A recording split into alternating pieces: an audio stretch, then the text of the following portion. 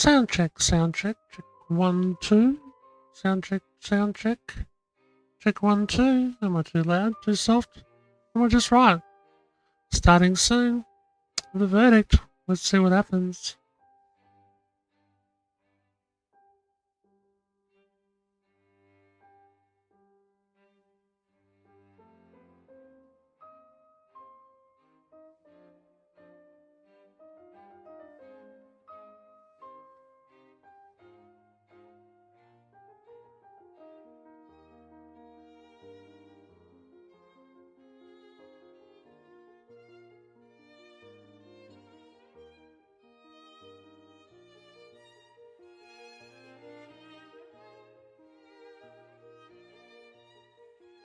Alright, give me a thumbs up. Give me a thumbs up in the chat if coming across loud and clear. All sounds good. Thank you, James. Thank you, Mallory. And we'll get going shortly. Just want to make sure we get the sound checks right. Tell me, can you hear any little bit of violin music in the background? So give us a thumbs up, or maybe a violin emoticon if we're feeling really fancy today. In the chat. Certainly hope to be playing violins to a few people who probably won't join us in the chat today, but we'll see how this pans out.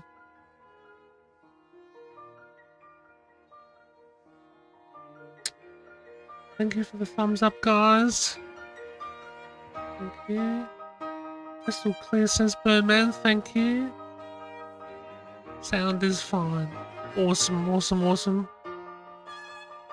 And the orchestral music you hear in the background today, guys and girls, and those who haven't decided yet, is the orchestral sounds coming directly from the Parliament House stream, where I'll be streaming live today. The Senate decision on the therapeutic, tobacco goods bill, whatever, vaping bill. That one. So, you hear violin, says Bernice. Hello, Aileen. Sound is fine. Fantastic. Thank you, people. Thank you so very much. Yeah, look, I might just jump in a little bit early here, hey, and see if we can answer a few of your questions and let you know what's happening. What's happening, what's not happening, and get on with it, hey? Get on with it. Rip off the band-aid, as some may say. Alright. Let's just turn down the volume on the violins.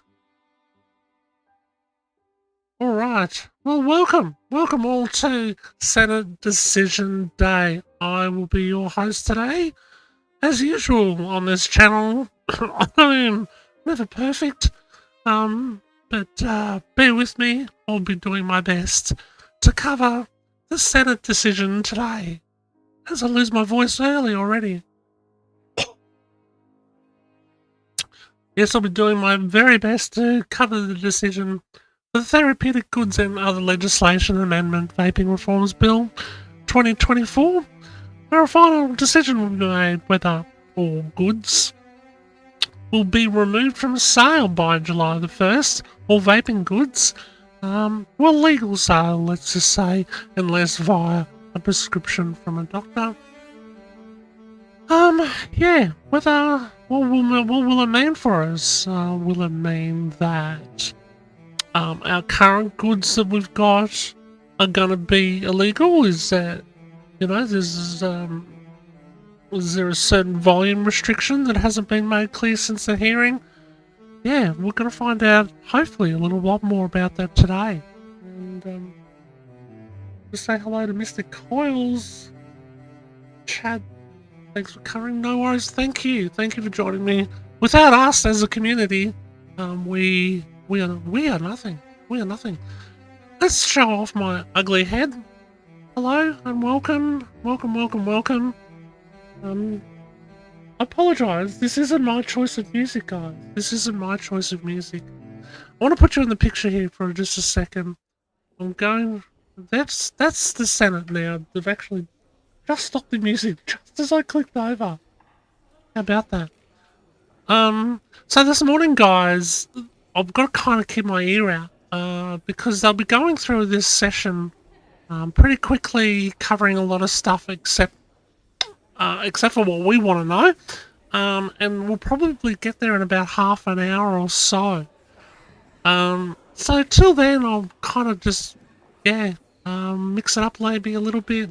We can sort of chat amongst ourselves in the chat. Maybe if you've got any questions, I can try and help answer them if I can. And yeah, as we watch it unfold. Basically, what I want to do is just cover a couple of things here. We need, I believe it's 38. We need 38 votes on our side today, guys. 38 votes. At the moment, we've got 26 Labor, which will be against vaping, no doubt, right? So you've got to scrub them out. There's 31 in the coalition, the Nationals.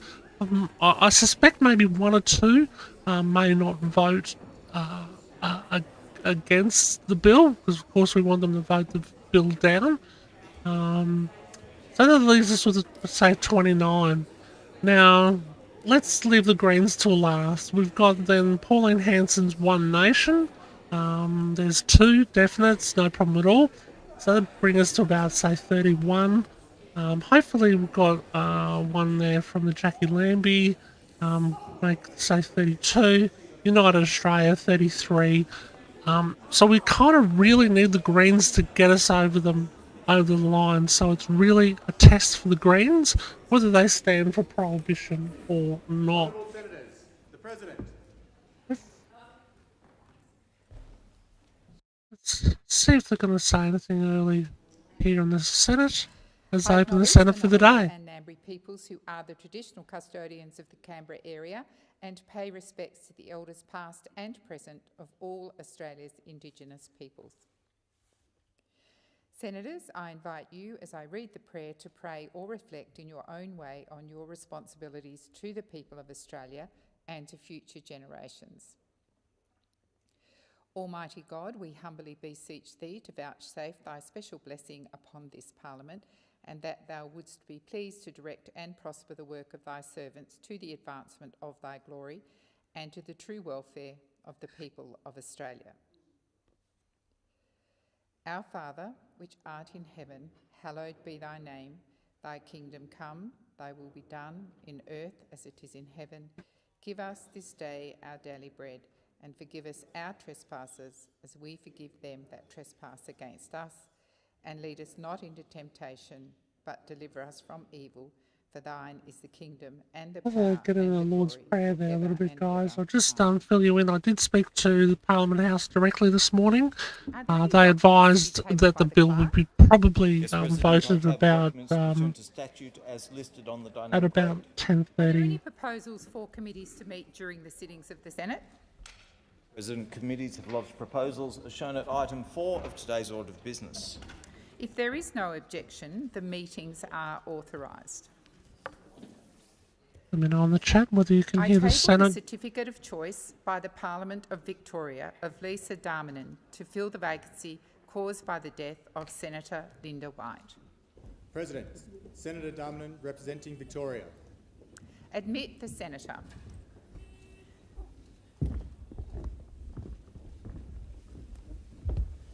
Senator, please come to the table to make and subscribe the affirmation of allegiance. So this is a new senator. Nothing to do with us yet, guys, but Card handed to you. this is just some early business being taken care of at the moment in the Senate. As I say, we'll probably expect in about half an hour's time we'll get to the important part that we're all interested in. I'll just try and answer the question in the chat. Tash asked people, when you say vote, does that mean there is no debates? Um, it's not clear. I believe that all debates have pretty much been done. To my understanding and my knowledge, or lack thereof, I understand that all debates have pretty much been done and then sent to obviously the committee hearing, as we well know. So now it's been sent to a vote. Now it's been sent for a final vote into the Senate today, and we'll see. We'll see if there's a bit more, if a few more senators have a lot more to say about it. But that's as I see it there, Tash. Sorry, I can't be much clearer than that. But appreciate Tash's efforts and everybody's efforts. Can I say, over the last duration in advocating for positive change in this bill, and I think ongoing, regardless of the outcome, I think it's important that we stay mobile and we we keep advocating for our rights to remain smoke free. So I think they're welcoming a new senator is all we're seeing on the screen at the moment. So what exactly happens if the ban is put in place? Do the tobacco shops stop stocking their loads? Well, let's legally, from a legal standpoint, yeah, they should stop, or tobacco shops should stop stocking their loads of vapes. Of course, they'll keep selling combustible tobacco products. Now, we know, we're not silly, that at least 92% of all vapes are purchased via the illicit market, and if they even push this bill ahead, that will only just add petrol to the fire bombings that have already occurred by the black market that we've seen far and wide across Australia over the last couple of years. So, no, technically, yes, they should stop selling. Will it work? Um, any logical thinker would understand it won't.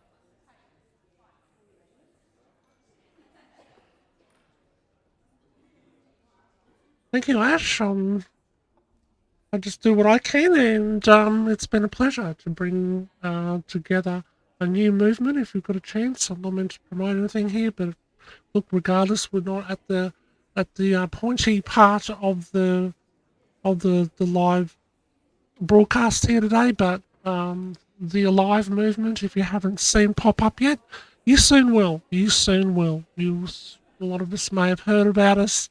We're getting mobile, guys. We're getting bigger, and we've got a new consumer movement that is doing some amazing work. And I want to thank everybody in that movement and outside of that movement, regardless, for all the amazing work, hard work they've done, sending emails, contacting senators, telling your quit stories and more. Let's see what the speaker's got to say, if there's any more hints as to what's happening in the Senate. Senator Farrell. Thank you, Deputy President. The government continues to reiterate its view that it cannot agree with the assertions made in this motion. We do, however, acknowledge the interest in the chamber in reforming the NDIS to get it back on track and ensure its sustainability for future generations of Australians. I also acknowledge the recent commitment by the Leader of the Opposition to working together with the government to this end. On the 8th of February 2024, the government tabled the final report of the Just turn that down. into the National Disability. As I suspected, guys, they would be. I'll just turn the volume off there for a moment, and reason being is I suspected that they would be talking about the NDIS this morning. It was a big issue that was on the agenda, big issue. So yeah, so obviously that's what they'll probably cover first. So what I'll do is I'll just leave that Senate on the other screen. That way it just makes it easier for this broadcast. So we can all see what's going on in the Senate room and say, hey, Pip, quick, you're getting sidetracked or whatever. Quick, get over there and let's see this vote as it arises. So yeah, again, asking any channels, any questions in the channel, thank you, would be cool. Look, where's this going to leave us? I guess is the big question. I think we've all got, isn't it? Like, where does this leave us? If they vote this in, if the Greens don't stand up against prohibition, and let's face it, this is what exactly it is. It is a de facto prohibition. I mean, the opposition to vaping will say, oh, but you can get your vapes via prescription. We know that that's not acceptable, and we are not going to accept that as vaping consumers. The majority of us won't, at least. I don't know, I speak confidently in that regard. There really needs to be obviously some sensible regulation here. And regardless of whatever happens today, that's what we will keep on advocating for, because really otherwise we're just throwing petrol on fire. So will the Greens stand up today? They're meant to be the anti-prohibition party. We know that access is not acceptable via the prescription model. It's not working. It's failed. It's failed for years, and hence we have a great big black market. So it'll be in the Greens' best interest, in my opinion, to vote down or vote against the therapeutic bill today against vapes. And that man on the screen is very important.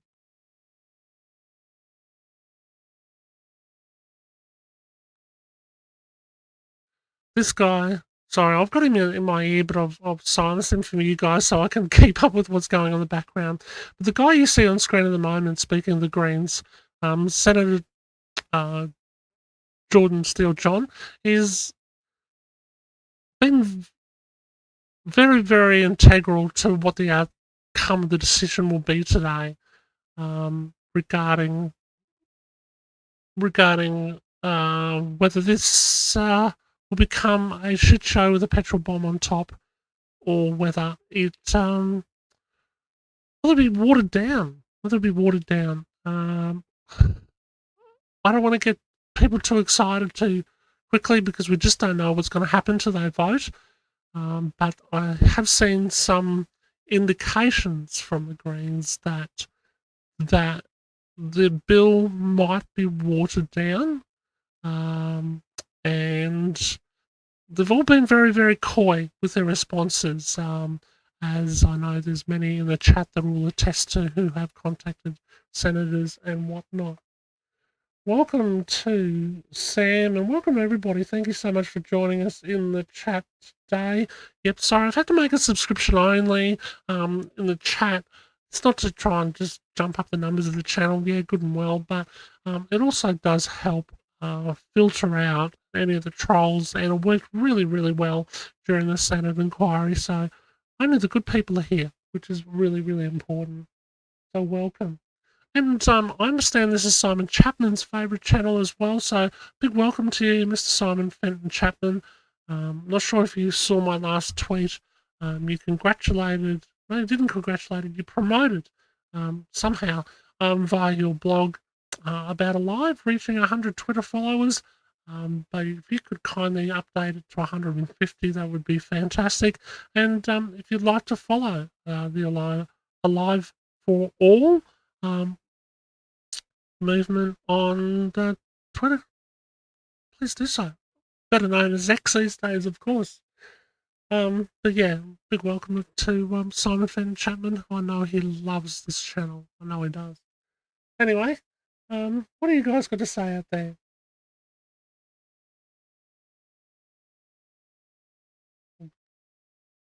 Bear with me. Jordan's going off at the moment in my ear, but he's not going off about vaping at the moment. We're just biding time, probably about 15 minutes away or roundabouts, before we get to that part. Mr. Coils, it also depends on if Labor done under the table deals with the Greens to sway their opinion. Yeah, look, absolutely. So will the Greens stand up? This is what this is all about at the end of the day today, and at the beginning of the day. The Greens need to stand up. They need to say, hey, are we Labor light? Are we the Labor support party? Covering ourselves as Greens and maybe a little bit more environmentally friendly, are we going to have a backbone and stand up for our anti-prohibitionary drug policies and fall in line and understand that you're big boys now and you can put your big boy pants on, so to speak, and you can stand up for against prohibition and stand up for your own policies today. That's what we want to see. Um, Otherwise, they're really just Labor light, Labor dealers, and it delegitimises the party. And quite frankly, there is another couple of million people over and above the 1.7 plus million vapors in Australia who are obviously very entrenched and very interested in the medicinal marijuana space.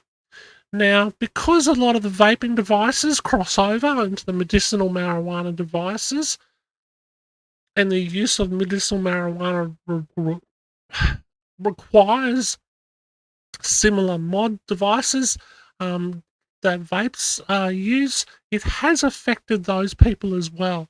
So potentially we've got over 3.5 million voters today who may just become anti-Greens.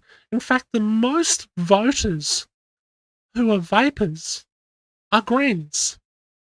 So this could honestly hurt the Greens big time if they vote on the side of the Labor Party today and throw vapers under the bus. Let's hope they don't do that. I think it would be in their best interest, especially now we're seeing the polls certainly pointing towards an almost certain victory at the next election handed over to the Liberals. Of course, we've got some time between here and there. And that being the case, the Greens would really want to put their big boy pants on and want to stand up as a major party and as a major force in Australian politics. Otherwise, this honestly, guys, this could be the policy that makes, and it really is the policy that makes or breaks the Greens party. So yeah, that's my little rant on it anyway.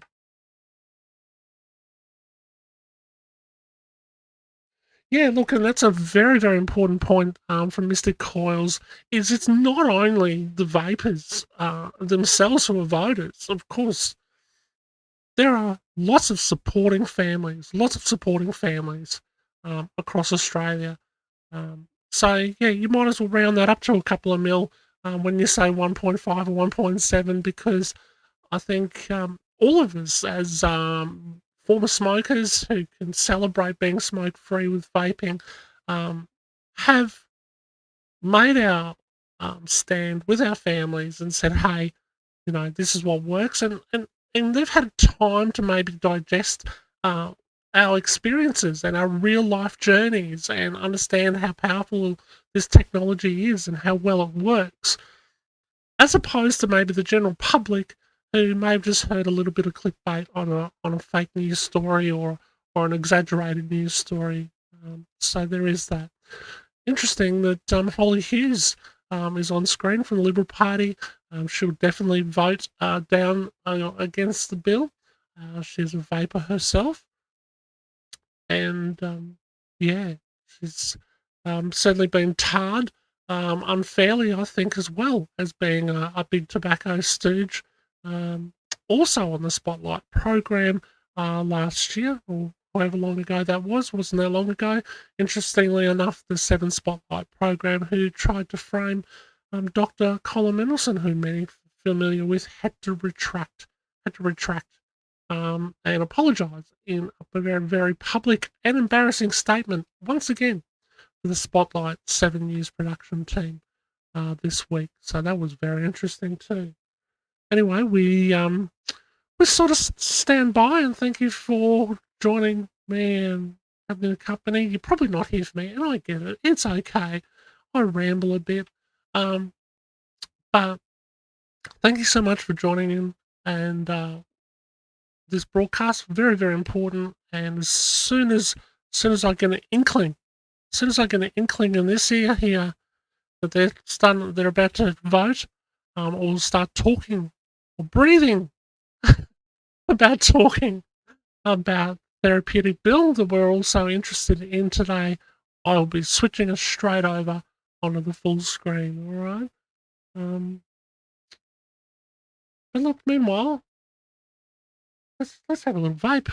Say hello to a few of you wonderful people. Salty, good to see you in the chat.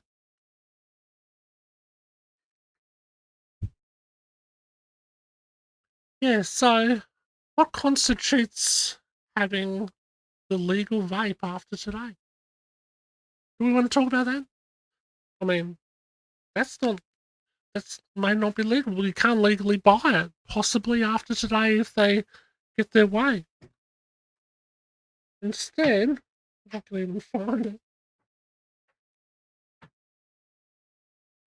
Instead, we're forced to have something that from a company that has directors that used to be with Philip Morris.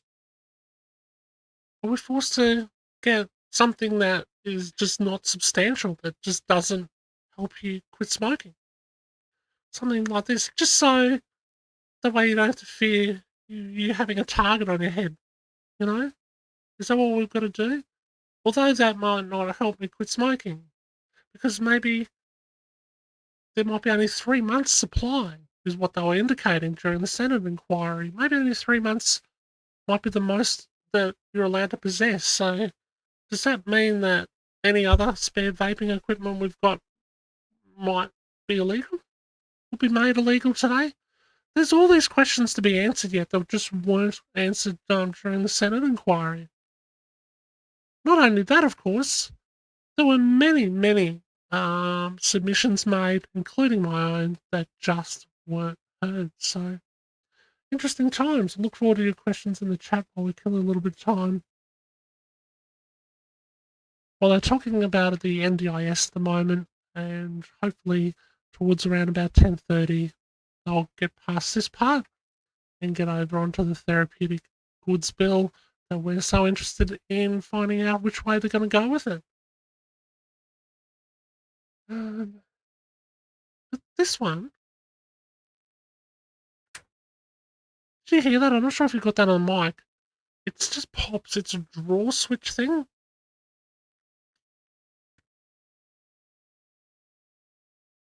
Anyway, that's a Nico vape thing.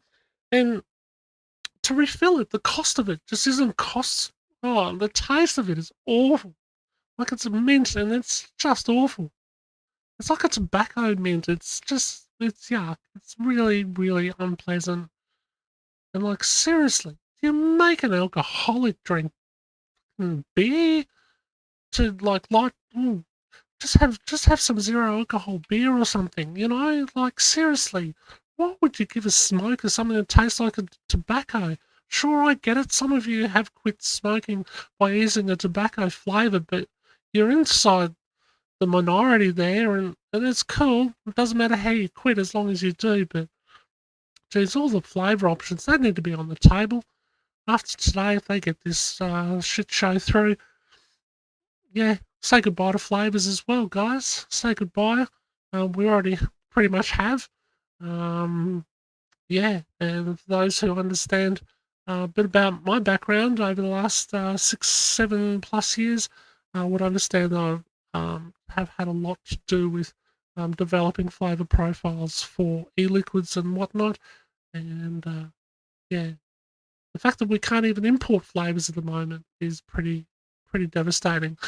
But look, I guess there's lots of ways this can go, right? So, even if they voted down today, will it affect maybe the accessories for such devices and tanks and that sort of thing, and being able to import it? Well, sadly, it will. It still mean we can't import. It just, what it'll do is ban the sales and manufacture of any vape devices moving forward from July the 1st if they get this through today.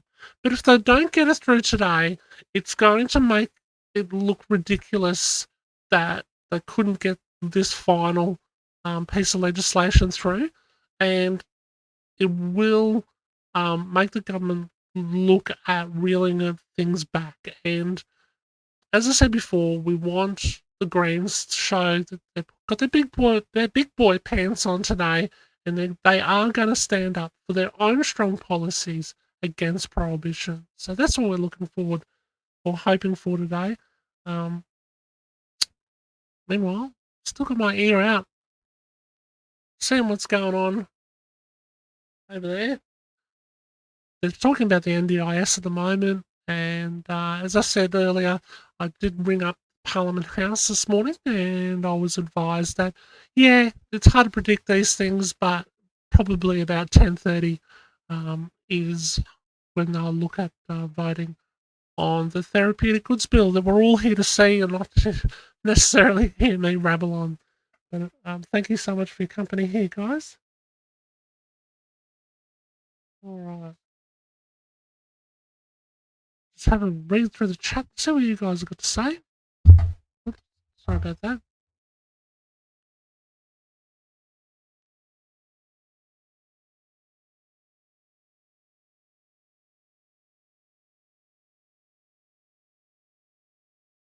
Well, obviously Miller in the chat, I see you've gone through some bad health of late. Wish you, honestly, wish you very, very well. Certainly been a staple and a really, really good supporter of the vape community for a long, long time. So hang in there, my friend. Hang in there, my old friend.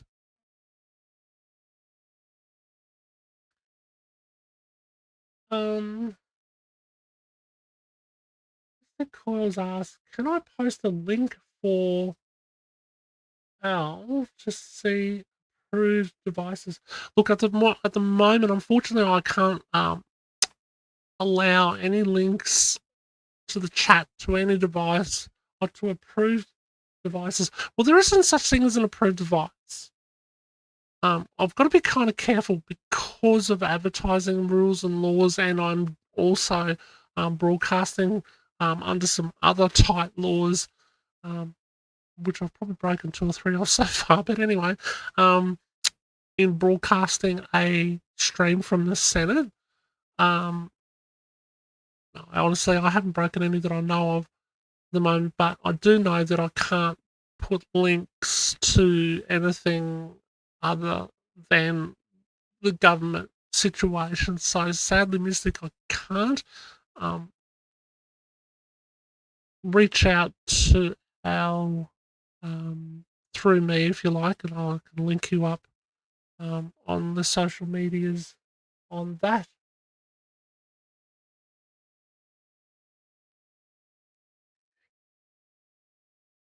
Yeah, fantastic. So that's Steve from Victory Vape. Awesome, awesome, awesome. Have been on the phone to key senators all morning, told them we're all watching and we'll all hold them accountable. Oh, look, absolutely we will, won't we, guys? Um, yeah, I think it's really, really important. But bear with me just a moment. Just want to listen and see what they're in. Still talking about NDIS stuff there at the moment, guys. So we'll patiently wait and build as a supportive audience. I hope we'll get through whatever decision or whatever they decide in the Parliament. Hopefully, in a few minutes they'll get over talking about this NDIS bill. They did show on the notice paper in the Senate, I must admit, when I checked it again this morning, that they were putting the therapeutic goods bill actually above this in order to discuss or talk about. So anyway, we'll be here and we'll be live and we'll be ready for it. We'll be ready for it. And they are going to talk about the decision that we're all waiting for. So welcome, Michelle, into the chat. Welcome, and Aileen, Kim. The only two TGA approved vapes are 2 dry herb vapes. Yeah, so it is important, isn't it? Because on one hand, they're saying the therapeutic vapes behind a prescription model, they're fine, they're good, they're therapeutic. Some may ask, what's the difference between the ones that they've got that are saying that they're therapeutic, that are listed, keyword listed by the TGA, not approved, not approved. They're non-approved. Hang on, it's a therapeutic vape behind a prescription model. It's not approved. What's the difference between these vapes and the vapes that are being sold by black market and what are being sold via these type of methods that they could possibly vote them out of existence by July the 1st this year if they get their way today? Well, we know that these devices are far better, more than likely, most likely, than the black market vapes, the HQDs, I guess, whatever, dare I name, those particular devices that are cheaply made in China may contain an odd little extra chemical or two. Mind you, in saying all that, they're still far, far better than smoking, and they certainly have helped some people find a gateway off smoking, which is really, obviously, the most important thing. But I digress. Let's come back to that point. Therapeutic. They are making this is a therapeutic bill. It's right there in the title of the bill that they're voting on today. Now, if vapes have never been approved by the Therapeutic Goods Administration, the TGA, not one ever fully signed off or approved. They're unapproved, unapproved listed products. That's it. So how can the hell can they govern it under a therapeutic bill? That's what I'd like to ask the people who matter, whoever that is, maybe the Governor General, because quite frankly, I just I question the legality even of this bill today. That's just my opinion. Um, so I would welcome other people's thoughts and maybe expert thoughts on that, but that's where I sit on that. Anyway, so there actually isn't a lot of people might say, oh, the only approved vapes are big tobacco from big tobacco. No, they're approved to be sold by this government as long as they're compliant with a standard of what they call TGO 110, which just simply governs the devices and the flavors or the lack thereof. And they tell the TGA that that's what they're going to do in writing. Other than that, there's no standards. They don't run through some rigorous testing process. So there is that. Unapproved products, unapproved therapeutic products. It's an oxymoron. They're either a therapeutic, it's actually offering you a benefit, or it's not. Now, of course, let's take the example of butter and unsalted butter. Is there a therapeutic effect for unsalted butter? Maybe for some people who, you know, may be having too much salt in their diet. Maybe there is some therapeutic whatever for having salt in your diet. The point being is there might be some therapeutic effects to unsalted butter, to zero alcohol beer, to low sugar or low caffeine, no caffeine beverages. But you don't keep walking those products through the halls of the TGA and then sit them as unapproved products for the sake of trying to hoodwink Australians and banning them. I just think it's absurd. I welcome your thoughts. Meanwhile, we wait. It's ironically they talk about here in the background here. They're talking about the NDIS while we wait for them to talk about the therapeutic bill that we want to finally get to, that we're all here for. let's talk about the most vulnerable Australians. It's really, really interesting that on the same day that they're about to talk about a bill that is going to affect the most vulnerable Australians, with NDIS here now and with the tobacco bill. Now, obviously, we're in the midst of a cost of living crisis. They want to charge us more for prescription vapes. They want to force us to have prescription vapes that aren't familiar with most established people who are, or established vapors, if you like, that that use these to maintain their way to stay smoke free. Just gotta wonder where the sense is with all this. You know, the most vulnerable people who can't afford to put food on their table, can't afford to put food on their table at times for the rising costs of cigarettes, have found a pathway off cigarettes into a healthier life, so the people they can share that table with can not only have food, but can actually have their company in life for another day, being somewhat healthier by vaping rather than smoking. I think that's what it boils down to, right? I think that's what it all boils down to. People need to hear our stories. We need to be heard, guys. So, regardless on how things go today, I just encourage each and everyone to share their stories. Share their stories, friends, family, and those who matter. Uh, media need to hear what is really going on. I know that I will certainly be trying to put out a media statement regardless after this today, and I just hope it's a positive media statement. I think regardless, I'll make it that way. Anyway, I welcome your thoughts as we wait and so patiently while putting up with me. Then talk about Bill.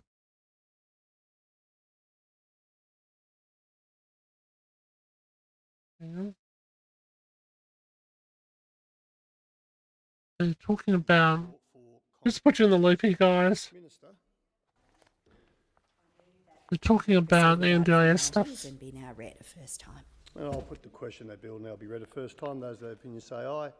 Against, no. So this gives an idea into how they'll vote for the bill. A bill for an act to amend the National Disability This isn't that bill, Insurance this Scheme is Act 2013 NDIS bill. and for related purposes. Minister. I table a revised explanatory memorandum relating to the bill and move that this bill be now read a second time, and I seek leave to have the second reading speech incorporated into Hansard. I think we're getting Is leave close though, granted? guys. Leave is We can granted. be just after this. Clerk. Oh, Senator Hughes. Okay. Senator Hughes.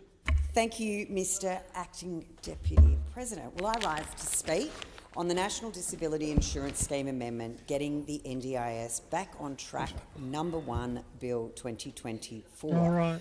We are 2 years into this lamentable government, and we finally have this bill. Yeah, today.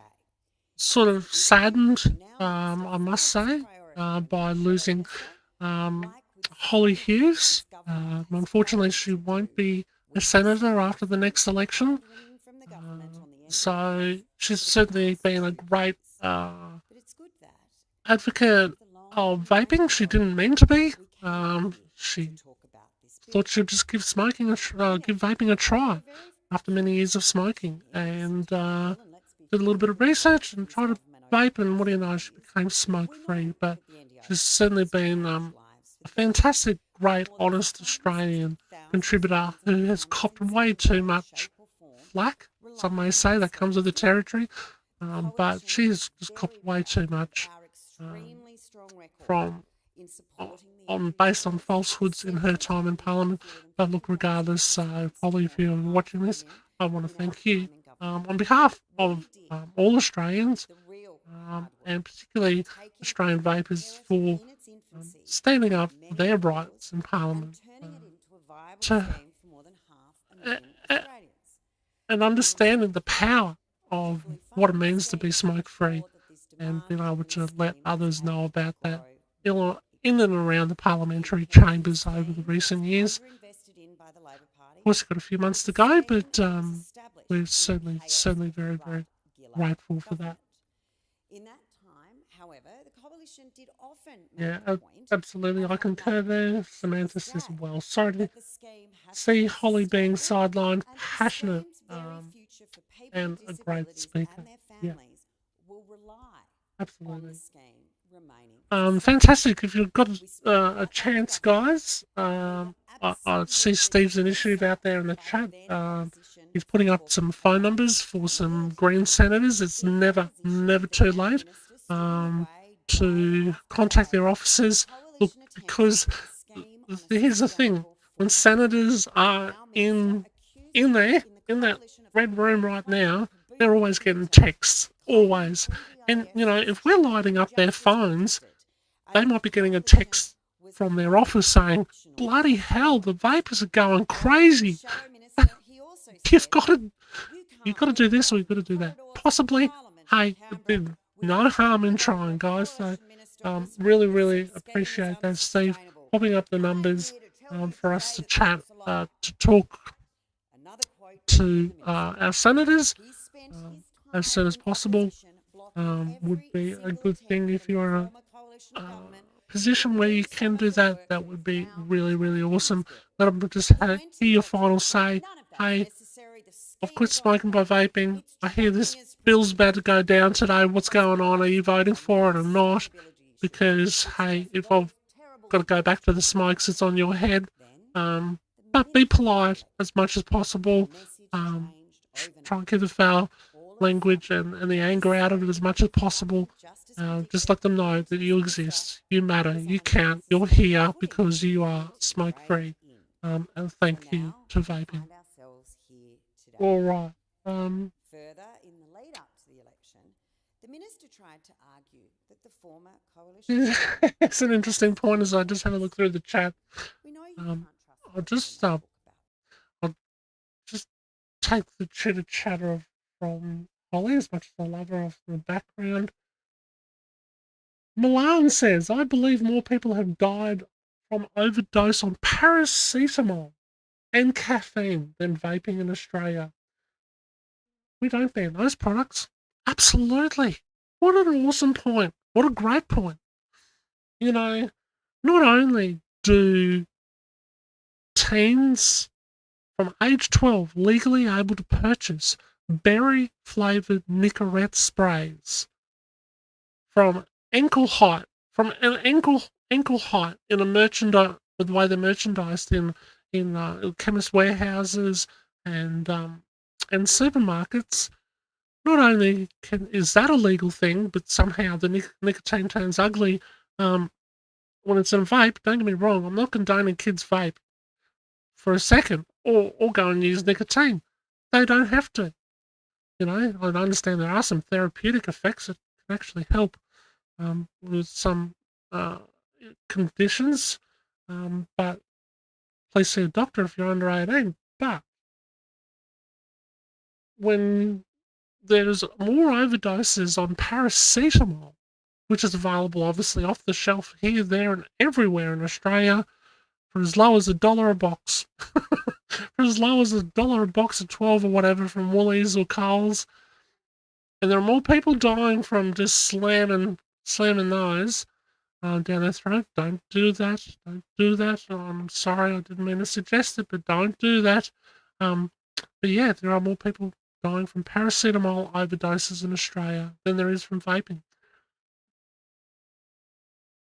You know, not one death from vaping, regardless of what they've said. Pulmonary embolism isn't necessarily dying from vaping or being the cause of vaping, as one media outlet or a couple of media outlets have now tried to tell the same story from an autopsy that just doesn't make sense here in Queensland. But there has not been one death caused by the vaping of nicotine, from nicotine vaping. So it's ridiculous. It's ridiculous that we are even sitting here talking about this now, in my opinion. It just really, really is. We have been calling for regulation. When I say we, I say us as vapers, and I dare speak the opinion of for vape stores, etc. in Australia. But they've been calling on regulation for bloody years from this government, and they've just never got it. All they've gotten is being slammed with draconian, dystopian, overstepped laws that have forced them to shut down. I shared a story on my Twitter feed this week. If you missed it, go and check it out at Live Peppers on Twitter, which was amazing. Most people, many vapers may be aware here in Australia, a vape store called Wick and Wire was an absolute major store, one of the main players, if you like, one of the keystone businesses that have been around Australia for quite some time.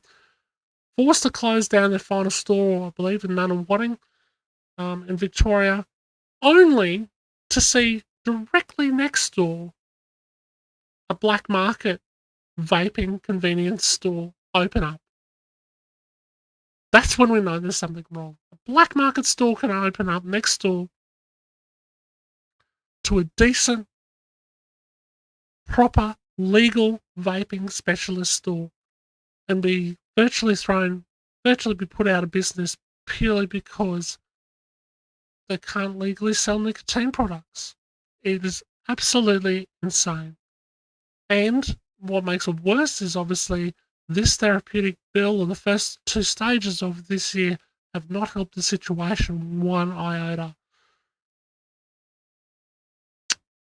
From January 1, disposable vapes were meant to be banned from importation into Australia.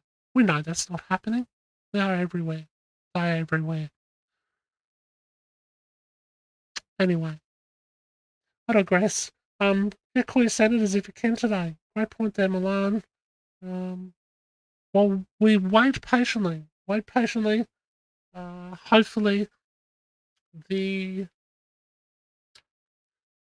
the bill will be discussed after Holly has finished having her passionate speech on NDIS. See, this is what Holly Hughes has been about all the way along, and that's why we know she's genuine. She stands up for people's rights, no matter what background they come from. Her passion in the space of helping those who are less fortunate, who have got to deal with diverse mental health issues, physical disability issues, with drug addiction issues, with vaping issues. She's just been there to really help in such a way that I've never witnessed by any other senator to the level that she has in her time in the Senate. Anyway, look, guys, I am killing time. I must say, one lie, I am killing time.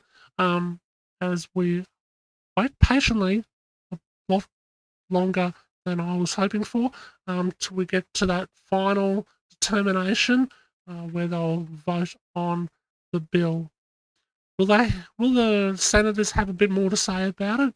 Maybe. We'll soon see. As soon as I hear something in here, we're going straight over there. You're not going to hear my voice. We're going to go straight to the full screen. And yeah, we'll take it from there. We'll see.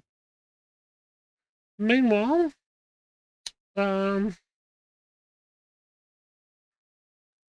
Bearded Bobby, I hope you're wrong. I hope you're wrong. It goes against the advice that I got at Parliament House today. We've got 57 fantastic people here watching now, so thank you so much for joining us. Now, this NDIS stuff might go on all day, says Bearded Bobby. I may not even vote today. I hope he's wrong. Anything's possible, but it is definitely on the notice. It's on the schedule to happen next. Straight after they go on with this NDIS stuff. So, I did get advice, as I said, from Parliament House this morning that they'll get through this stuff and more than likely be, around about 10:30ish. So, anyway, we digress. We'll wait patiently. Hey, we're a bunch of great people here in the chat, and yeah, please share your vaping stories in the chat. I think that's important, regardless of how this goes. Guys, tell me, how did you quit smoking with vaping? How did you quit smoking? Doesn't matter if it was with vaping or not. You know, I support all manners and ways to safely quit smoking. I think it's important. Share your stories in the chat.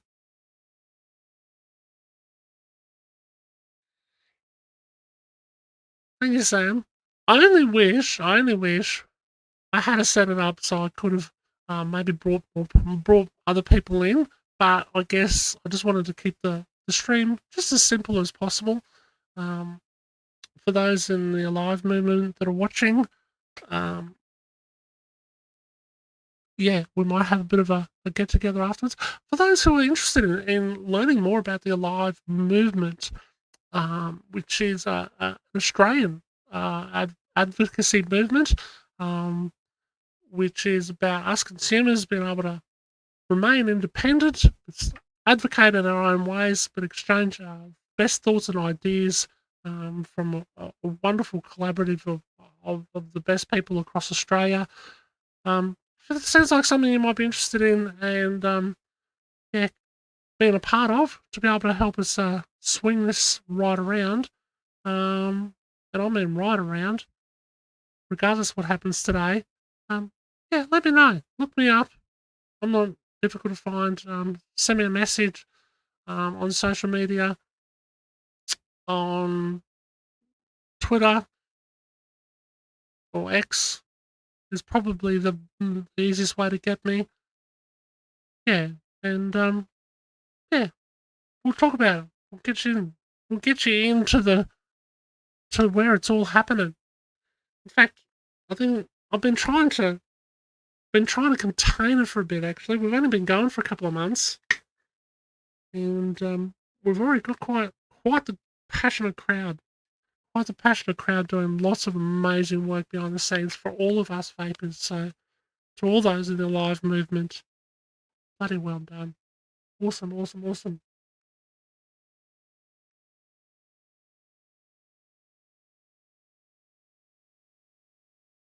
Yeah, very important, I think, because what I was going to say, very important that we do tell our stories, our quit stories in the chat, because I know that this is Simon's favourite YouTube channel. Besides his own, like, it goes without saying.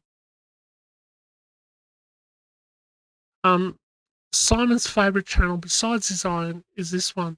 And I want him to be able to read the truth, because it's like, what do you call it? Like giving a crucifix to the devil. It's his kryptonite. Like he can't deal with truth stories, right? Um, and a lot of the anti-vapors that just can't handle it. They just call it, oh, we're astroturfing. You know what? If we all tell our quit stories in the chat while we're waiting here, just in a few lines. How'd you quit smoking? Was it with a flavour? How long were you smoking for? How long you been off the smokes for? Throw that in the chat. So they're forced to see it. They're forced to see it. I think that'd be awesome, wouldn't it? Let's have a look. Thank you, Bernice. Shall I make you a coffee? I appreciate it. Unfortunately, I can't give my buy me a coffee a plug here, but you get the gist, guys. I can't give it a plug, unfortunately, because of the rules I'm governed by for streaming this stream by government. I can't plug myself for buying me a coffee, but thank you for all those who have bought me a coffee. Yeah, apparently you can buy me a coffee on Twitter. There's somewhere on my profile. But I appreciate your support. I certainly do put in a lot of hours, I won't lie. I think most people who know me by now understand that when I take something on, I take something on with full swing. And I'm minimum 24, 25 hours a week. But most weeks about 40 hours a week. And I do this on the smell of an oily rag while trying to run my own little personal small business as well. So um, all support is fantastic, and you guys has been here is a great support. So thank you. Let's have a look through some of these stories. Let's have a look and some of your comments. Um, Sam says I quit 10.5 years ago. Was a closet secret smoker. Yeah, because there was a few people around like that. Yeah, it was no, it was so stressful on my relationship with my husband. Yeah, yeah. It was actually there was yeah. I very very familiar. I have actually read a few people in that situation, and that's amazing. I think also to share our stories, we can we get that sense of community that's even stronger because we can go, yeah, I understand. I've been there. I know that. You know, but as similar as our stories might be, they're diverse as well, and they're important to be able to share the message to help those policymakers understand that we are a diverse lot and we do have diverse needs, and the diverse needs are not going to be met at a bloody with a doctor's prescription at a chemist, is it? You know. Um.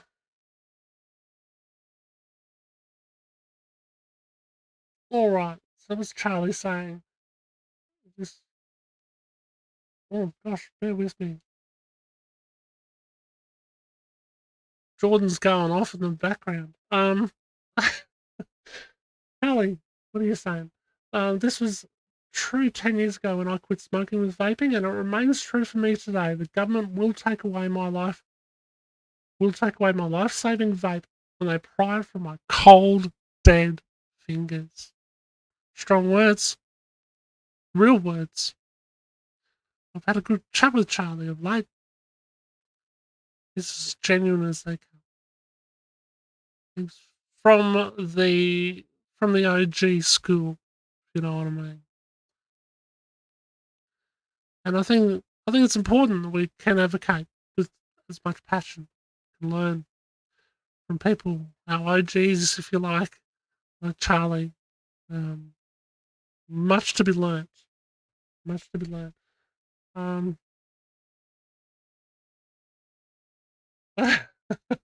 come join a live. It's just even if it's just for Al's dad jokes. I think that's I think that's the other Simon. It's not the Simon I'm referring to a little bit on this stream. The chat. Awesome. Tim Coyle's been vaping 8.5 years now. Awesome, awesome, awesome.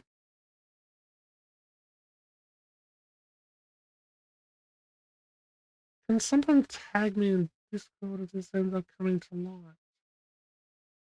Not a problem, Salty. You'll hear about it. Don't worry about that.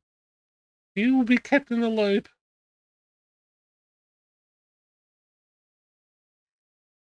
Michelle says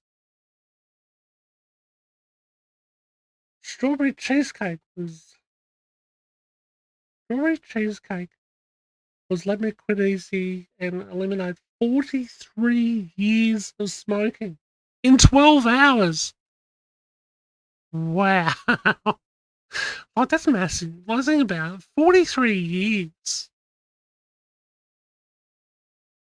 I, I won't lie, I am older than 43, but 43 years.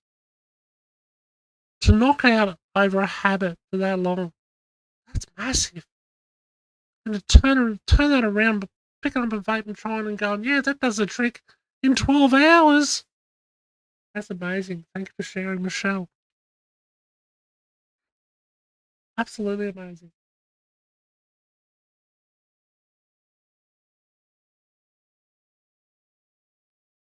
And I guess as I was saying before, that we can relate to each other's stories, and all our stories matter.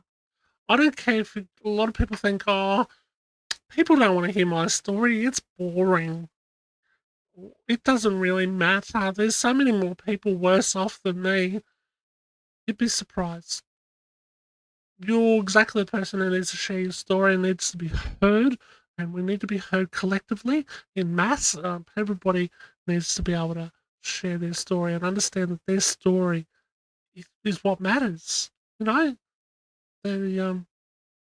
color returning to our skin, the ability to breathe better, the ability to have more time with our loved ones. That all matters. It doesn't matter how diverse your upbringing, background is, or whatever. It all matters and all needs to be heard. And that is the objective of what the Alive movement will grow as and is. And yeah, very much looking forward to those who maybe not heard of that will hear and hopefully become part of it in a very, very near future.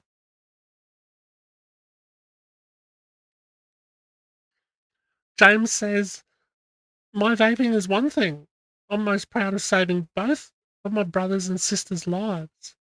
Both gave up using vapes I sent them, and both have now also given up vaping. Win-win. There's some people out there that would refer to James as, oh, you're just a bloody dealer then, aren't you? We don't worry about those people. We don't. Because what James does dealing is helping others become smoke-free. What greater gift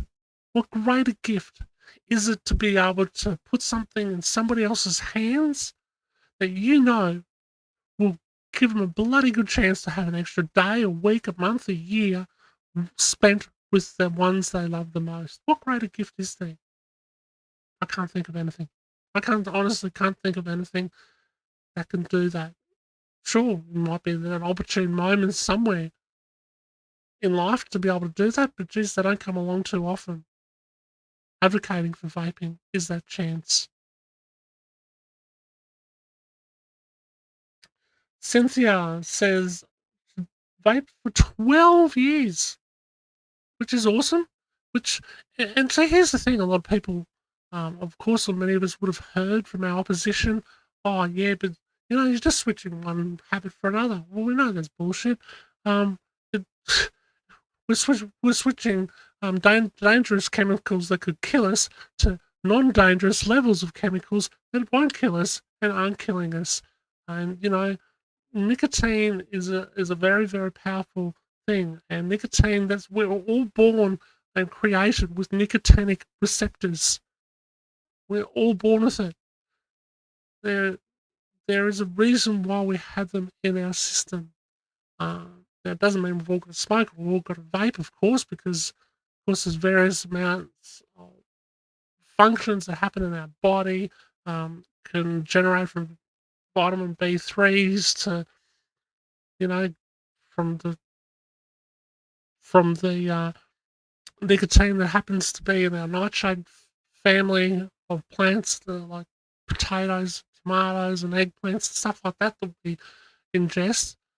But it's a natural occurring substance, so there is that, and it kind of also makes me think of the Indigenous people here in Australia who have really been told a lot of bullshit. I'll just put it bluntly about vaping. Where they are the population that has a smoking rate that is over three times higher than the average in the whole population of Australia. They need vaping more than anyone. The last thing they need is bullshit. And one point I wanted to make, and what made me think of that, was the nicotine. They have used nicotine before white men even come to Australia. They understand that they can use chewable nicotine, which they hold under their gum, and it kept them more alert for thousands and thousands and thousands of years before white man ever gave them the horrible combustible form. So nicotine harm reduction should be on their radar. It is in their culture. I tried to point that out to one person by the name of Raglan Maddox. He blocked me.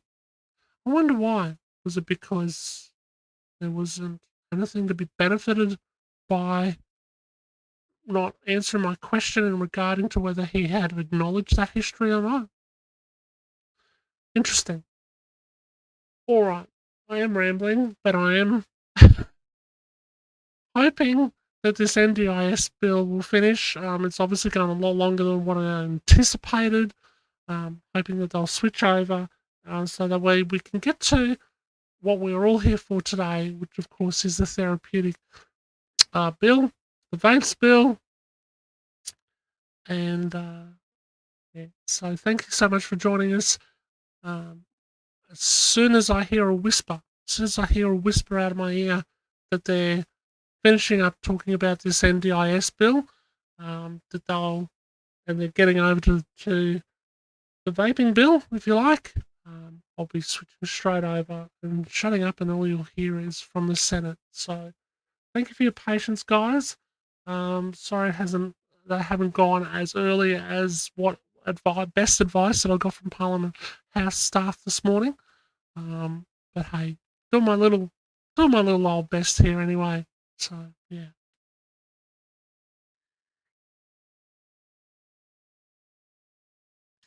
What I was thinking is, which is not only, let's have a look at some of your stories, and I want to also not only look at a few of your stories while we're killing time. I might actually have a look through some of the key moments that I've bookmarked. I might talk about some of the key moments in this battle, so to speak, that I've bookmarked. So I'll have a look at those in just a moment. Let's have a look at some of your stories you've been talking about in the chat. Your very important stories. Al says 11 years for me after 28 years of smoking. Started in the army. And see, that's a thing, right? That's the thing. A lot of them, like, it's just culture, isn't it? Maybe not so much now, but was. There's just like a smoking culture in the armed forces, isn't there? I don't know if I'm wrong there, but yeah. And I started smoking back then in the army. Thanks for hell and back. PTSD, anxiety. One constant has been nicotine vaping. That's awesome, Al. Al has quite a story, and there is actually quite a lot of stories on pipperslive.com, which you'll see is rebranded to Alive advocacy movement.com. So either one you want to use, go to pipperslive.com, have a look at the stories. If you've got a story to add, you want to publish and your own URL, you can send people your stories and share how you quit your smoking and that journey. Yeah, everything there is to let me know about all that is on that website, pippersalive.com. You can always, and although it is titled now Alive, it is in the process of being rebranded. So bear with me on that one. Bear with me while I have a little bit of cough and sputter, and we'll get to some key moments.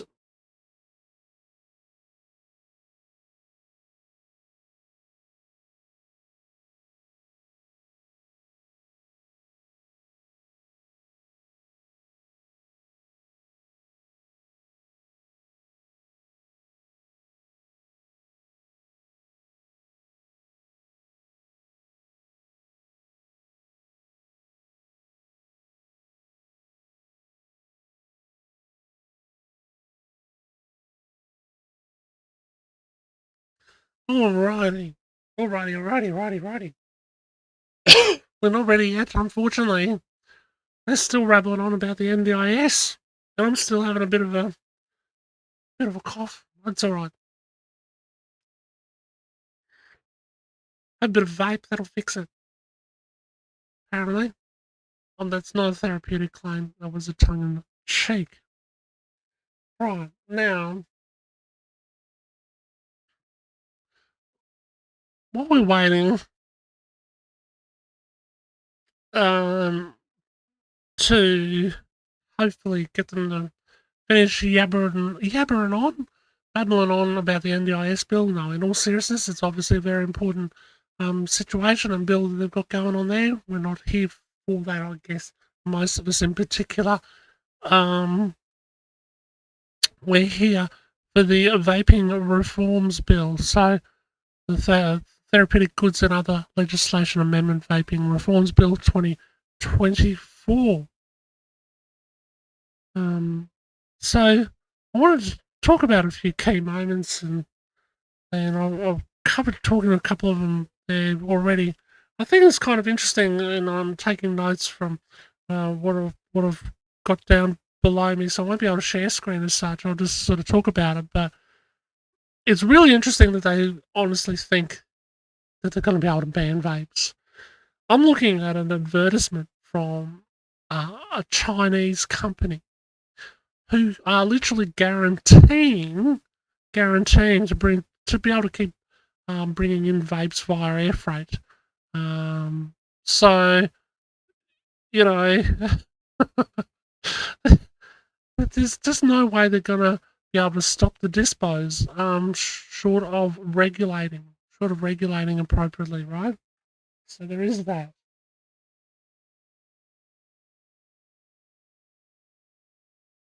There is that, right? What other little key moments have we seen? Let me know in the chat if there's any key moments we've seen, particularly in the last sort of 6 months to a year. We should talk about or cover that might be pertinent to what's going on with this vaping bill today and how we got here.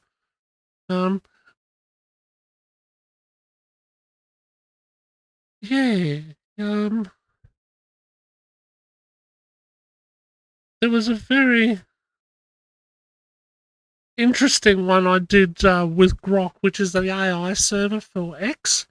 I simply asked that AI server, based on all the information provided on X or Twitter, some people still may know it as, is it more likely or less likely that Australia will experience growth in the sales of black market nicotine products? Pretty important question, I think. The reply was, based on the information provided, it seems more likely that Australia will experience growth in the sales of black market nicotine products. The tweets and web snippets suggest that the current regulations and bans on nicotine products have inadvertently created a thriving black market for vapes and other nicotine products. The data shows a significant increase in the number of adult vapers and a growing black market for these products. The Australian government's attempts to regulate vaping through bans seems to be ineffective, with the black market becoming more lucrative and difficult to control. That says quite a lot, doesn't it? Like, based on all the information from everywhere on Twitter, AI has basically worked out, or the Twitter-based AI or the X-based AI has said, yeah, it looks like based on what the Australian government's heading towards, it's more fire bombings, more black market, more shit show. Let's hope we're wrong today. Let's hope it's wrong. Let's hope it's very, very wrong. Bear with me just a moment.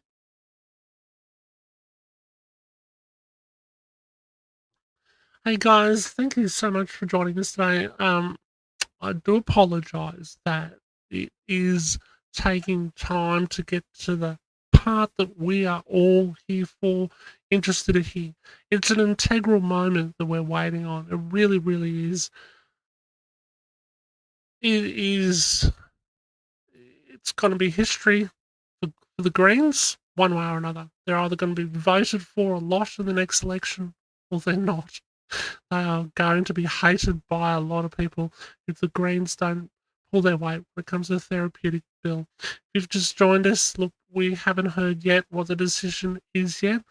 Currently playing beside me is them talking about another bill for the NDIS, which was meant to, we're basically going to be coming up next, if you like, after that, for the all important decision and vote from the senators. So, hope to get to that as soon as possible. As I say, I do apologise for the delay. I was advised it might be around about 10:30ish today by the parliamentary staff, but they can their best guess is only their best guess, I guess. So we hang in there and digress, and we'll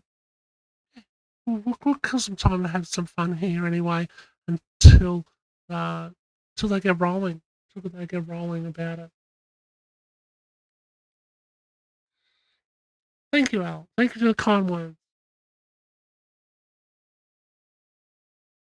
I understand there'll be a few people today just probably tuning in, maybe from work, just maybe listening. I'm sorry. I'm sorry. You got to put up with me a little bit. But we'll get there, right? We'll get there, and I'll get you to the content as soon as it pops up. I will be flicking straight over. It'll be me off screen and hearing exactly what happens in the Senate.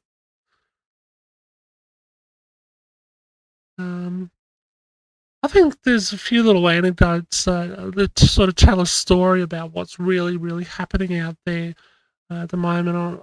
I saw this tweet here. Says, checked in on my friend at a house party at a family friend's 18th. All young adults around the fire were 18 to 21. No vapes, instead heaps of lighting up analog durries, in other words, cigarettes. This time last year, it was vapes. Now those 18 to 20 are smoking. Now, I think that says a hell of a lot, doesn't it? Because there's been this scare campaign, ridiculous amount of misinformation, and I've seen it as well with my own eyes. You're seeing some young people smoking. It's like, what? I'm seeing a lot of vaping, but we're also seeing more smoking, which I just wasn't around a year ago. You just weren't seeing youth smoking. So yeah, I think that the message the government is sending out there needs to be held to account and needs to happen fast. And we've got to stop being silent about this. We've got to be mobile about this. And if the government can't educate the Australian public, we bloody will. And that's the way I look at it, guys. We've got this one opportunity, one moment in history, fear of sounding like Eminem, to be able to do something amazing. And I believe that we are going to do that one way or another. But at least we're waiting for the one moment in history today, of course, for to see how the Senate vote, and we'll stand by for that when they come on. Meanwhile, they're putting up with me gabbling.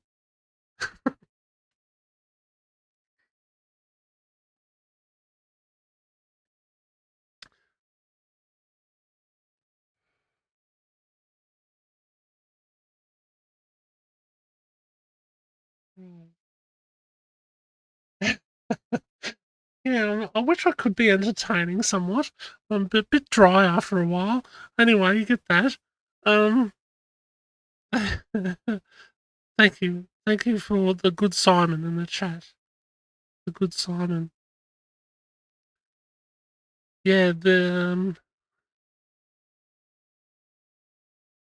yeah, I guess we'll take this moment to do a bit of a shout out to somebody who's been around uh, for a short while, I guess, in involving himself in this debate of vaping. And his name is James, so Dr. James Martin.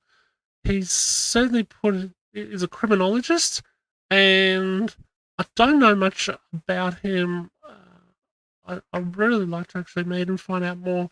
Maybe I might do something, maybe reach out and see if he wants to do a bit of a podcast or something like that on this channel, and see if we can find out more. But certainly, given his honest point of view, which is really, really appreciated and really, really refreshing. He appeared on SBS Insight, and he's also, for those who watched the inquiry, we've seen him on the inquiry um, into this therapeutic bill, and he understands. He just understands logic and criminology, and why the government are refusing to is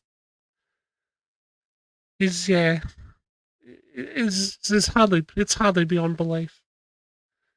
Um, I think it's interesting that the role World Health Organization have also played with this whole situation at the moment as well. Um, the World Health Organization have tried to disseminate lots of misinformation throughout the X platform or Twitter, and has been called out no less than 20 times with community notes, and called out for their misinformation. So there's a lot to be said with Australia's relationship with the World Health Organization on this issue. I can't help recognizing that the AMA, among other non-government organizations, seem to be parroting off or repeating um, the information or the misinformation, if you like, that such as what's been cited on those community notes on X, that it really isn't helpful or necessarily evidence based. We understand that we as Australians do have a relationship with the WHO, but it is not an obligatory. It's not an obliging. It's not written into stone. We can choose to either accept or deny, and there's a lot of people I think conveniently accept, and it's a very interesting situation to say the least. I think that's all I'll probably put on the table in regards to that while we wait on this NDIS people. Let's see what they're up to now.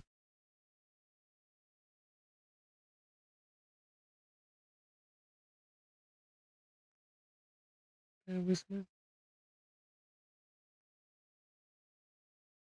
That the larger the fraud and the more audacious the fraud, the harder those who perpetrate it will fall. And eventually those opposite, and particularly Minister Shorten, and those who went through the charade and supported the charade of the inquiry into this bill, the ultimate Royal Commission that I think one day will eventually come about because of the way this government has perpetuated this fraud. And as we heard from Senator Steele-John so passionately and so eloquently today, something that is causing immense pain and suffering and anxiety. Sounds familiar, to doesn't it? 650,000 of Australia's most vulnerable Australians with disability, and the many hundreds of thousands of their loved ones, their parents, their siblings, and everybody else who cares about them. And the shame of it is it never had to be this way. It didn't have to be this way. So it's very important, I think, to go back to find out how we got to the position we are in today. So let's forget the monumental effort of spin by those opposite and the spinmeister himself, Bill Shorten, who has spent 3 years spinning the politics of this to his own advantage, instead of actually spending 3 years working with those across this chamber and in the other place to redesign this scheme, to fix the obvious flaws that were emerging 4 to 5 years ago now, and that we kept calling out. As Minister, I was very proud. We'll just turn the volume off there. Yeah, they're obviously still talking about the NDIS issue. it's interesting hearing a lot of words as they talk about the other issues, about how they do feel about decisions made by the current Labor government. Look, I'll just put it on the table here now, guys. I'm probably one of the biggest swinging voters you'll ever see. I do not hold an allegiance with nor Labor, Liberal, Greens, whoever, minor parties, whatever. I stand for what's right and what is good. You can't always get what you want from every party or from one particular party. I guess we can, as adult Australian voters, we can only vote on what we believe is right and important and issues of the day and who is going to get that right. And at the moment, it's pretty bloody clear to me. And it's clear to a lot of amazingly loyal Labor voters that this current Labor government haven't got it right on a lot of topics. And Mark Butler has gone way too far and in over his head when it comes to the vaping issue. So, it's really, as I said earlier, it really is looking towards the next government. It's looking more likely by the day that this Labor government will be voted out at the next election, whenever that may be. I have been given some tip-off, well, for what it's worth, whether it is a real tip-off or not, whether it's an accurate one, as accurate information as possible. It does come from somebody who is pretty close-ish into the ranks, if you like. That it is, I won't say likely, but I'll say it's very possible at this stage that we could be looking at an election as early as November this year, purely because the numbers are in free fall with this current Labor government. So, with that said, if things go south and don't go our way today, when they finally do get to vote on the bill that we're all so dearly and patiently waiting here for now, then yeah, regardless, it might not be looking very, very good for the current Labor government. They've really fouled a lot up, and I'm sorry if you're one of those diehard Labor voters. As I said from the top, I am your swinging voter. I am an issues of the day based voter, and that's why I've always voted, and probably the way I always will. Just because you might see me ragging Labor, no, there's been some great Labor policies over the years. Unfortunately, we just haven't seen any over the last couple. So I'll just say that. In saying all that, thank you so much for being patient with me at the moment as we do wait an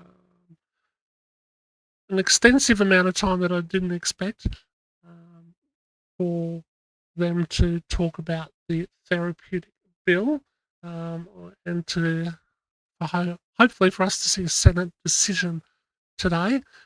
Indications were that I was meant to be about 10:30 this morning, but unfortunately it's become a lot longer with the NDIS situation at the front. Anyway, there was a comment I wanted to read out. I couldn't see it.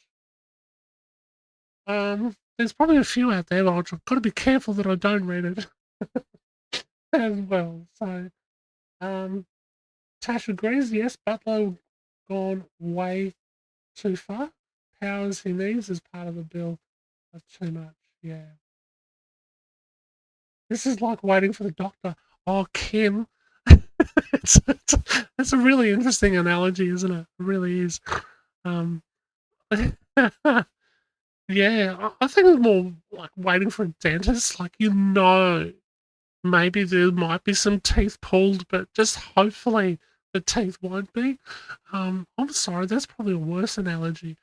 Anyway, I get what you mean there, Kim. And yeah, it's tough that we've got to wait for so bloody long at the moment. But anyway, we hang in there. We digress. Please, if you've got any questions regarding the whole situation, um, on this, please don't hesitate to ask in the chat. It's all good. I'll do my very best to answer, or at least get you to someone who can answer it. As most people know with me, I don't know. I'll find out. Or try and find somebody who can, So here to help the best that I can. Or NDIS bill is being used as a smokescreen, says a bastard. Look, I just can't comment on the NDIS situation other than we should sort it out, because sooner we know what's going on, the better. Because that way we know how to go forward, right? We know how to progress from here. Look, I think one thing is for certain. After today, it's not an end of the import of the disposable vapes. It's not an end of the coils not being able to come in, or the devices.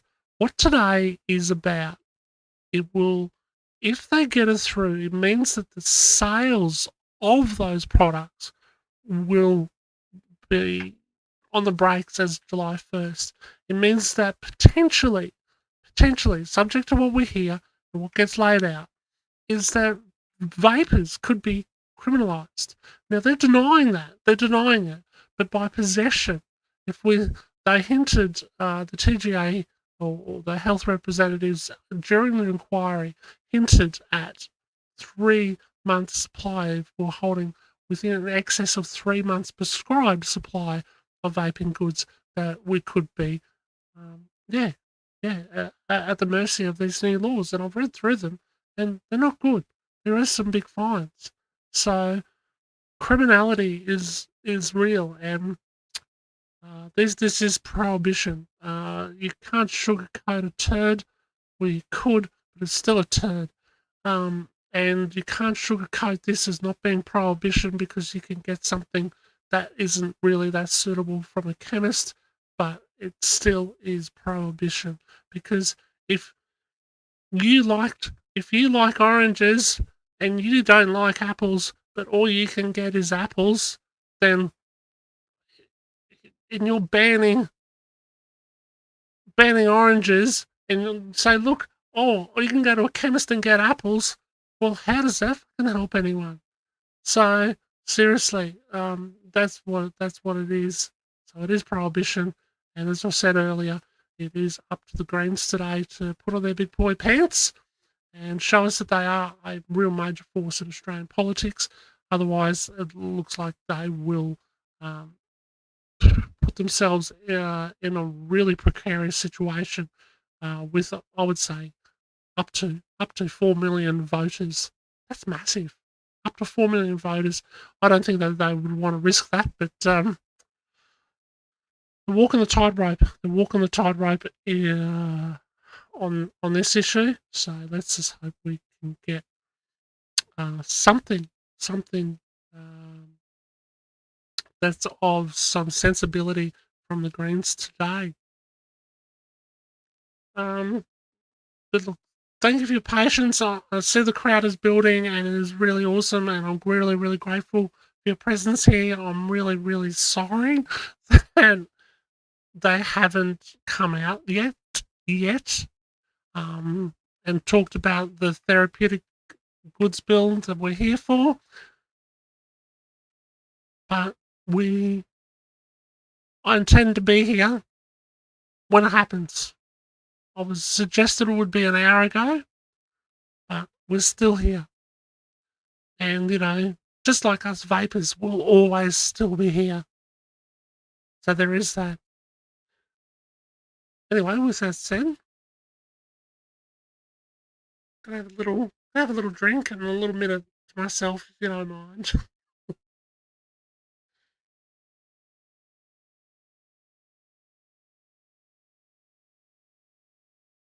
Bill shorten, there is a 21% increase. So they are making $60 billion worth of cuts They say under the sustainability framework, which is more elusive than the Scarlet Pimpernel, no matter where we look, no matter how we try, we cannot find anything to tell us what the sustainability framework is and the assumptions and the modelling that underpins it. So not only are they going to drop the current rate from 21% year-on-year increase down to 14%. Alrighty, sort of take a little breath there, thank you. Mr. Coyles makes a great point in the chat, really does. Let me read it out. Butler says it's not prohibition because it will be available through a chemist.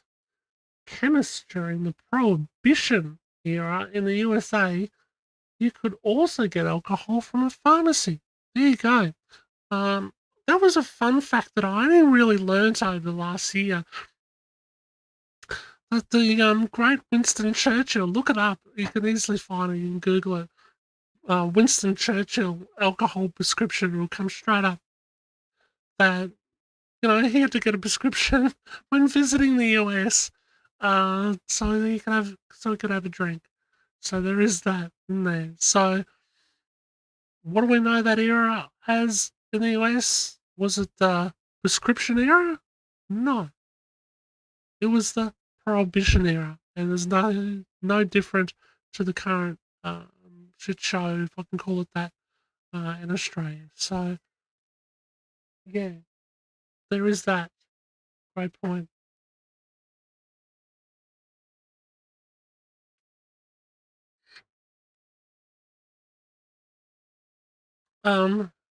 The other interesting thing I heard, or someone reference or compare the vapor situation to, is with Robodebt.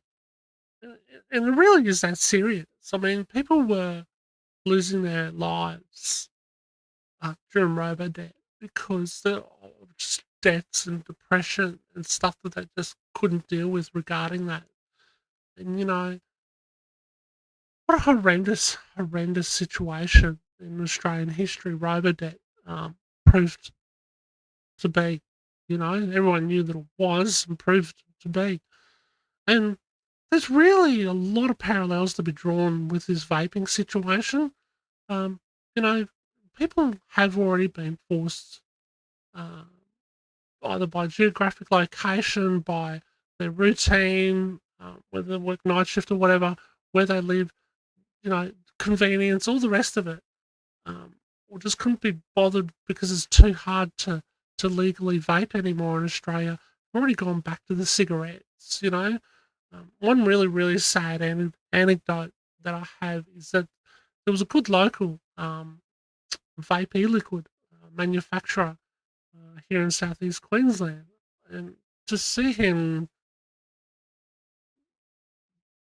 going back to smoking was just horrendous. But the shit got to him, so there is that. I think they're winding up. Hopefully, I think they're winding up. So bear with me just a moment. I'm going to put the sound on. Let's see what we can find out. Over 200 submissions to our inquiry. We heard from nearly 50 witnesses. We held 2 lived experience panels. We heard from the agencies on 2 separate occasions over 2 different hearings. We held hearings across 3 days. Those 3 hearings were supported by government senators on that committee. And I want to thank everyone who participated in those processes, everyone who contributed to our work. Our report made 4 recommendations to this place to improve the bill before us. It did this on the back of a number of government amendments which were also moved in the House of Representatives in response to concerns raised by stakeholders. There were concerns raised by stakeholders. No, unfortunately, she's still going on about the NDIS. But what she did remind me of, this was obviously the same Labor senator who headed up the recent inquiry. But what she did remind me of is the petition. The petition has not been forgotten, guys, only by one person, and that's Mark Butler. He doesn't have to reply to that for around about another week and a half, but we need to make sure he replies to that petition that was 28,000 odd signatures. EN9091 vaping petition. Very, very important that that does get addressed. And it's ridiculous that he's let it wait so damn long. So, for those who signed that petition, and I know obviously many, many Australian vapers and supporters did, hope to hear more about that very, very soon.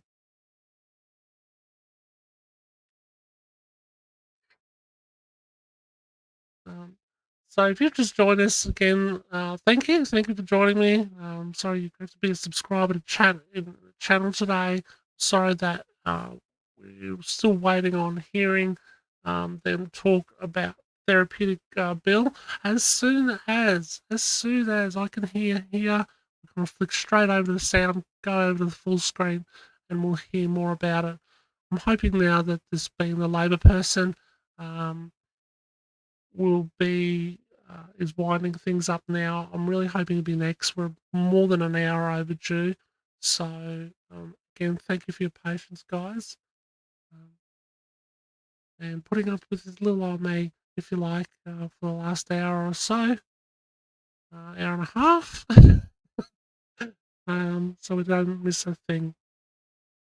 I think regardless, I think what I'll do is I am actually doing a backup recording of this, and I think that I'll do like a shortened video format on whatever they decide for the decision on the channel here. So I understand we've all got busy lives. If you need to check back, I'll try and do that. Also, to obviously timestamp this video as well. That way, you can go straight into it and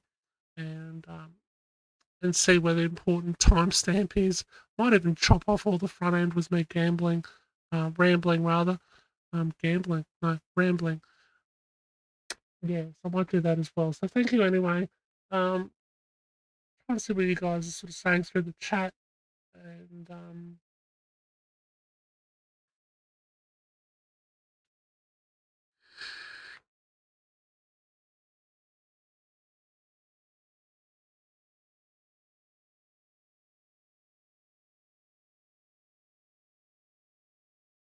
Mallory says, I believe I read a tourist can bring 200 mils of e-liquids, no prescription needed.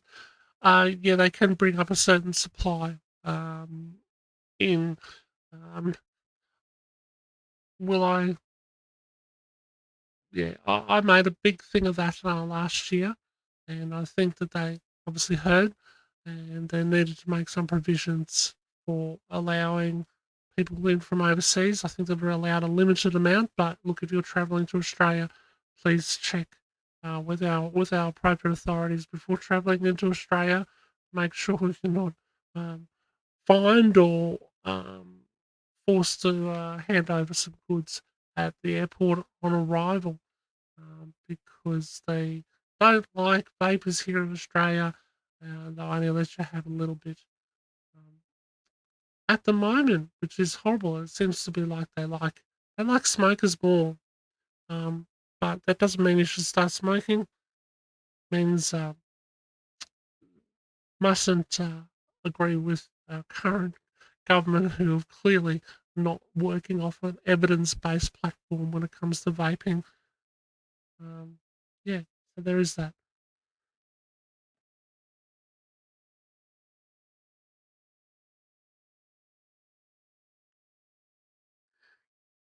We wait for the Labor senator to finish rambling,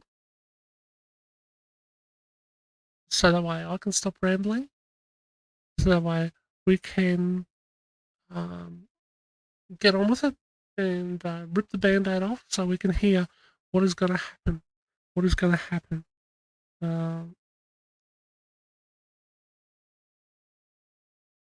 Meanwhile, just see if there's any more key moments I would like to share with you guys.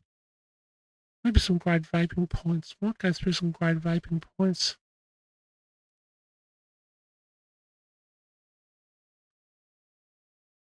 this is basically, I'll read you out a tweet, and it sort of goes back to a point that I did make earlier about the definition of therapeutic and the fact that goods that they're trying to legislate on today are non-approved therapeutic goods. So this is me being a little bit cheeky here. Vaping isn't a bad habit or something that's necessarily all that bad or dramatically harmful. In fact, it's so good that the Australian government insists it's actually therapeutic, when vapers don't. The Australian government even think vaping is so good, they want doctors to prescribe vapes.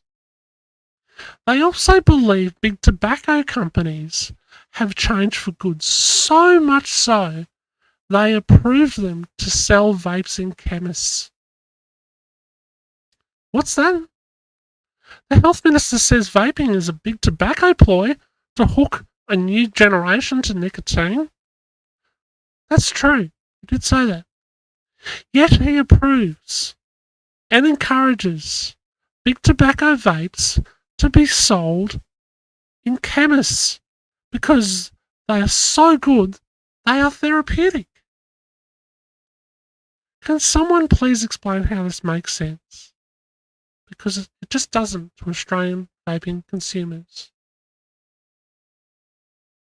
So there you go. Fair point. What do you think, guys? Fair point. You know, if it's not therapeutic, so let me give an example. You gut or massage for a therapeutic result, feel good, all that sort of thing afterwards.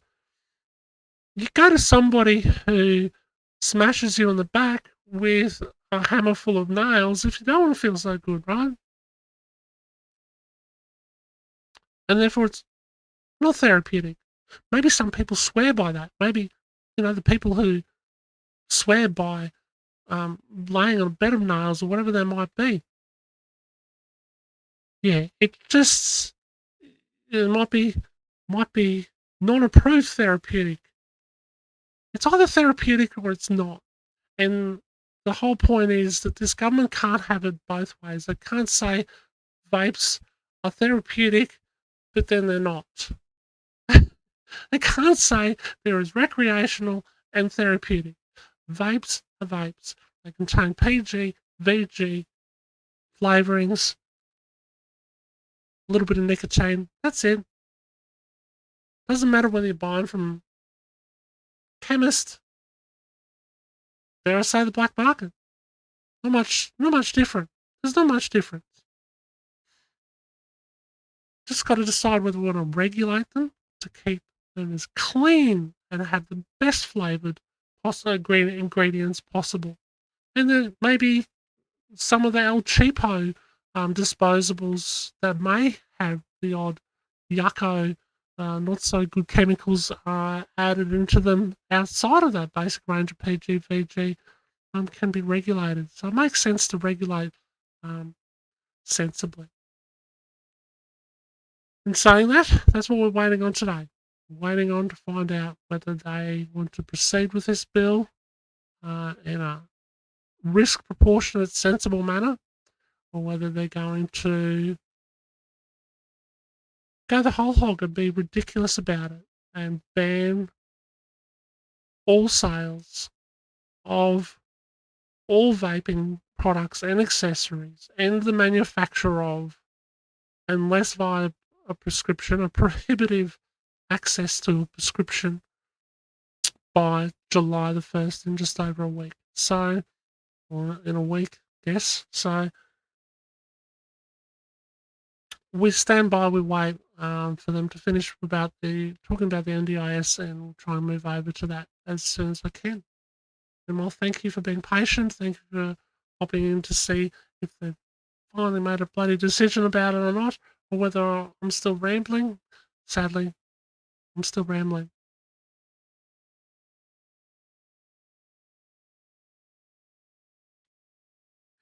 Let's go over.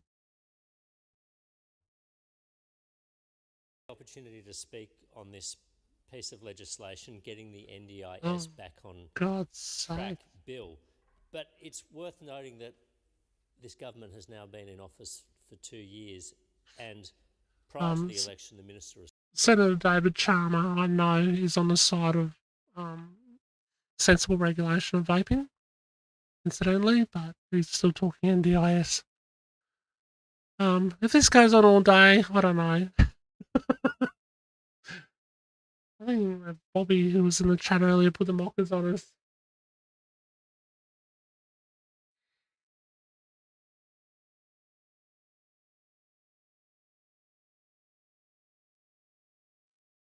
Yeah, anyway,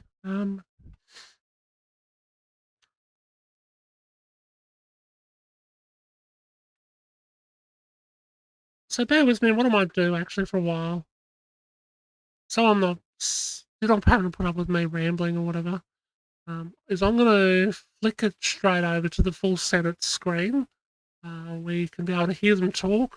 Not that that is anything to do with vaping yet, but we can wait patiently together, and if there's something I feel I want to say, I'll get on and say I will.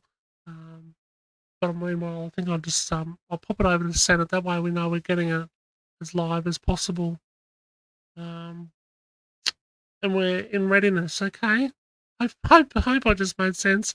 Been sitting there rambling for an hour and a half, so maybe not. Okay, I'll pop it over there. The main thing is to be able to hear what's going on.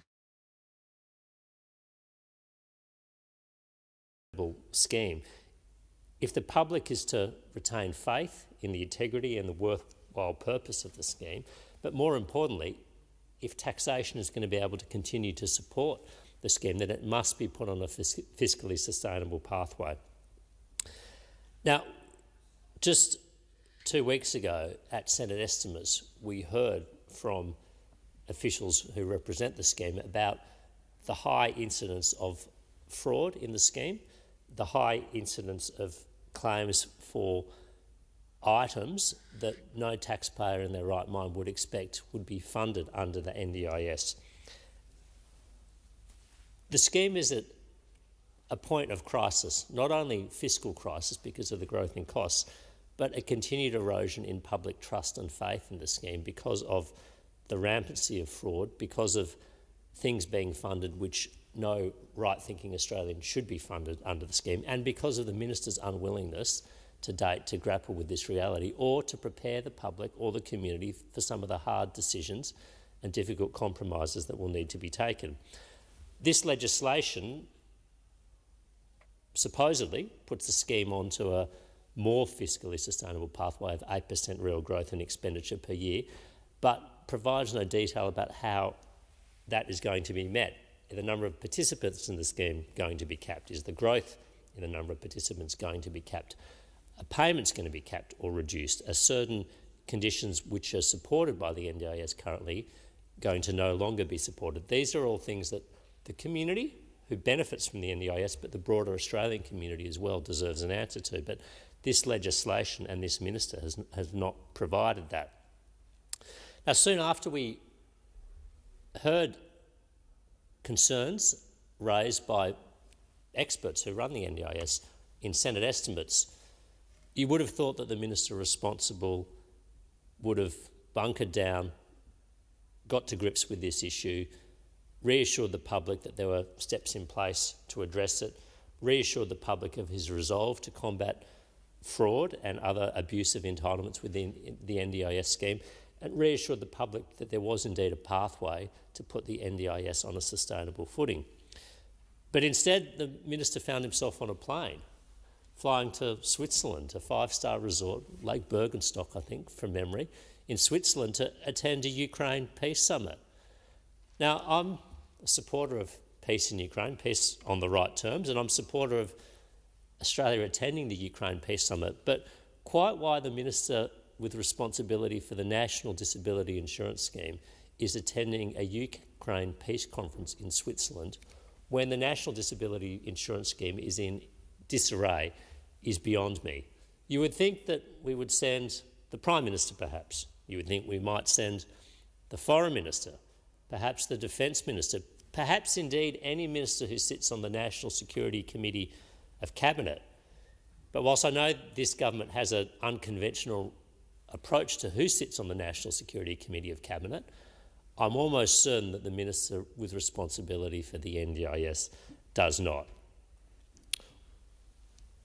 When the issues facing this scheme are so pressing here in Australia, and when, remember, the minister responsible was one of the original architects of this scheme in the Gillard-Rudd governments, when these issues are confronting the nation, when public faith in the NDIS scheme is being eroded, when the fiscal pathway for the scheme looks increasingly unsustainable, his job should be here in Australia dealing with these issues rather than moonlighting or auditioning for some future diplomatic role. I don't know what he has in mind. I don't know what the Prime Minister has in mind for him. Maybe he'll be our next ambassador to Ukraine. I don't know. Maybe if he is, he could actually go and return the embassy to Kiev rather than keeping it in Warsaw. But for now, his job is Minister with responsibility for the National Disability Insurance Scheme. We heard from this minister before the last election that the coalition, that the NDIS costs were tracking as expected, but that's not the case, and that was not the case when we were in government, and we warned as much. We heard from this minister before the last election that nothing needed to change effectively, that the NDIS was proceeding as you would hope it would proceed, and that nothing needed changing or addressing. We also know that that is not the case. What we finally had after 2 years in office is a recognition that the points the coalition was making were right. And this isn't or needn't be a politically partisan or contentious dispute. Both sides of politics support the existence of a scheme which looks after the most needy in our community and allows them to live more full and meaningful lives. When the coalition was in office, we took the scheme from one which supported about 50,000 people to one that now supports over 500,000 people. We were the ones who fully funded the National Disability Insurance Scheme, presided over a significant growth in its budget and presided over the scaling up and ramping up of this scheme. We support this scheme, but it needs to be fiscally sustainable. And we have offered our support. We did 2.5, 3 years ago. We continue to offer the support to the government to take the decisions that are necessary to restore public faith in this scheme. Now, what this bill does is introduce a number of changes which the coalition does not oppose, which I support, to put in place the process to put the scheme on a sustainable footing. But it's really just the first step in what needs to be a much more detailed and exhaustive process, a process that has to involve more consultation with the community affected by this scheme, a process that has to be conducted with greater transparency and accountability than has happened to date, and a process that must involve an honest levelling with the Australian public and with the disability communities, disability recipients about what will be covered in this scheme and what cannot be covered. We have had too many instances revealed in past weeks, Senate estimates and elsewhere, of items being funded by the National Disability Insurance Scheme which frankly do not pass the pub test, which taxpayers do not think they should be supporting, which, if released publicly, will further erode confidence in this scheme. And there's two parts to making sure that this scheme is sustainable. There's the fiscally sustainable part. That is ensuring that the NDIS does not consume an ever greater share of our budget. Remember, it now costs us more than Medicare. Medicare is something every Australian accesses. The NDIS is something that 660,000 Australians access, about 2% of Australians. And the NDIS is growing at a cost of 20% per year. Now, if it continues to grow at that rate, it will simply consume more and more of the government budget, which will mean that other items of social welfare spending must be cut or taxes will have to be raised considerably. No one is making that case yet, but unless we rein in costs, we will need to start having that conversation. That's the first part, fiscal sustainability. But the other part is a more broader social licence, if you like. Fair, generous, decent Australians do want to ensure that the scheme is supporting those who are genuinely in need and supporting families who have much greater care requirements for family members than other parts of the Australian community. But they also want to know that what is being provided under the NDIS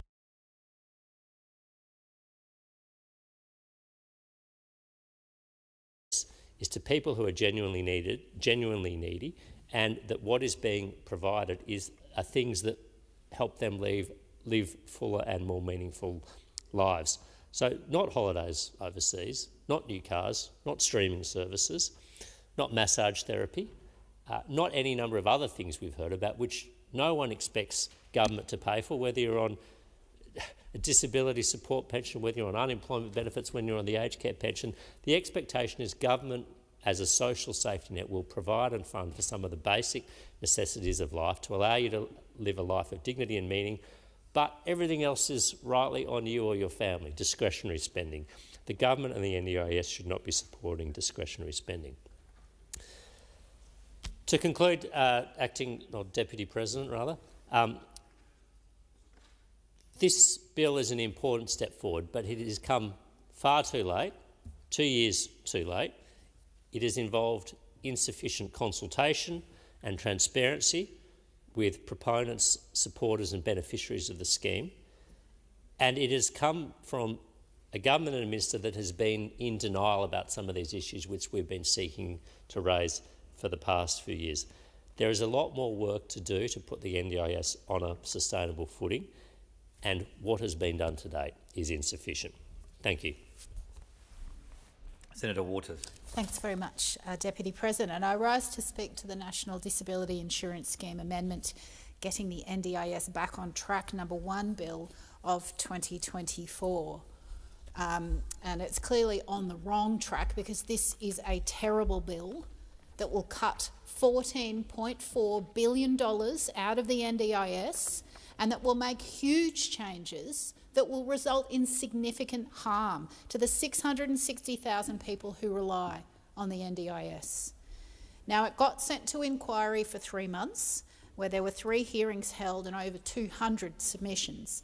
Day 1 of hearings saw witnesses condemn the bill and implore senators to recommend that it not pass in its current form. The legislation, which proposes the most significant changes to the NDIS since it commenced over a decade ago, was developed behind closed doors with representatives from disability organisations who had to sign non-disclosure agreements. On day 1 of the inquiry, the committee heard directly from disabled people, and just some of their concerns with this bill include, and I quote, "This bill will do nothing in achieving good outcomes. This will do nothing in protecting human rights. This will kill thousands upon thousands upon thousands of people." End quote. New quote. "This bill is the most dangerous piece of legislation since the changes to the DSP and robo-debt." End quote. Next quote. "This bill enables the NDIA to force me out of my home if I need 8 hours of support or more. I'll be forced to choose between living with my wife and my vital support needs." End quote. Next quote. "Disability varies so greatly that you cannot possibly put a black and white mechanism, a computer algorithm in place, much less one that's beyond being able to be challenged by a participant." End quote. Next quote.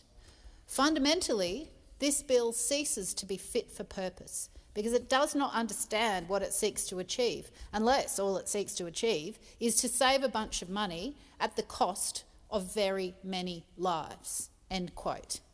Now, there has been significant community backlash to this bill, with organisations and disabled people and their families sharing the harm that it will do to them.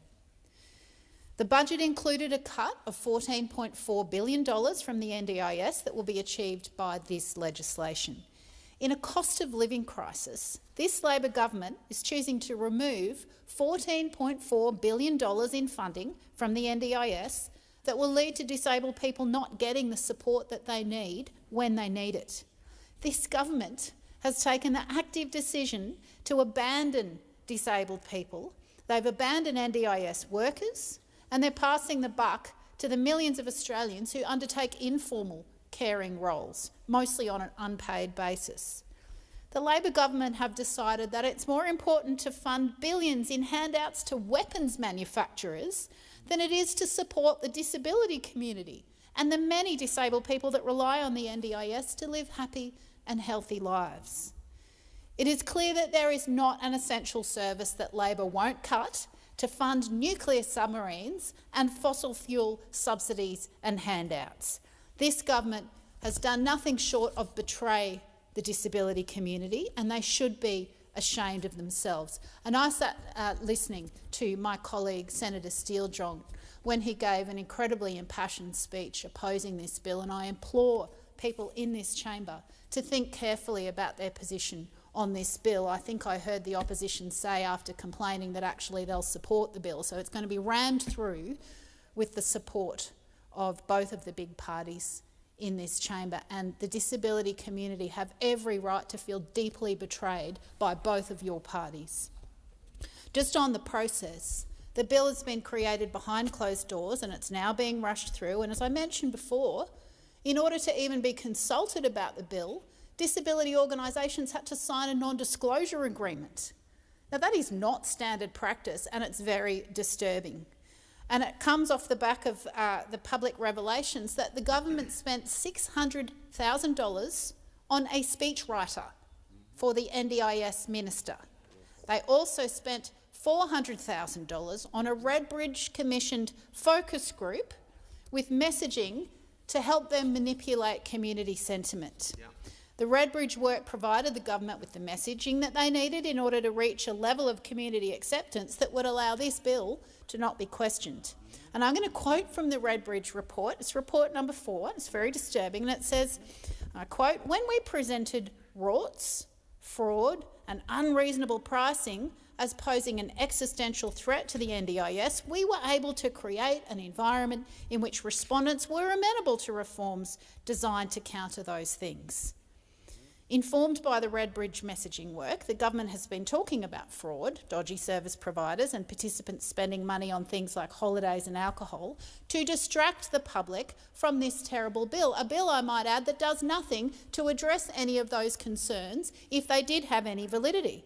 But despite those claims of fraud being made by the NDIS, when my colleague asked in Senate estimates for the proof, for the receipts, none of that was able to be provided, and nor are those issues addressed in this bill.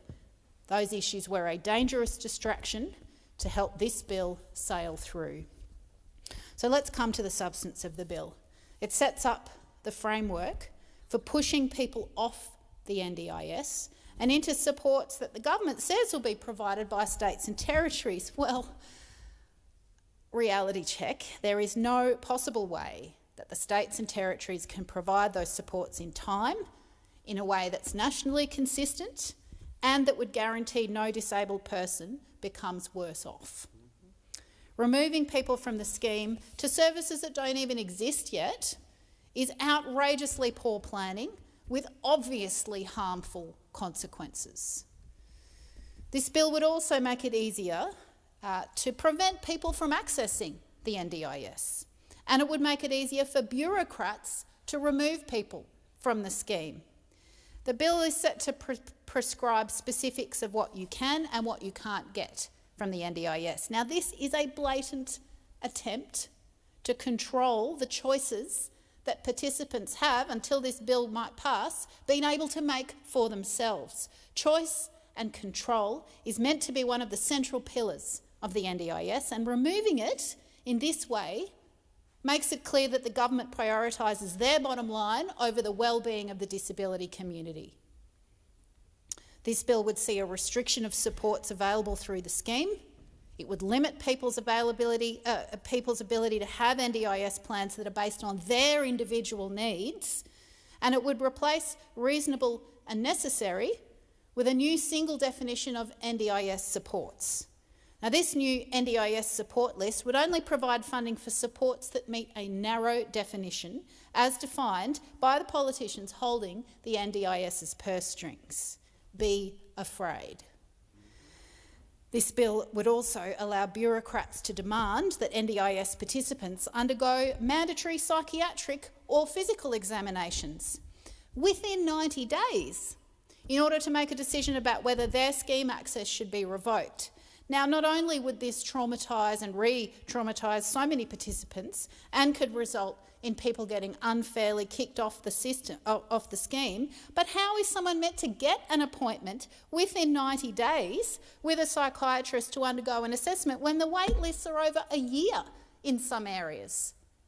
This is a deliberately designed system to kick people off the NDIS to help this government save $14.4 billion off the backs of disabled people because they'd rather give the money to nuclear submarines and big coal companies in the form of accelerated depreciation and cheap write-offs. What an absolute affront to the disability community and the 660,000 people who currently rely on this scheme to live some form of decent life.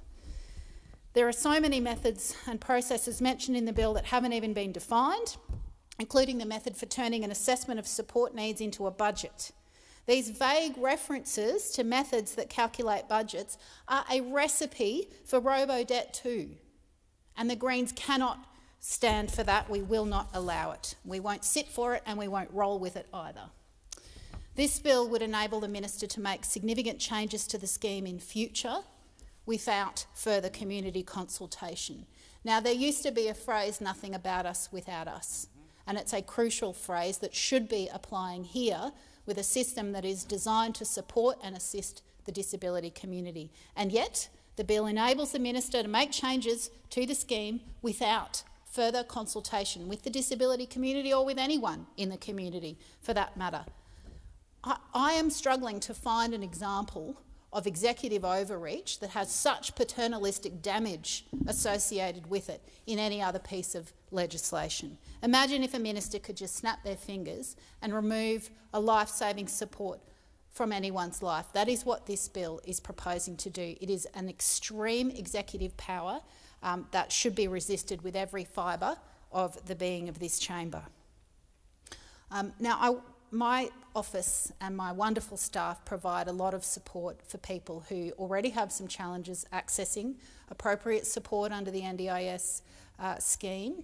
And I want to share an example of some of the issues that we should be dealing with in this chamber, some of the issues that do need fixing with this scheme, but instead we have a bill that cuts $14.4 billion out of the scheme, that allows participants to be wantonly tossed off the scheme, and that gives the minister virtually unfettered executive power for future changes.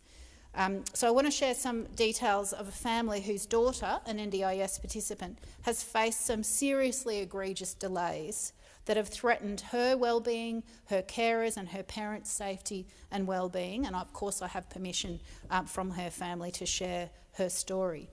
The NDIS participant had outgrown her stroller that she requires every day to be safely moved around by her parents and carers. After an initial delay, the NDIS agreed to provide the stroller 3 months after the first application, but that was then delayed by a further 2 months.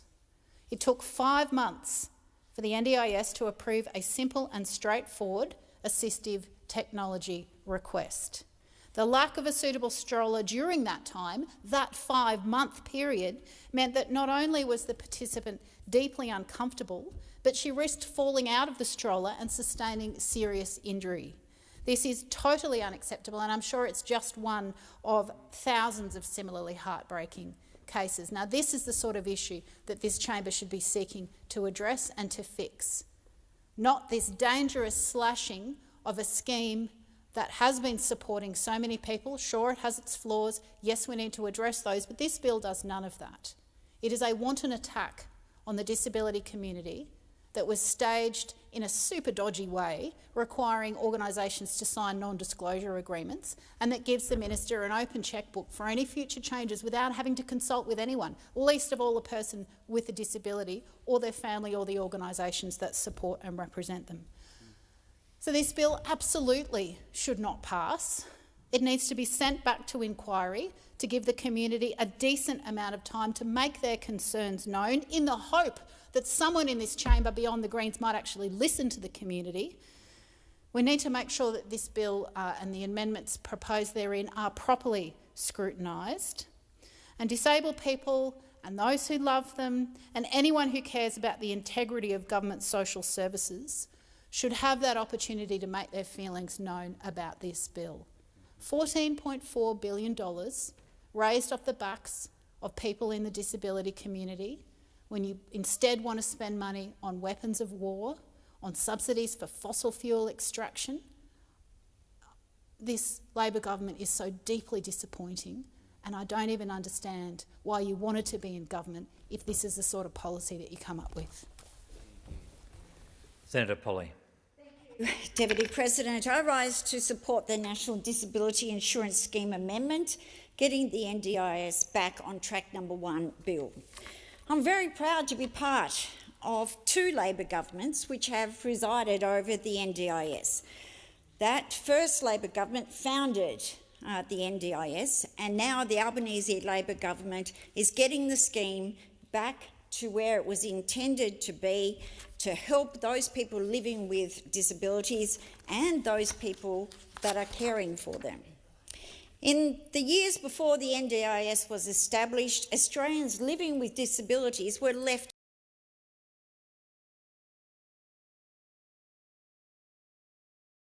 Sorry guys, I know I'm annoying, but I just find Helen even more annoying than me. I couldn't make you put up with Helen Polly. She's been a horrible person as far as I'm concerned regarding disseminating misinformation regarding vaping. So I don't think she's a great voice for Australia. By all means, if you disagree, that's fine. But I guess we're not here today for listening to what she's got to say about the NDIS, nor any of us. Look, guys, it's becoming pretty apparent by now that they're dragging out this NDIS situation,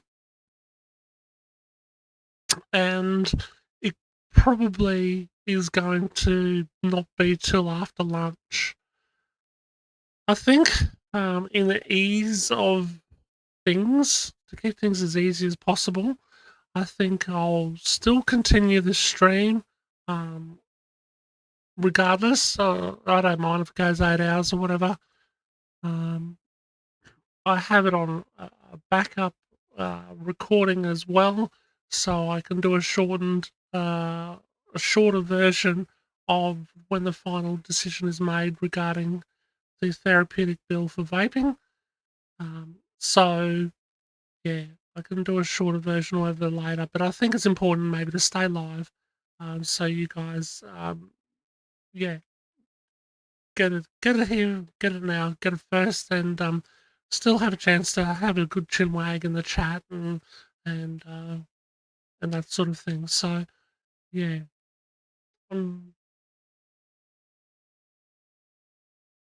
so yeah. I do apologise once again. I'll just repeat it again for those who may not have heard it earlier. I did call Parliament House this morning, and that was they advised would be probably around about 10:30.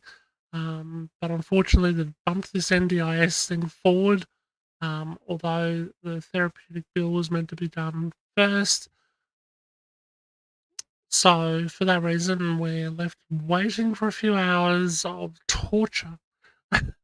Torture, pardon me. Torturous wait. And yeah, thank you for hanging around. Yeah, I'll keep this stream running. I understand actually the NDIS issue does actually affect a lot of vapors as well. And it's kind of interesting even listening to a lot of their rhetoric and the way they go about it in regards to those type of issues, which aren't a hell of a lot unlike issues that the vapors encounter as well, as rightly pointed out by Kylie in the chat. But thank you so much for your patience. We'll keep this stream going until we get a vote. I've done these. The longest stream I've done is 12 hours. I don't think we'll get to that today. Look, in all seriousness, I think what is realistic is that they'll be probably trying to get this out of the way, call lunch, come back, and then they'll do it. So, with saying all that, you might notice that the screen will just show nothing but Senate and might be some music and whatever as they go to lunch. But I'll leave it go and leave it run live, and that way we're here and ready for when they do finally vote on the very important bill that we're waiting on. So look, in the meantime, I'm sorry. I'll put you back to Helen Polly, and thank you all so much for being patient with me, and I appreciate it. We'll get through. All right.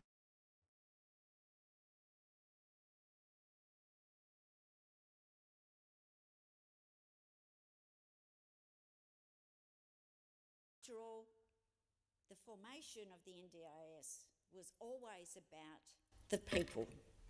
It was for those living with the disability, but it was also to help and to give support to carers. Unfortunately, though, over the last decade, under the former Liberal coalition government, because it was an instigation of the NDIS was from the Labor government, when they came in, like they did with the aged care reforms that we set in place at that time, they took their eye off the ball. And they did that in aged care. That's why they had to call a royal commission into their own failings when they were in government.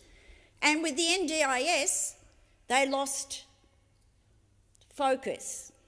They didn't have the interest, obviously.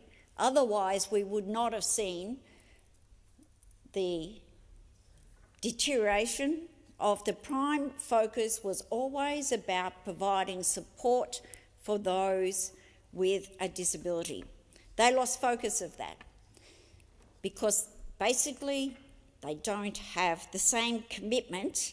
It's not in their DNA as it is with a Labor government to ensure that those people who need a helping hand get a helping hand. Those people who have a disability have access so that they can not only have a fulfilling, healthier life with the support that they need so that they can fully participate, because we know and understand and appreciate the valuable contribution everyone makes to make our community better, to make our country stronger. The National Disability Insurance Agency workforce was left understaffed by the Liberals and Nationals for years and years. We know that there's many places, including in my home state, where we know that those people that have already got a package of care have not been able to access the care that they need because there was no service providers, because they took their eye off the ball and they did nothing to ensure that those people who needed those very important services, and I'm talking about millions of dollars that weren't and haven't been spent because they couldn't get any services provided to them. Now, we also know that it was under their watch. The Liberals and Nationals, when they were in government, there was waste, there was mismanagement, there was unethical behaviour, there were unscrupulous providers, and dare I say there were even some family members who were taking advantage of that money that was being allocated to look after their family member with a disability, where that money wasn't necessarily always going where it was needed. So what happened? You had to wait till there was a Labor government elected again to come in and again clean up another mess left by those opposite. Because the core value of people on this side of the chamber, of Labor people, is to make life better for our fellow Australians, to make life better for those people living with a disability. We want to see every dollar go to where it's meant to be, and that is to the care of those people with a disability. We want to stamp out the fraud, the mismanagement, and to make sure that those people who are assessed, that have a package, can get the support that they need. There will be zero tolerance for those who would take money away from those who are in need of that support. This bill and Labor's further reforms will help support the over 13,000 Tasmanians, where I come from, my home state, benefiting from the NDIS by creating a more just and efficient scheme. The Albanese Labor government will not only help support participants, but encourage the growth and skills of services that make the NDIS possible.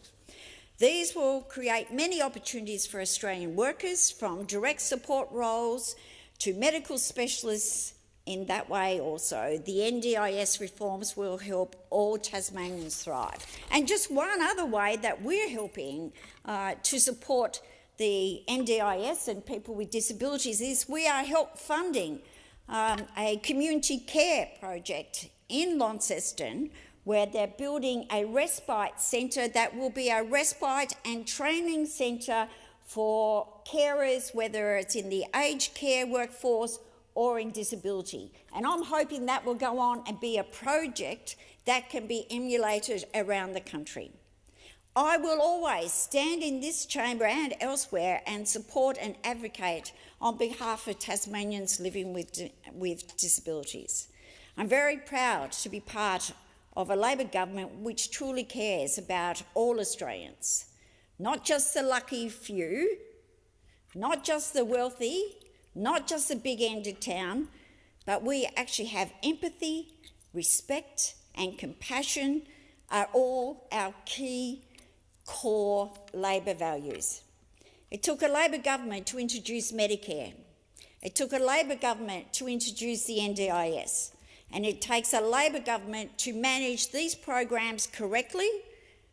Australians can trust Labor to fund and support those living with a disability, and we will help deliver life-saving and changing programs. The promise of the NDIS system is a system which ensures all Australians who are either born with or acquire a disability have the peace of mind to know that that support will be there for them when they need it. People living with disability should never be left behind by any government or society. Labor's visions for the future is one where everyone can fully participate in our community life and have the freedom to pursue and fulfil their own needs and their own desires. That's the vision of the NDIS. We are not there yet. We still have a way to go until we reach that, but we will be working to ensure that the model that we had from the outset, that was fundamentally going to be there for people with disability to support their carers and to support their families, will be the best, world's best practice. We will do everything we can to ensure that that is delivered. And I urge those opposite, as I understand they will support this bill, but I also support those on the crossbench to not just come in and attack a piece of legislation for the sake of it, to exaggerate some of the concerns that they have, to make political points. This should not be about politics.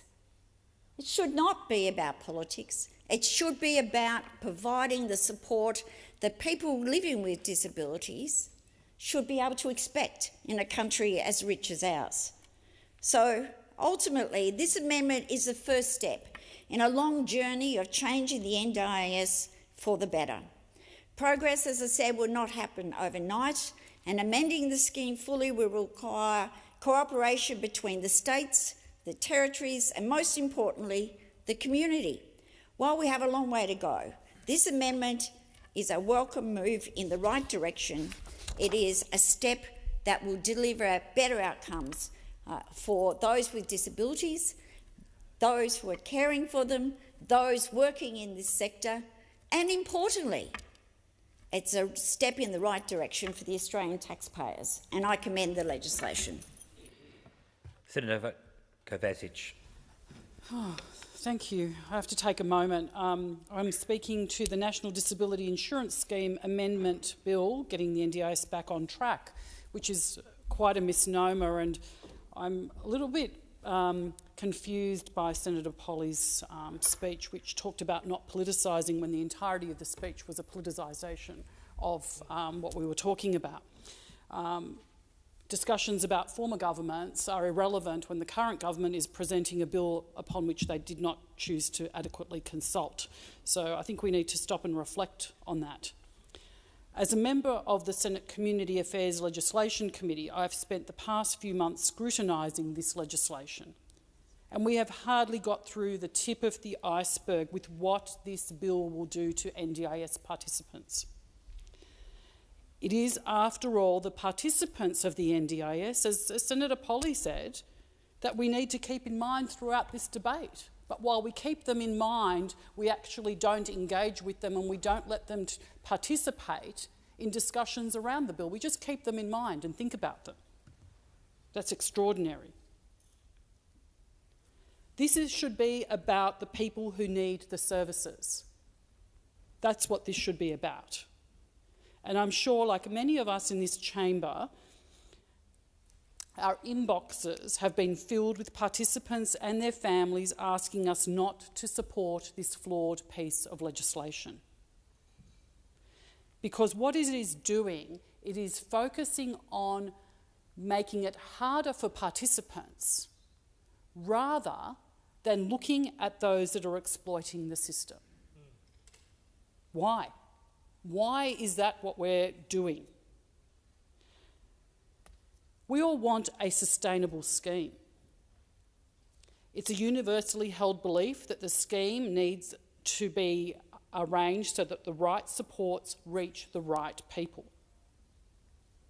We need a sustainable scheme that brings the lived experience of the participants with them, and that is what this government is not allowing to happen. This is not a scare campaign. It's not knocking the government of the day, as Senator Polley said. This is what is actually happening. I have sat in this committee. I have seen what has happened. This is a reality of how this government is attempting to put this legislation. I'm bitterly disappointed that this government chose to reject the Coalition and the Greens' call to extend the committee's inquiry into this bill. Were we being unreasonable? Did we want a lot of extra time?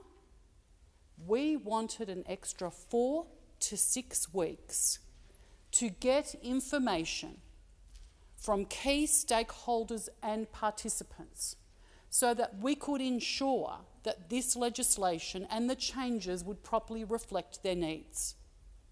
And the answer was a resounding no. But we could keep them in our mind, as Senator Polley said. We just won't give them a voice. But as long as we keep them in our mind, that's fine. That's excellent.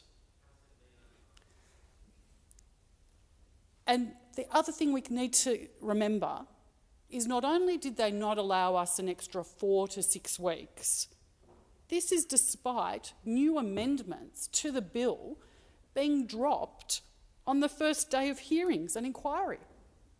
So not only did we not have the full picture of what we were inquiring into, participants didn't know what the rules were until the day the inquiry began and they'd already made submissions. That's the classic changing the rules while you're playing the game. How is that transparent? How is that fair? And how is it about getting the NDIS back on track and ensuring that it meets the needs of participants? The answer is that it doesn't. And let's not pretend that it does. It's disrespectful to all of us that have spent so much time working on this to ensure that there is a proper outcome. It's much like the order of production of documents for the Sustainability Net Framework, which Senator Stiljohn has been after. The government does not want us seeing the detail. They do not want us to scrutinise their work. They want to ram through legislation without the scrutiny of this chamber. That is unacceptable. The NDIS is not a scheme that can be altered in the dark of the night or behind closed doors, no matter how hard they try, and consultation should not be shrouded by NDAs. How extraordinary. Come and talk to us about this bill, but we want you to sign this document that will have legal ramifications for you if you speak about it to anybody. How is that consultation? How is that transparency? I mean, we need to actually have a think about the fact that we have a government that has asked key stakeholders in the disability framework to sign non-disclosure agreements in conversations about changes to legislation. That's not governing. That's wielding a big stick. The NDIS is a significant part of our system for caring for people with disability.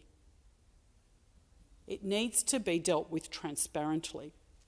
That is what participants want. So what are participants asking for? More consultation, more time, more consideration of detail so they can understand how these changes will impact them. We're not scaremongering, we're not knocking the government of the day, we're not trying to be difficult. We would like to understand the legislation and how it will impact participants. We are trying to do our job, absolutely. I can't understand why the government does not want us to do our job. We have a shared desire to make this scheme the best it possibly can be. Why not work with us to do that? I recently received a letter from the sister of a participant which articulated the concerns of participants and their families and the impact that these changes will have. I'm going to share that with you. And the letter was headlined, "Please, please do not pass the NDIS amendment bill." My sister is 32 and she has a great life. She rides horses, works doing accessibility audits and training, and has her own small business. She cried from happiness at the Taylor Swift concert. She loves living independently with support in her own house. However, her current life and prospects for a normal and happy future are at risk of disappearing before our eyes due to the proposed changes in the NDIS amendment bill and the delegated legislation that will be made under it. My sister has a severe physical disability and is in a wheelchair. Her speech is impaired and she's almost blind. She has a rare disorder that is degenerative. She has 24/7 support with one support worker with her at all times. Her support workers are all from the local community and mostly people she organically knows.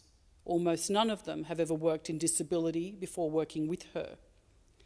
The government has said that under the bill, housing and living supports for participants with 24/7 care will be required to be shared supports, with 1 support worker to 3 participants. This would be devastating to my sister because she'll be forced to share a house with at least 2 others who have high support needs. This is an indignity that no other Australian without a disability is forced into. So not a choice, forced into. The government doesn't make people in public housing live in a house with strangers. She'll be stripped of the ability to plan her life, to live, go, or do what she wants independently. She won't be able to go out at night as she currently does, or attend shows in the city. Her life will revolve around the communal needs of her housemates and the availability of that single support worker. She will need to stop working and will be unable to continue her small business. This starkly opposes the key principles of inclusion and participation that the NDIS was built upon. She'll be forced into using agency staff with no continuity of care or ability to support her horse riding. She won't be able to hand select her supports who provide her with dignity and care in every aspect of life. She'll need to move out of her current house, owned by her sister, and away from her community to find shared accommodation. My sister will be living in a mini institution, a life chosen for her and controlled by others. But she is a real person and not that different from you. You, your partner, your child, or your sister may one day find themselves in a situation where they need full-time support. Is this a life that you would want for them? The bill has been pushed through quickly and quietly, with limited consultation and clarity on how it will impact people with disabilities. What is clear, though, is that the Minister will have huge powers to make rules down the road without proper scrutiny or protections in place for life-altering decisions like what needs assessments tools are used and what funding can be spent on. These rules can be made by the Minister without proper co-design, transparency or protections in place. These types of powers are typically found in things like custom regulations, not rules that impact the minute details of the everyday lives of people with disabilities. Giving the Minister these unbridled powers means living with the fear that everything can be taken away, a constant pit in your stomach. Having a sister with a disability is not a burden, but living in limbo, waiting for the next rule to be made that upends her life is. We must legislate co-design, transparency and constraints on the Minister's power, which this bill does not. The bill cannot be passed. We know that this bill is being introduced to reduce costs, and I'm all about making the NDIS sustainable. However, we also know that there's a huge price gouging for services and fraud committed by suppliers to the NDIS. Instead of focusing on these areas, the bill looks to recoup money by taking it from the participants. It's easy to take from the most vulnerable Australians. However, by doing so, we're attacking the fundamental principles of choice and control that the NDIS was meant to enshrine. We can do better than this. To pass this bill is to put into law that people with disabilities are second-class citizens. They don't deserve the same life, rights, or decency we would want for any other Australians. My sister's life is now a testament to the success and promise of the NDIS, and it should be a model for others, not a casualty of cost-cutting measures.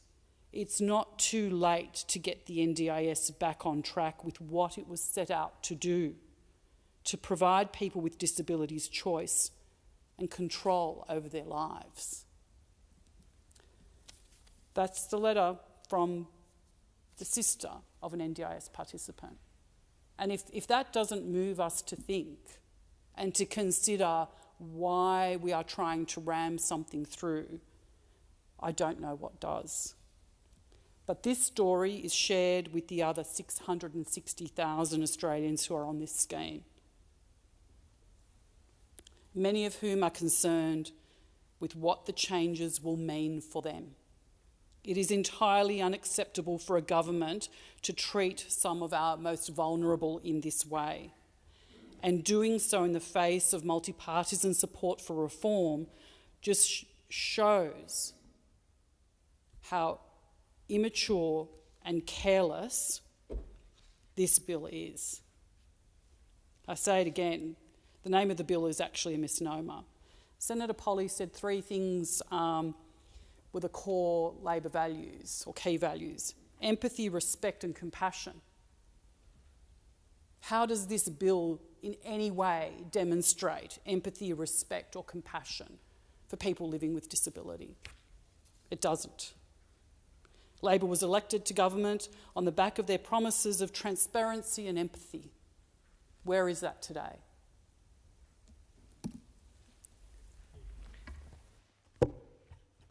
Senator Pratt. Thank you, Deputy President. Today I rise to discuss the National Disability Insurance Scheme Amendment, getting the NDIS back on track, number 1 Bill of 2024. And this scheme must get back on track. It needs to get back on track for the sustainability of the NDIS, so that the critical role it plays in so many Australians' lives can be protected. Australians with disability before the scheme were too often unseen and unheard, living in our shadows. People with disability were too often subject to the misery lottery. That is, disability support was incredibly patchy across the country, very much so in my own home state of Western Australia. Depending on your postcode, you might get lucky enough to have some funding to help you, your family, or you would live a life of complete uncertainty, disadvantage and poverty. And of course, it was subject to also how you had acquired your disability. And there was much discrimination based on whether you were born with a disability or whether, for example, you had acquired a brain or a spinal injury or a degenerative condition at some other point in life. It was clear then, just as it is clear now, we need a whole system of disability support across our nation, and we need to make sure the NDIS is fit for purpose to support people with disability, particularly those with the most complex support needs. Complex support needs, which means they can be vulnerable to exploitation, to missing out on the critical services they need, and they can be vulnerable to exploitation from providers who aren't doing the right thing to uphold the support needs of their clients. So our Parliament made that decision a decade ago, that we should not let someone's postcode or financial situation dictate whether or not they got the services they need.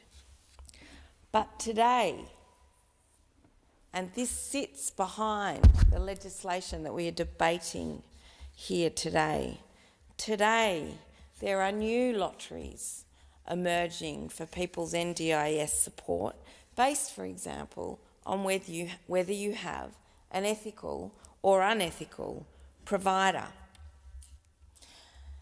And I find it startling, frankly, that the Greens and the Coalition are not here to stand by to make sure that the NDIS is cleaned up, to weed out unethical providers, to make sure that people can get the support that they need.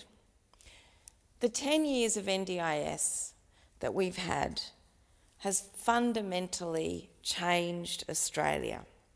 It represents the best of us as a nation. It represents us and our values as a nation about giving Australians a fair go. It represents, if you like, a levelling of the playing field, and it is one that can and should and must continue to evolve over time in deep consultation with people with disability, in co-design with people with disability, just as this legislation sets out. The NDIS is not currently working well for everyone. We've heard from participants about how every interaction for people with the NDIS can become a battle. We spoke through the Senate Community Affairs hearing about the struggles of so many that they have had to undergo in getting the support that they need. We have done our best to consult through the Community Affairs Committee, but I really want to also highlight the fact that this has come also at the back end from the NDIS review process, as well as the many town halls that the Department of Social Services held into this review and its implementation. Our inquiry had over 200 submissions, heard from 50 witnesses, we held 2 lived experience panels, we heard from agencies, we held hearings across 3 days, and those 3 hearings, we've heard a lot of evidence that the government has been tuned into and making changes to the legislation in response to issues raised. Some of the concerns that have come forward that were identified in the review, but also very much identified in our inquiry, which this legislation is here to fix, is that while some people can manage an unregistered provider, lack of registration has led to exploitation and abuse, and that there is very little oversight currently of the scheme. I would also note that the provision of unregistered services is leading to the exploitation of workers in a gig-like economy. Some of the nation's biggest disability service providers insist that their workers have their own ABN so that they don't have to pay their superannuation, and that they can keep their hours low so that they don't have to pay a whole range of things, like make people responsible for their own workers' compensation and the like. This means that quality providers who want to provide registered services are not just being undercut by one-on-one relationships where someone wants to recruit someone of their own accord and put their own team together. I understand the need to do that, but this lack of registration is actually seeing some of our nation's biggest disability support providers exploiting workers and undercutting their working conditions. Now, I understand that this legislation is first and foremost about people with disability and their need for the supports and the capacity of this system to provide those supports. However, I contend that if you have providers that are putting people out there in the system with their own ABN, when in fact they have thousands of workers on the books, is not going to result in quality support and quality systems. The scheme's integrity chief, John Dardo, told the Senate committee about the extent of fraud and illegal activity his team were seeing, and how stopping and now stopping it since it was set up in late 2022. So it is, in my view, incredibly shocking to hear that funding supposed to be used for packages of support for people with permanent and significant disabilities could instead be used to fund criminal activities, to purchase cars, holidays, fraudulent providers withdrawing plan funds from ATMs, to even buy illicit substances. So now, under our government, we are checking thousands of invoices every day, whereas previously only 20 invoices across thousands of them issued to the agency were being checked on a daily basis.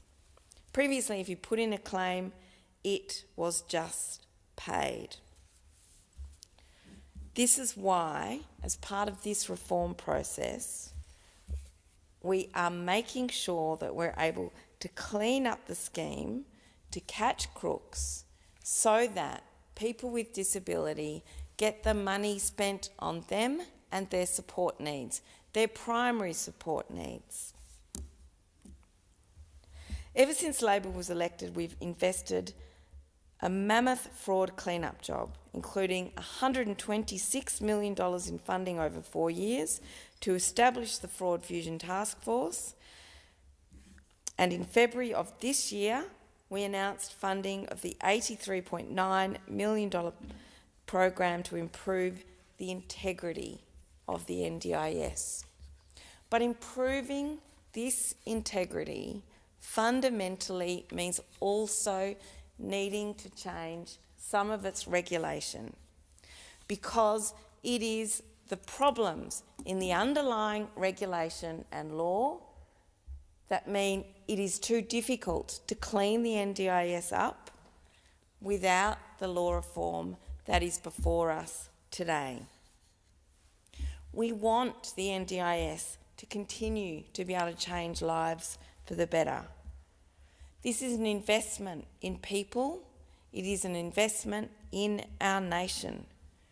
We are creating jobs and careers, small businesses, innovative startups, for people delivering businesses, providing services, including many businesses providing employment for people with disability, supporting and providing services to other people with disability.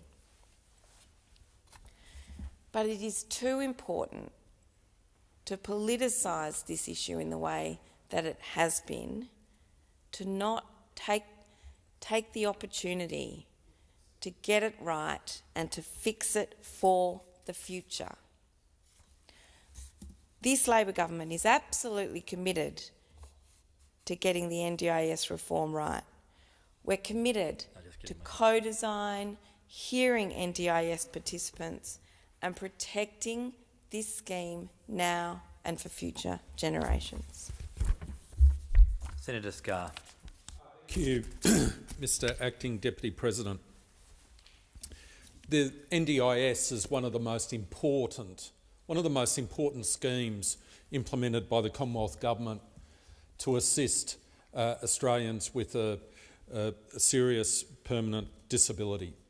It is absolutely crucial that any amendment, substantial amendment of that scheme, be adequately reviewed by this Senate, a House of Review, to make sure it doesn't have unintended consequences and ensure that the people who are most impacted by this amendment, those who are currently in the scheme, those who are trying to get in the scheme and their loved ones, to ensure that this legislation, the regulations which are being made under it, have gone through adequate review.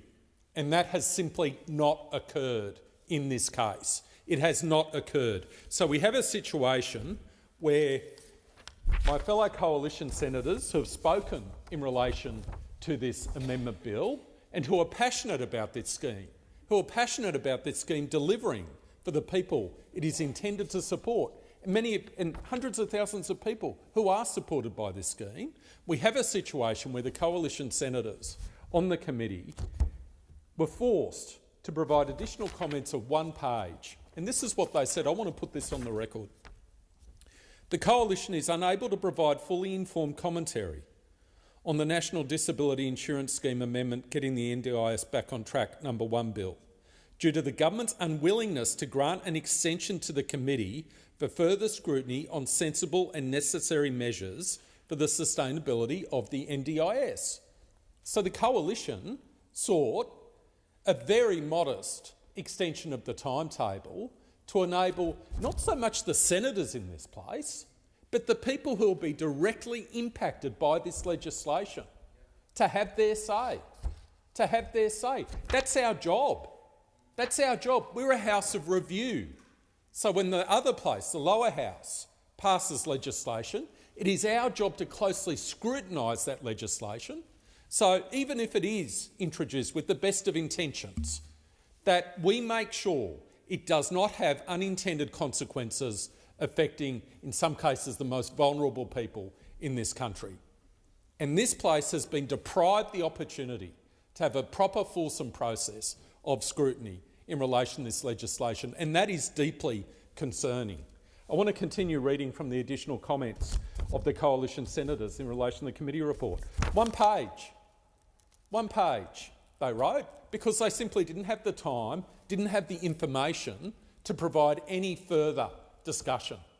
That's the issue with the consultation process that's been undertaken. Paragraph 1.2. We note insufficient time has been provided for proper consultation with the sector and the community, the people impacted by the bill, who have expressed widespread misgivings about the current legislation. So it's not the senators in this place who are saying there hasn't been enough time for consultation. We don't know enough about this bill. We don't know enough about its consequences, including unintended consequences. It's the stakeholders representing the people most impacted by the bill are saying that. They haven't had the opportunity to have their say in relation to the consequences of this bill. So when we get up and say there has been inadequate consultation in relation to this bill, we're speaking for the hundreds of thousands of Australians who have told us that through their stakeholder bodies and directly through letters to us as senators, and I've received my fair share as well. 1.3, paragraph 1.3 of the additional comments from Coalition senators. The opportunity to properly engage with this bill is important in bringing the NDIS back onto sustainable footing in a manner that does not disadvantage or impact negatively on participants most in need. I will tell you today, I will predict today that there are participants in this scheme who will be impacted negatively by this bill who have not had an opportunity to have their say on this bill. They don't know what's coming down the track in relation to this legislation because there's been inadequate consultation. And then what we'll see is the government will be scrambling because senators in this place will come forward with the stories of those people. And the government will be scrambling all over the shop to try and amend something instead of doing the proper consultation up front, which is how the process is meant to work. Paragraph 1.4. It was also concerning that the committee was not given the opportunity to consult the sector on government amendments tabled on the day of the public hearing. Now, the way this place works, a piece of legislation is moved in the Senate. It then gets referred to a committee. The committee then organises a public hearing. Before that public hearing, stakeholders are given an opportunity to make submissions in relation to the legislation. So what happened in this case was the government tables further amendments on the day the hearing starts. On the day the hearing starts. How are you meant to conduct an appropriate public consultation process in such circumstances? It's a shambles, an absolute shambles. Paragraph 1.5. The Coalition notes legislative instruments and rules are still under development and the committee has not been provided with substantial detail on this to date. Now, this is an extraordinarily important point. I wasn't sitting on the committee that looked at this legislation, but I've had a chance to have a look at the bill. Some of the most important documents under this bill are regulations and rules which will come into place after the legislation's passed. But no one's seen them. No one's seen them. The whole package should have been put up for close scrutiny at the same time, or at least the overarching principles, so that stakeholder groups and those impacted by the scheme had a reasonable opportunity to provide their feedback. Instead, we're passing legislation in the dark. We're in the dark because we don't know what the rules are going to be. We don't know what particular ministerial instruments are going to be. And I want to give you some examples. And this is from the explanatory memorandum for the bill, which goes to some pages. And I picked some examples from the first 10 pages, just to give people listening to this debate a feel. Paragraph 3 in the outline. The bill provides for the needs assessment process, absolute critical process, and the method for calculating the total amount of the participants' flexible funding and funding for stated supports for new framework plans to be specified in legislative instruments and NDIS rules. It doesn't get more fundamental than that. The needs assessment process, method for calculating the total amount of the participants' flexible funding and funding for stated supports for new framework plans are going to be in legislative instruments and regulations we haven't seen. We don't know what's going to be in them. The people impacted by this legislation don't know what's going to be in them. We're only getting half the story. We're expected to pass legislation in the dark, legislation that is going to have a material impact on hundreds of thousands of people. I go to page 3 of the explanatory memorandum.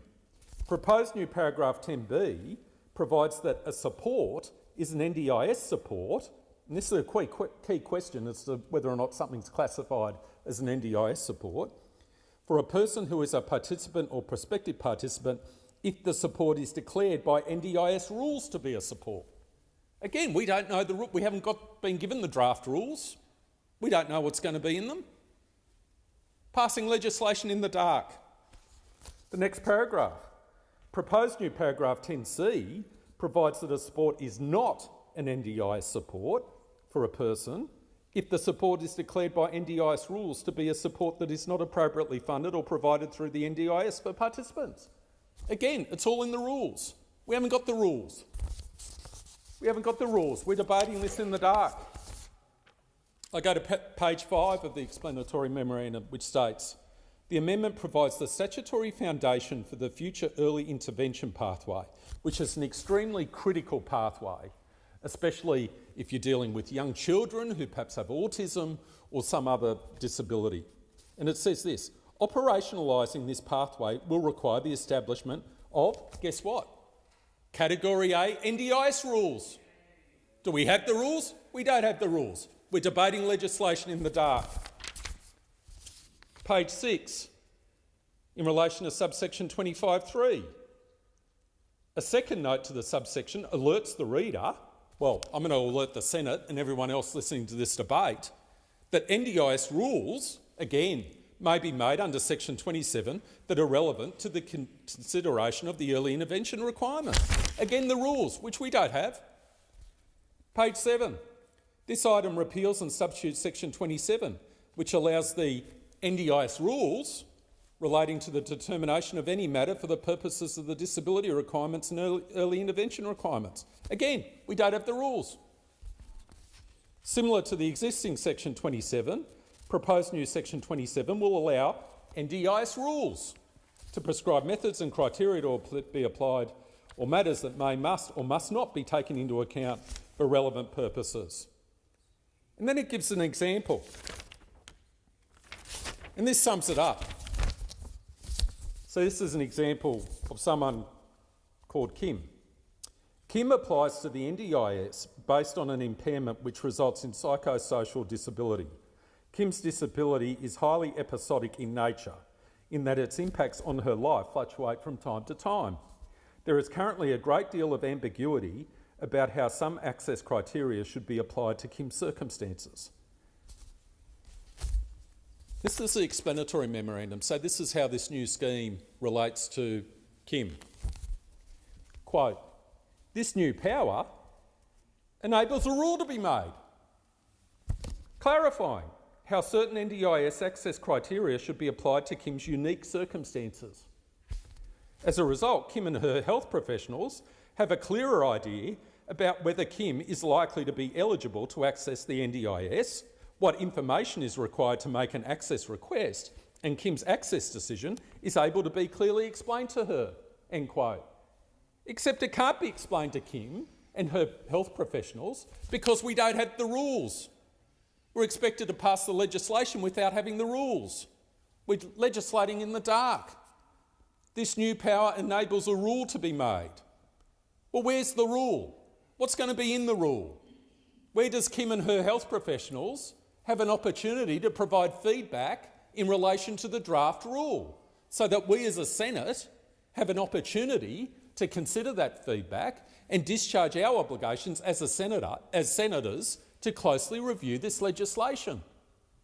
So the supposed example which is given, well, it is an example, which supposedly makes everything clear to Kim and her health practitioners, is all dependent upon a rule which we don't know. We haven't seen it. We don't know what's in it. We don't know what principles it applies, and we don't know how it will impact Kim and her health practitioners. And on that basis, we're here on that basis, we're expected to pass legislation in this place without knowing what's going to be in those rules and determinations.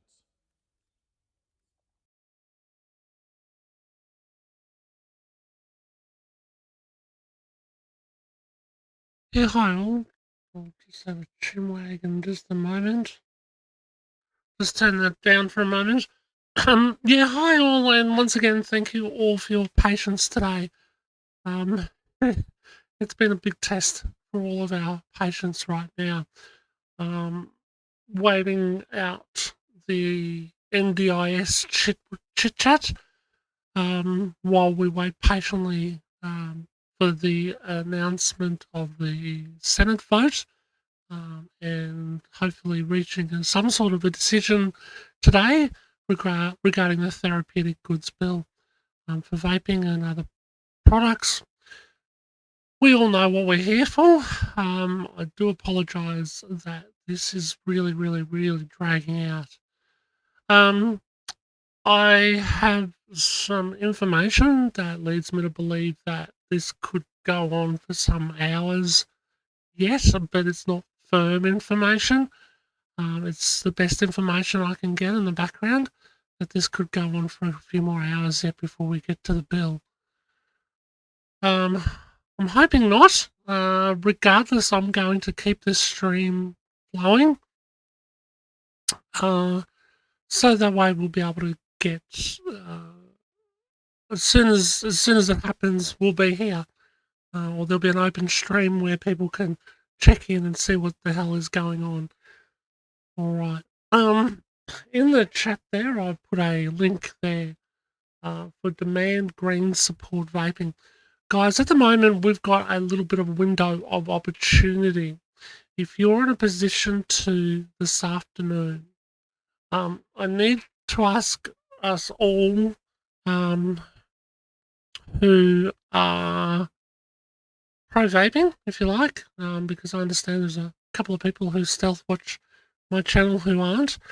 If you're pro-vaping, to hop on to that link and let the Greens know that while we've got some time to let them know that we are serious and that we will vote against them and that sort of thing, that we do want to be heard, that we need to hear them vote in the favour of vaping, that we do need to have fair access to products that have helped save their lives and will hopefully continue to do so. Tell our stories politely, respectfully. I'll just refer to a few of my notes here. For example, sort of something along the lines of, "Hi, I'm a vapor. I'm calling about the vaping bill the Senate is going to vote on today, hopefully. How long you smoked, how many times you tried to quit, all the type of things, and how you feel and how that affected you, of course, and how ridiculously difficult it is to get vapes now. There's been some changes already with the bill, and how ridiculously difficult it will be if this bill is passed. So let's take advantage of that time we have, I guess, over the next hour or two. May I suggest, if you like, to contact senators. Where did we get this information? Pippers.live, sorry, pipperslive.com. So it's PIPPAS, there's no apostrophe, pipperslive.com/senators. And you'll see all the senators listed there, pipperslive.com/senators, with all their contact details. Get on the phone. Let's make some noise. Let's make sure when Jordan Steele John, as we can still see there in the background of the Senate now, is getting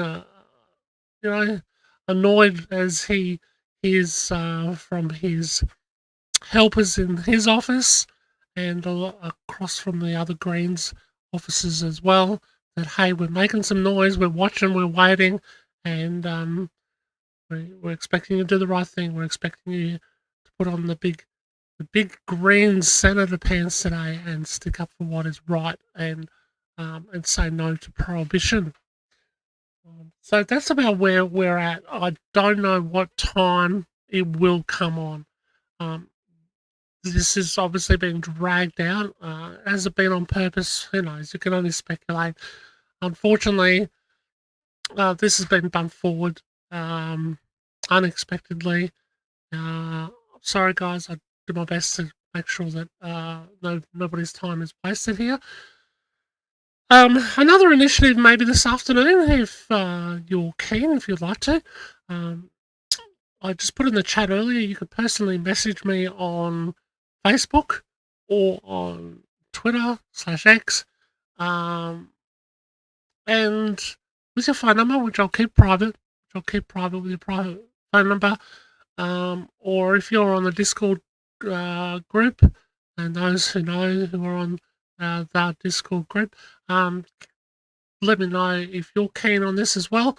We can have a little bit of talk back fun, if you like, where I can just literally hold the phone up to the microphone so people can be able to hear you nicely, and we can just have a bit of a to and fro. Give us your thoughts, your feelings, questions, and all that sort of thing. Do a little bit of talk back. So just an idea, guys. If you want to do or participate in that today while we're waiting, happy to do that. Any other little ideas as well would be awesome. Look, other than that, I think we're back to it for a while. Let's have a look and see what I guess a couple of you guys have been saying in the chat there. I think there's something important there from Steve from Victory Vape.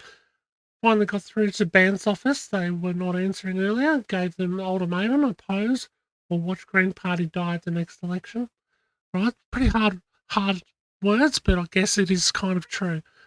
As I sort of talked about a little bit earlier this morning, that this is the big chance for the Greens. They could potentially lose up to maybe 3 or 4 million voters if they do the wrong thing by vapers this election. Because by doing the wrong by vapers, there's a lot of people who are Greens voters who rely on the same vaping mods for medicinal cannabis use as well, and they're being shafted as well. So by this bill, not being able to get the devices for them to be able to use their normal medicinal cannabis is not on. So yeah, they're pissing a lot of people off. So the Greens would be wise to definitely stand up against the prohibition for sure.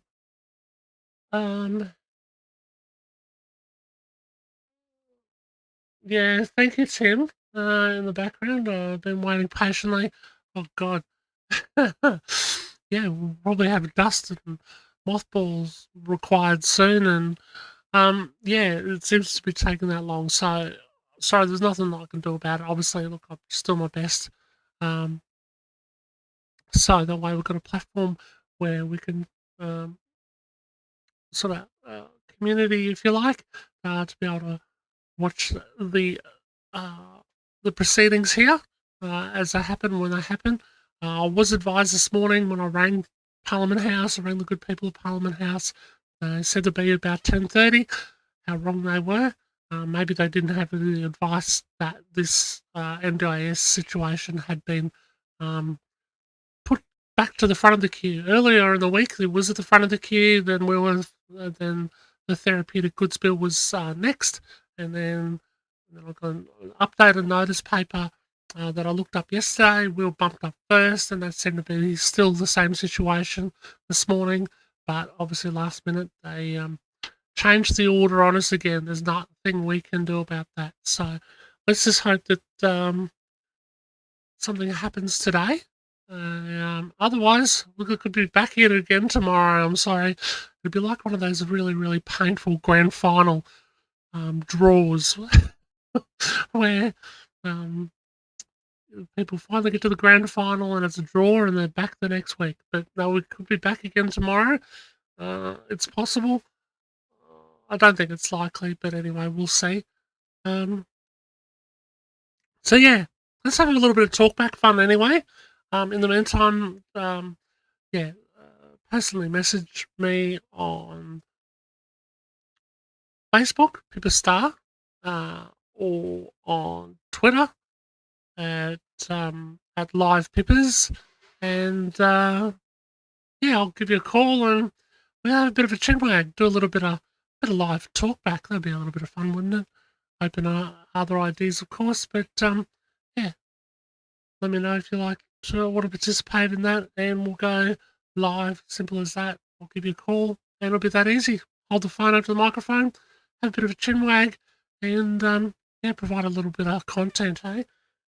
All right, guys. In saying all that, thank you all so much for joining the channel in here today, being subscribed. It has definitely been worth asking people to subscribe before they can chat.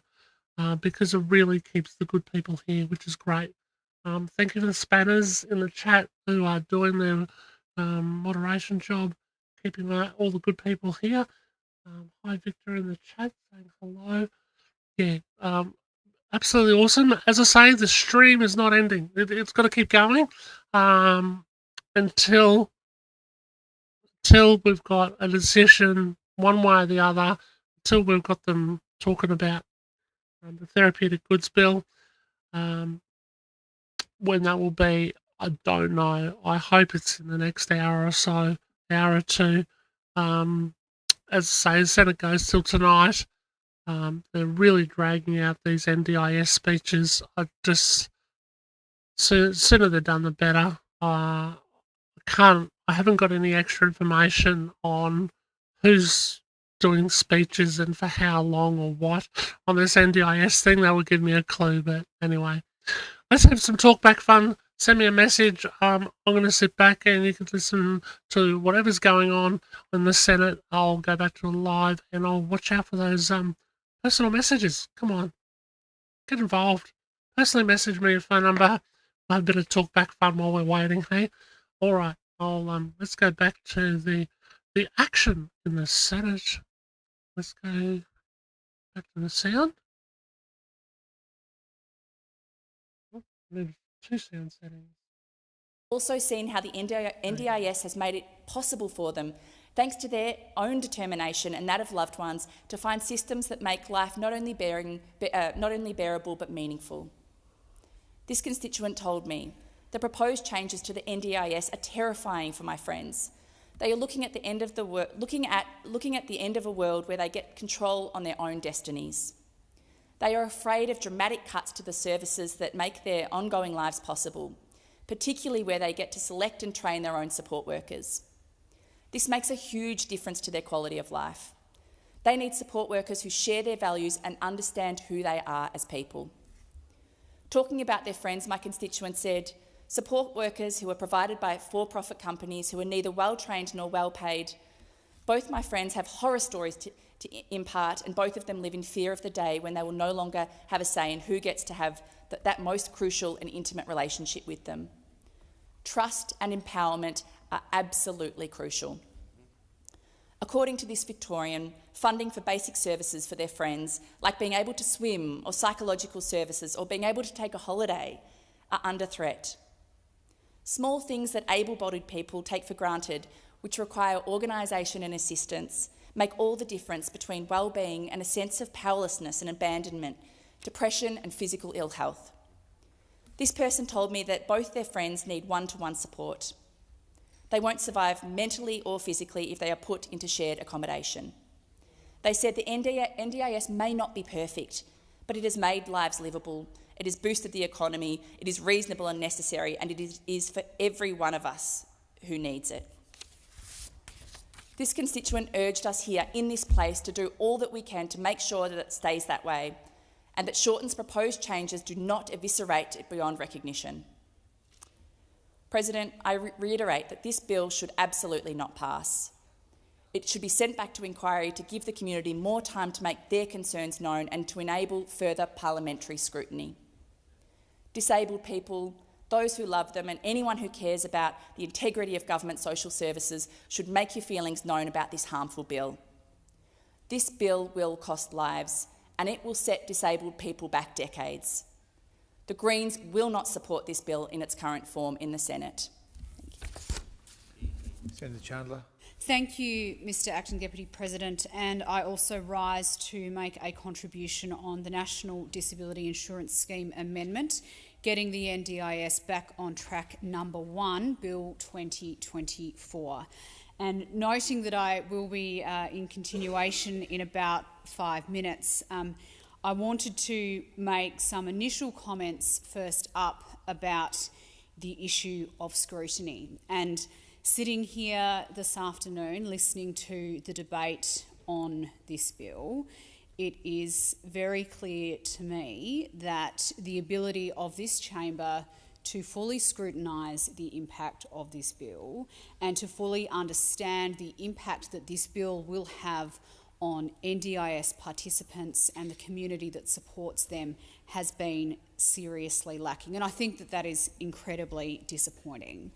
I want to quote from the report into this bill the additional comments that were tabled by my colleague coalition senators on the Community Affairs Legislation Committee, Senator Kovacic and Senator Hughes. The coalition is unable to provide, they said, fully informed commentary on the NDIS amendment, getting the NDIS back on track Bill 2024 legislation, due to the government's unwillingness to grant an extension to the committee for further scrutiny on sensible and necessary measures for the sustainability of the NDIS. We note insufficient time has been provided for proper consultation with the sector and the community on the bill, who have expressed widespread misgivings about the current legislation. The opportunity to properly engage with this bill is important in bringing the NDIS back onto sustainable footing in a manner that does not disadvantage or impact negatively on participants most in need. It was also concerning that the committee was not given the opportunity to consult the sector on government amendments tabled on the day of the public hearing. Those are quotes directly from the Senate report into this bill, from the additional comments that were provided by, like I said, my colleagues that sit as voting members on the Community Affairs Committee. And I think it is incredibly disappointing as a senator who has sat in this chamber for almost 5 years now and often spoken in contributions on legislation about the importance of this chamber as a chamber of scrutiny, that senators came away from this inquiry process into this legislation feeling that as a committee, as a subcommittee of the Senate, as a chamber, we weren't able to do our job in scrutinising that legislation because we weren't provided with the opportunity by the government, which as senators in this place will know well, but those listening at home may not. These legislation committees are fundamentally controlled by the government.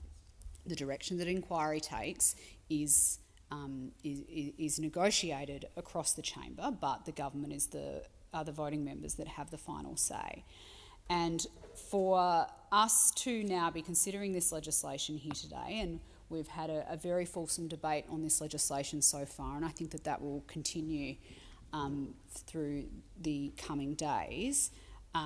It is incredibly disappointing that senators weren't able to have their concerns fully addressed throughout the committee inquiry process. But the other important thing about Senate committee inquiries, it's not just about us. Yes, we are the ones that get to come along and ask questions to various witnesses to understand the ramifications of legislation on our country, on various elements of our community, on individuals, etc. But Senate inquiries are also a really important opportunity for members of our community to have a say on whether they think legislation needs work.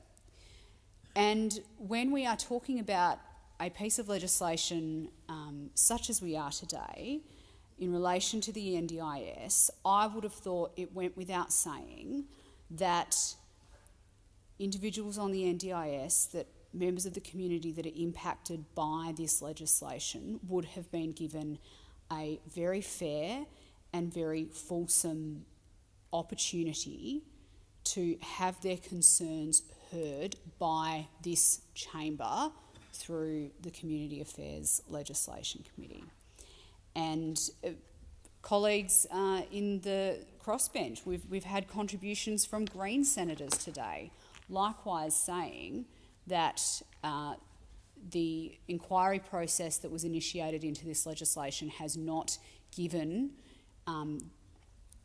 these individuals, these members of the community, NDIS participants, people impacted by this legislation, the ability to have their voices heard. So this is not simply something that is coming from us as the opposition. This is a concern that is being heard around the chamber, that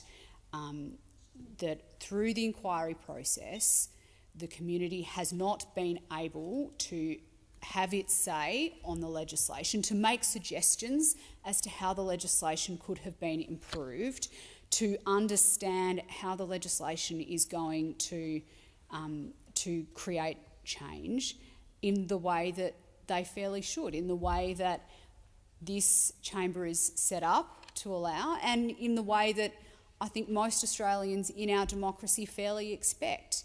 It is a good thing that this chamber is a chamber of scrutiny. It is a good thing that we, in whatever policy committee we happen to be serving on, have the opportunity to take government legislation out of this building, out of this city, out to the rest of this country, to consult and to ask questions and to understand the impact. It being 1:30 p.m, I now proceed to 2-minute statements and call Senator Rennick. Thank you, Acting Deputy Chair, and I rise this afternoon to speak about Australia's transfer pricing arrangements in regards to taxation. And in particular, I want to focus on two companies whose figures have just been released recently. One is Facebook, who earned $1.34 billion in revenue here in Australia recently and only made a 5% operating profit. So in other words, for every dollar that they earned, they transferred 95% of those profits offshore.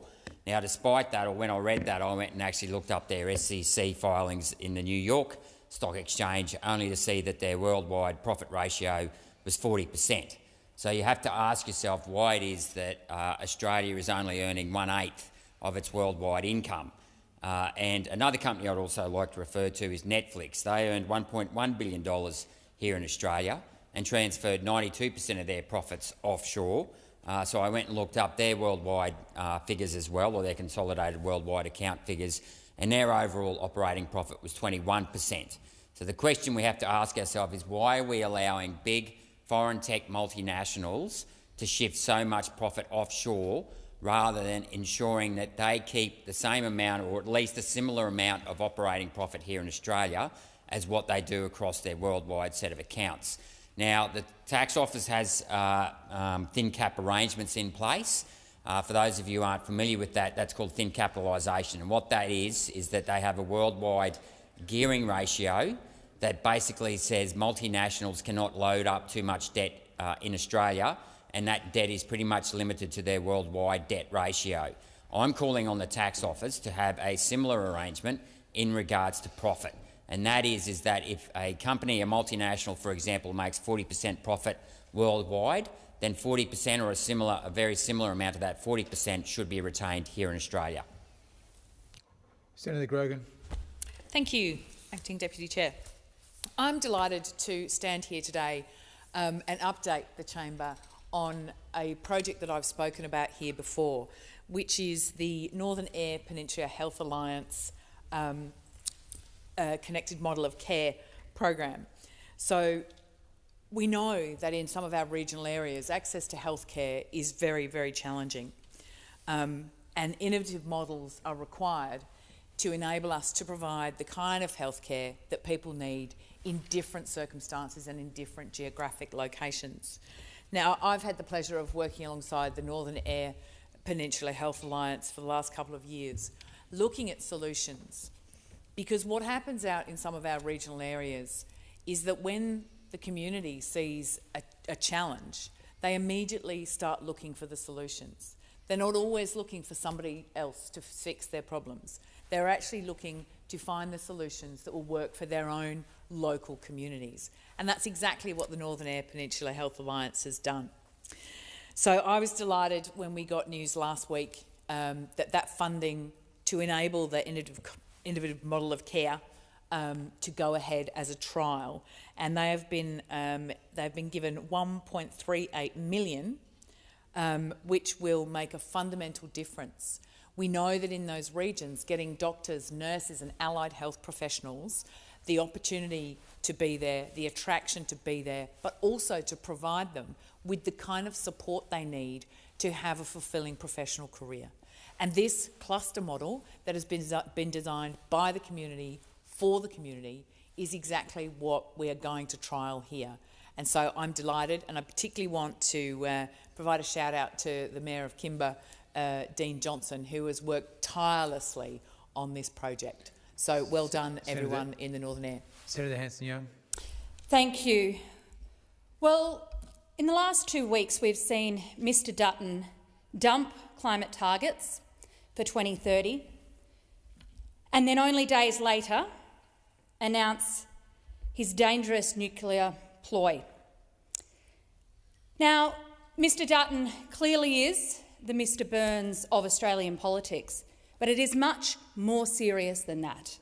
This is a sinister ploy from Peter Dutton and the Coalition to undermine climate action, to undermine renewable energy, to deny climate change, and to give cover for the fossil fuel industry. Mr Dutton's policies, if you can call them that, they're not costed, there's no real detail, we don't know what is going to happen to that radioactive waste that is so deadly and dangerous. Mr Dutton's policy is a sinister ploy to wreck climate action. And as a South Australian, I want to put it very clearly on behalf of my state that we will not accept this radioactive, toxic ploy from Peter Dutton. We are proud of our clean, green, renewable energy. We lead the country in South Australia with the transition. And what Mr Dutton wants to do is to put a radioactive wrecking ball right through our economy, right through our environment, leaving South Australia left hosting and the radioactive, dangerous, deadly dump. South Australians are not going to stand for it, and I certainly won't either. Senator Brockman. Keep the sheep. The petition is now up to over 60,000 signatures. This government, this minister, thought it was worthy to put the fact that 42,000 had signed a petition opposing our live export industry from Western Australia into the explanatory memorandum. So I'd like to hear what the minister has to say about the over 60,000 who have supported the West Australian sheep industry, who have supported our live exports, and say, keep the sheep. But we have Prime Minister Albanese on Western Australian radio last week mocking the name of this grassroots organisation in WA. Why is it called Keep the Sheep? Because it's about keeping the sheep industry in WA.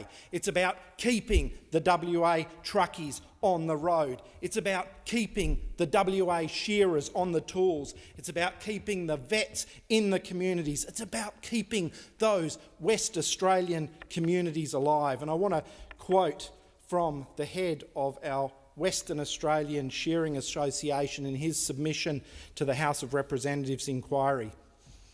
I fear for our local communities. I'm a shearing contractor in a small town of 500 people. I employ 30 staff. I provide housing and meals. So I also employ a cook. I have a payroll of over 2 million. I spend over 100,000 a year in my local IGA. I spend 50,000 on fuel to run my buses and cars. I have 30 staff. They spend their money in Lake Grace. They live in the town, some buying houses. They volunteer and contribute to the community. I'm the largest employer in Lake Grace. This is what Labor's ban is going to do to West Australian communities. It's going to rip the guts out of them. And the best this Prime Minister can do is make a joke about the name. I say keep the sheep. Senator Stewart. Thank you, Acting Deputy President. At the Aboriginal Advancement League in my home state of Victoria, I recently brought together Victorian First Nations leaders for an education roundtable with my friend and colleague, Minister Clare.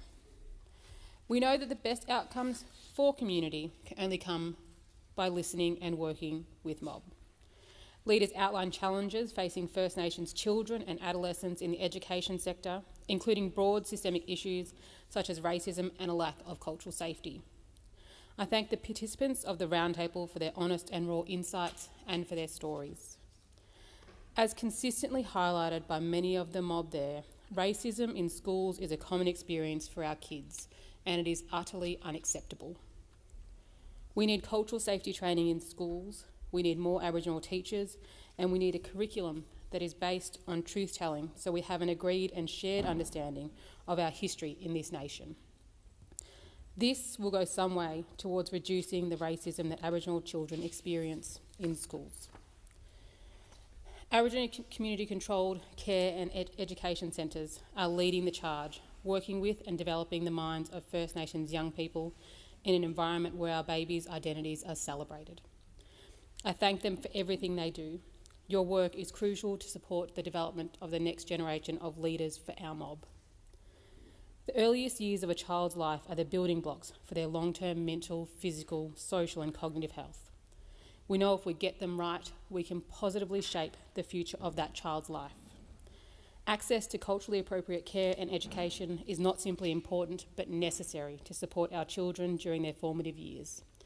In a world that constantly talks about First Nations people in terms of their deficits and challenges, I want to change the narrative and talk about our successes. I will continue to highlight Black's excellence in this place and wherever else I can, especially when it comes to our young people. I want them to have the very best start in life and know that they deserve to have access to the best education. Senator Roberts.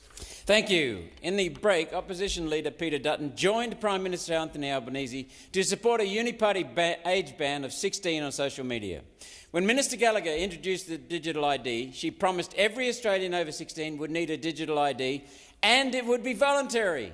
The ink was not dry on that legislation when the Uniparty advanced this idea for a compulsory social media age limit. A simple idea raising many red flags.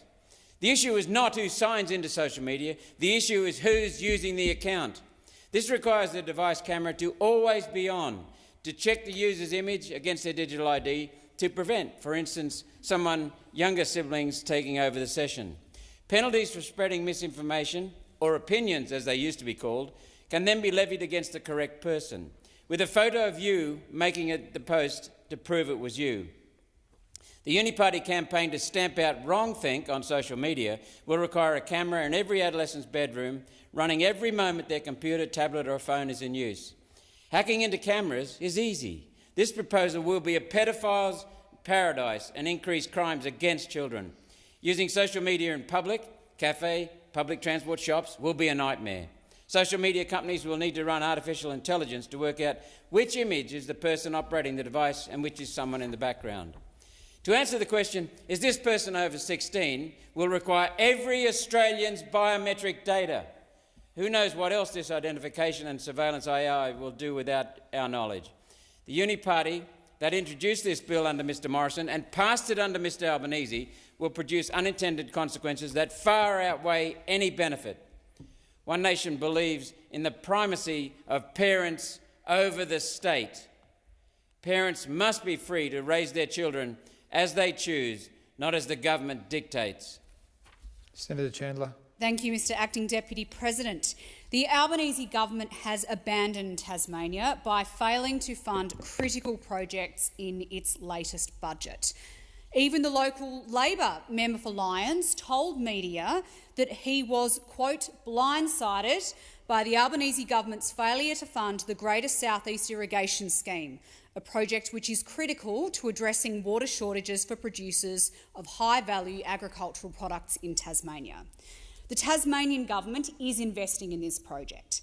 Under the coalition government, the federal government had a long track record of supporting and funding the irrigation projects put forward by Tasmania, because we know the benefits that they bring for jobs and investment in our state. But when I asked at Senate Estimates a couple of weeks ago why this critical project to support our producers and better utilise water resources hasn't been funded, government officials claimed they weren't sure if the project fits with broader government priorities.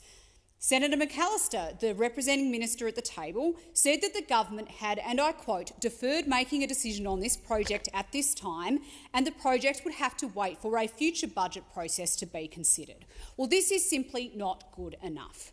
The result of this decision is that a critical project, which will be the difference between producers in Tasmania having access to water or not in future growing seasons, will now be delayed.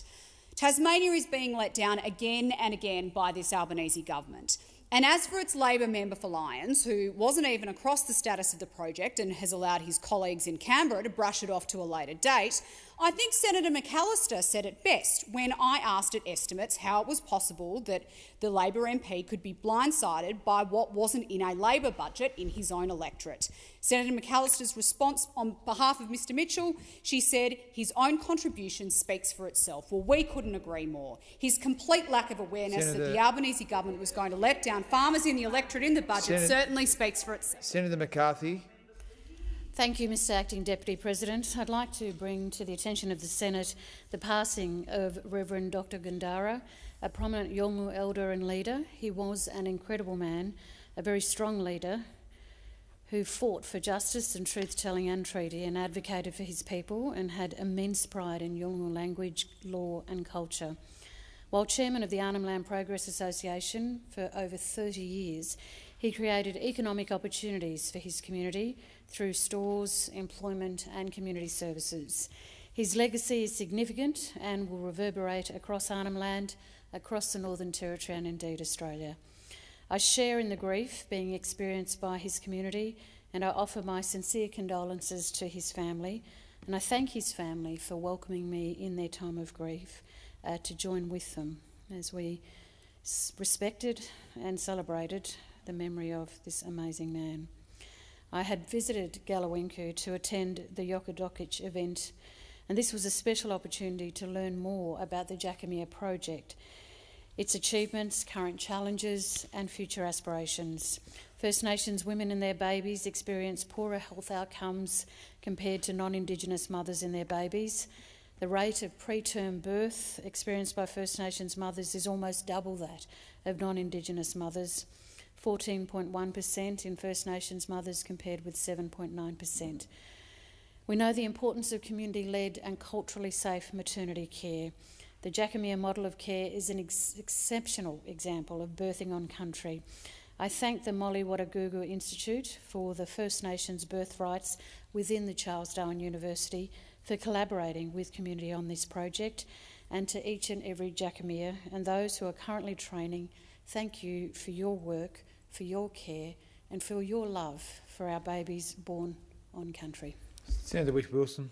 Today in the Australian Senate, I would like to take note of the sad passing of Mick Lawrence, a venerable elder, leader and statesman amongst Tasmanian surfers.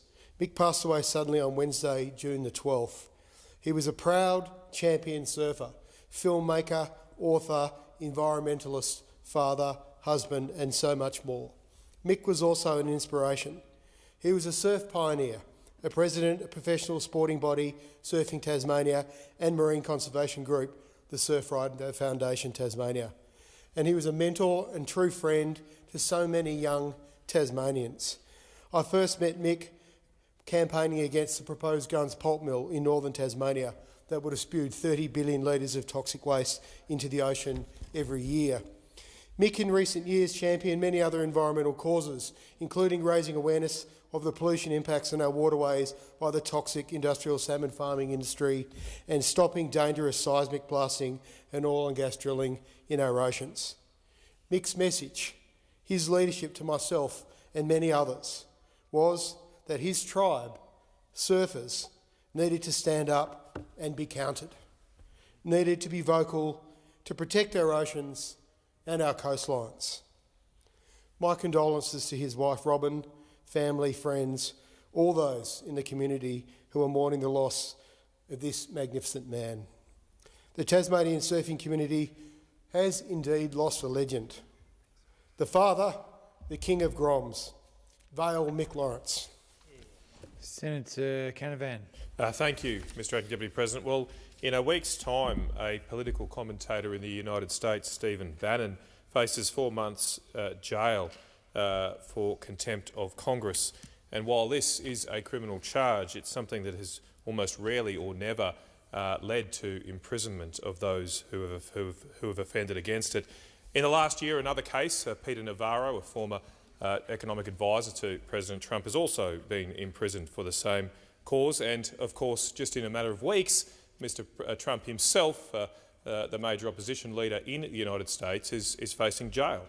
Now, I do not normally comment on matters in other countries, but the situation in the United States is special because the United States helps underpin the rules-based order which helps protect us all, yet, of course, it is not normally subject to those rules as much because it writes the rules themselves. But its breach here of basic principles of democratic competition and free and fair elections is undermining that so-called rules-based order. If this was occurring in any other country, if any other country saw the imprisonment of the major opposition leader just months from an election, there would be calls for international intervention and observers.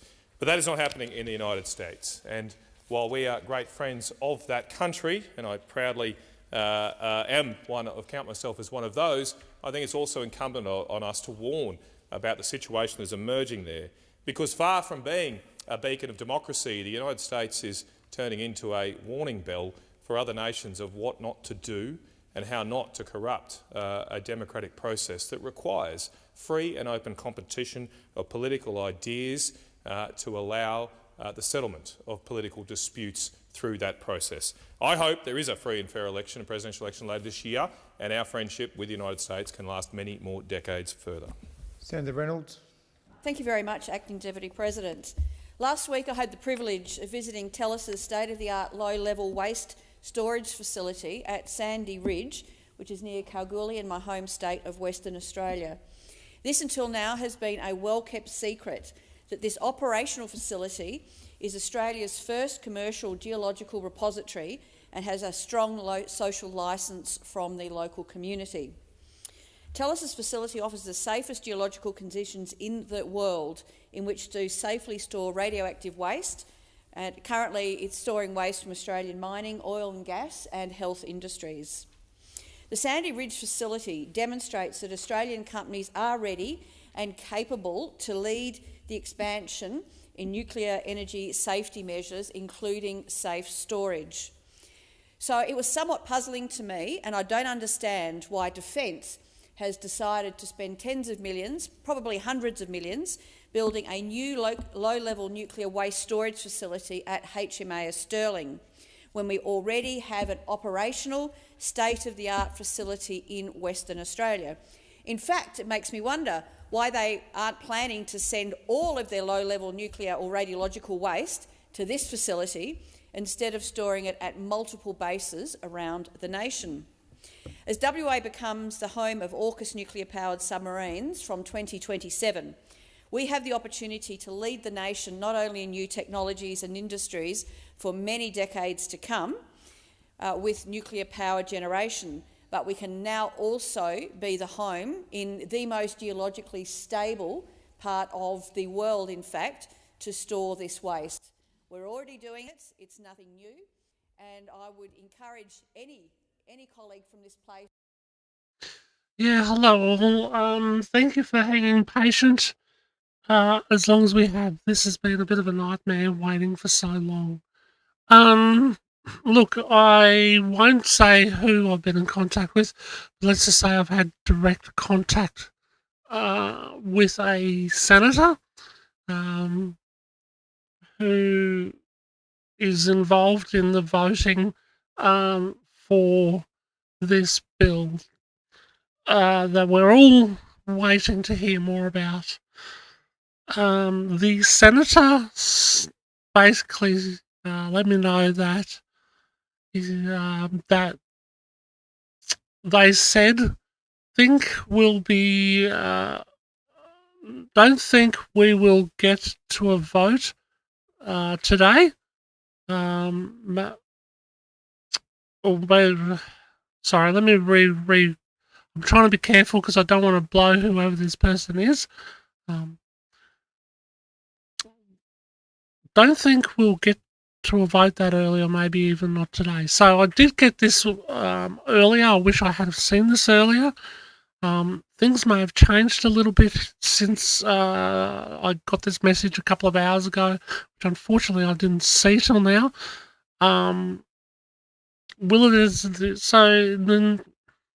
So the particular senator isn't saying that the vote won't get done today.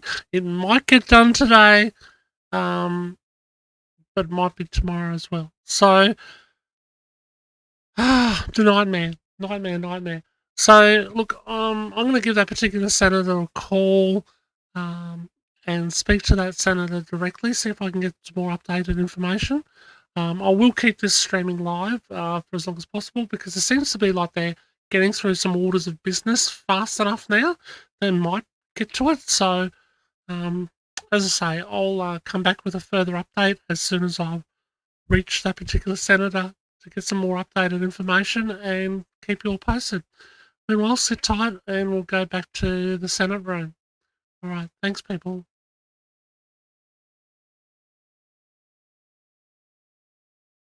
Oh yeah, and sorry, while I think of it, don't hesitate to contact senators' offices now as well.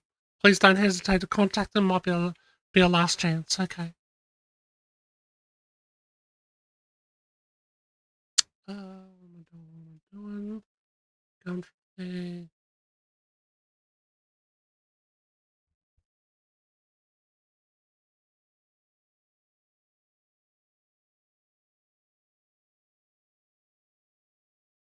Incarceration rates of women and girls rose by 64% in the last decade, and those criminalised are already facing violence, inadequate healthcare and housing, unemployment, poverty, mental health issues, and notably disability. The Disability Royal Commission in 2021 found 15% of people in prison have an intellectual disability. The Australian Centre of Disability Law estimated that of First Peoples charged with criminal offences, listen to this, 95% have an intellectual disability, a cognitive impairment or a mental illness. This overrepresentation is a clear sign of the lack of adequate support for people available in the community and further cuts to NDIS support will only exacerbate the issue. Shame. The government is now talking about reducing support to those from prison, which is also a death in custody recommendation that they won't implement. They want to keep our people incarcerated, so NDIS need to look after those in prison. Senator Kovacic. It is said that only women and a few toothed whales experience menopause, so you'd think for something so rare and creatures so special, it would be paid a bit more attention. Yes. At the very least, we should be able to talk about it without cringing. Yet despite half the human population experiencing menopause, it remains an uncomfortable and taboo subject. During the Senate inquiry into menopause, many women have recounted feeling scared, confused and even traumatised by their symptoms and their experiences when seeking medical help. Through the course of the hearings we have heard so far, the women speaking have given evidence offering some very simple solutions. Flexibility and awareness, two straightforward concepts that can be easily integrated pretty much anywhere. The women we listened to weren't seeking special leave or anything in particular to be done differently, just some understanding and some awareness. Maybe the option to work from home if dealing with insomnia, or the comfort to take off their jacket when you're burning up, like I've had to do many times in this place, without being seen as disrespectful or judged as unprofessional.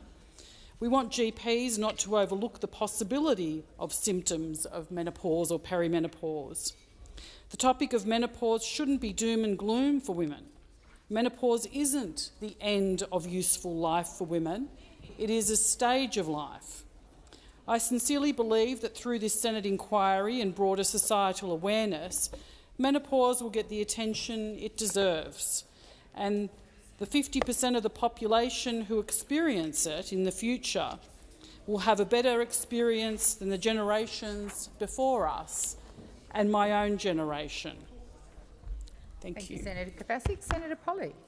I'd like to give a huge shout out to the team at Dietitians Australia for hosting the Parliamentary Friends of Nutrition Lunchbox Challenge here in Parliament House this morning. Also, we heard from Leanne Eccleston, the CEO of Nutrition Australia, ACT, about the importance of diet for our children in the first 2,000 days. There was also a fun side to the proceedings today. Dan Rapicoli, MP, Senator Richard Colbeck, Di Lee, MP, they all created, as well as Tom from the media at Sky, to actually put together a nutritious children's snack and lunch pack. And the big shout out of the morning really goes to Sienna Kroger, who was the judge. She had a tough job. But of course, who else would you expect to win but Dan Rapicoli? Well done to him. He actually got a decorated banana for his effort. But it is a serious topic. It is a very serious topic that we should be prioritising the health, and if we want to close the health gaps, whether you're in Central Australia, outback remote areas, in the middle of Sydney or in Tasmania, we need to ensure affordable and good food is available to all. So a shout out to our government as well for investing $11.8 million to develop and implement a national strategy for food security in remote First Nations communities. Thank you, Senator Polley. We'll now move to question time. And Senator Cadell. Thank you, President. My question is to the Minister for Finance, Senator Gallagher.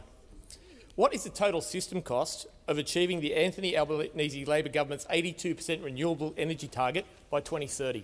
Question. Thank you, Senator Cadell. Minister Gallagher. Well, it is interesting that I should get a question on cost from the opposition. I mean, the nerve of these people. And now it's a big energy policy, supposedly a scam. I don't think it actually stands up to the test of policy. And does it have any costs attached to it at all? No. Do they know how they'll roll it out? No. Senator Cash. Does anyone seem to agree with it? No, not many. Minister Gallagher, please use your order. Senator Watt, order. Order across the chamber. Order. Senators, we are just a few minutes into question time. I have Senator Birmingham on his feet on a point of order, and I had to draw your attention to order on 3 or 4 occasions. Senator Birmingham. President, point of order. Senator Cadell's question was quite specific, and whilst a degree of latitude may be given to ministers to talk about other matters or indeed opposition policies, The minister was asked about government costings. As the Finance Minister, I'd ask you to, now more than a quarter of the way into the time allowed, draw her to the question asked by Senator Cadell. Thank you, Senator Birmingham. I will draw the minister back to the question. I'll also make the point that I expect the minister to be heard in silence. Minister Gallagher. Thank you. And I can understand Senator Birmingham's a bit sensitive about the issue of costs, considering as a former Finance Minister, I imagine you must find it quite difficult to be a member of a party that launches a policy without any costings at all. And I can assure the opposition, that our costs, that the price of continuing to proceed with renewable energy, which as everyone in this place knows and accepts is the cheapest form of energy, that the price of our continued steady rollout of renewables with firming capacity will be a lot less than whatever number you lot come up with whenever you get around to it. So, Minister Gallagher, please resume your seat. Order.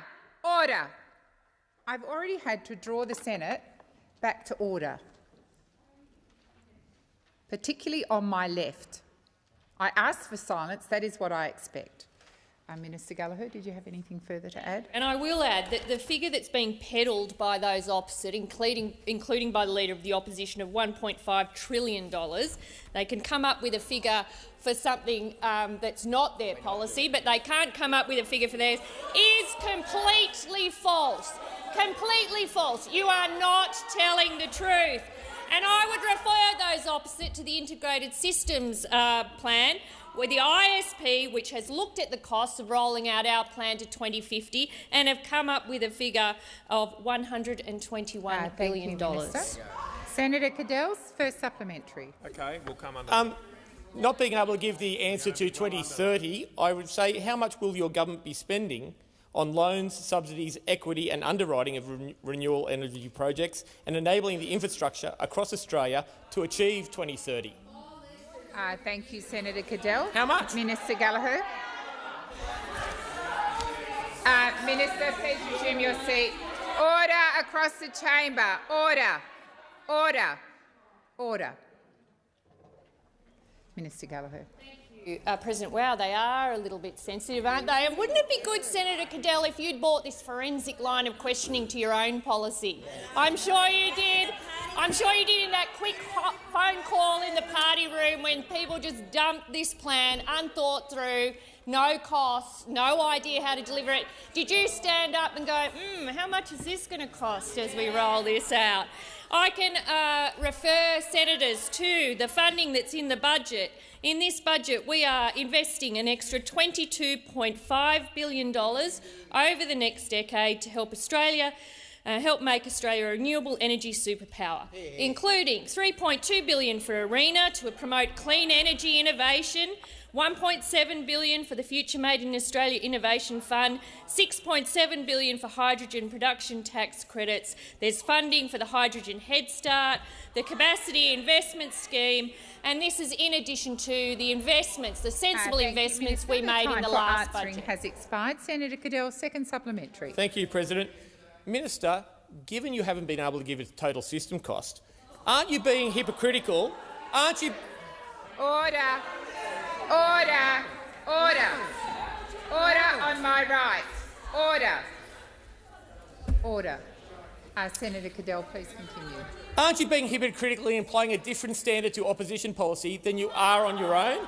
If you can't tell the people how much your plans cost, why can you comment on ours? Order. Senator Watt. Order. Minister Gallagher. Thank you, President. I do accept that it is hard to change a pre-written question on your feet in question time, President, but what I can say for those opposite and Senator O'Sullivan. In this debate, we know that nuclear reactors are more expensive, nuclear energy will be more expensive, households will pay more. They will get the bill if we are to believe everything that you've already said to date. The cost will be more, households will pay for it, the generations of the future will pay for it if you can even get your policy agreed to. Our policy, our common sense, steady policy, rolling out renewables is better for households, better to address emissions, better for the climate, and is able to be delivered. Unlike yours, ours is costed. You have no costs. You can't give any detail about your fanciful plan, or supposed Thank plan. you, Minister. Senator Marielle Smith. Thank you, President. My question is to the Minister representing the Prime Minister, Senator Wong. Can the Minister please outline what cost of living relief the Albanese government is delivering for all Australians? I am particularly keen to hear about the measures that come into effect in just 7 days' time, including tax cuts for every Australian taxpayer, the Albanese Labor government's $300 energy bill relief and wage rises for low-paid workers backed by the government. Thank you, Senator Smith. Minister Wong. Thank you very much, President. Thank you to Senator Smith from my home state of South Australia for that great question. And the senator is right. The government, the Albanese Labor government, is delivering for every Australian because we are a government for all Australians. On July 1, in just 7 days, every Australian taxpayer gets a tax cut. All 13.6 million Australian taxpayers get a tax cut in 7 days. The average tax cut, nearly $1,900 a year, $36 a week extra in your pocket. And unlike those opposite, we want Australians to earn more and keep more of what you earn. What we know is Peter Dutton and the Liberals and the Nationals want you to work longer for less. And, you know, we hear a lot about aspiration from the other side. Well, we understand aspiration doesn't just start at the top tax break. It doesn't just start at the top tax bracket. That's why our tax cuts travel all the way up the income scale. And we, on this side, are also backing wage rises for low-paid workers. Nearly 2.6 million workers get their third consecutive pay rise, backed by the Albanese Labor government. And from next Monday, we are also supporting every household with $300 in energy relief, another policy from the Albanese Labor government. And around 1 million small businesses will receive a $325 off their bills, another cost of living policy from the Albanese Labor government. What have we got from those opposite? Those opposite want to serve up the most expensive form of energy there is in 2 decades' time. In 2 decades' time, that's their answer to how to deal with cost of living and energy supply. They'll go for the most expensive form of energy, and we won't deliver it for 2 decades. And you know what? Mr Dutton won't tell Australians how much his nuclear reactors are going to cost. The time for answering has expired. Senator Marielle Smith, first supplementary. Thank you, Minister. It's really great that Labor is cutting taxes for all Australian taxpayers, not just some, as the opposition had intended. Can you please outline the benefits for all households, in particular for families, and those in our home state of South Australia especially? Thank you, Senator Smith. Minister Wong. Thank you, Senator Smith. Well, Senator Smith would know that we're also freezing the cost of PBS items from July the 1st. Delivering stronger Medicare and cheaper medicines. She would also know from Monday paid parental leave increases to 22 weeks and that we are delivering HECS relief for everyone with student debt and increasing Commonwealth rent assistance for nearly 1 million households. Families with children will pocket an average of more than $3,000 next financial year from our tax cuts. I know, Senator Henderson, you don't like families getting more tax cuts. I know you don't like that, but we actually think it's a good idea. Senator Henderson, I called you twice and you ignored me, and in fact your voice got louder every single time. You are being you are not in a debate with me, Senator Henderson. You are being incredibly disrespectful, and I request that you listen in silence. Minister Wong.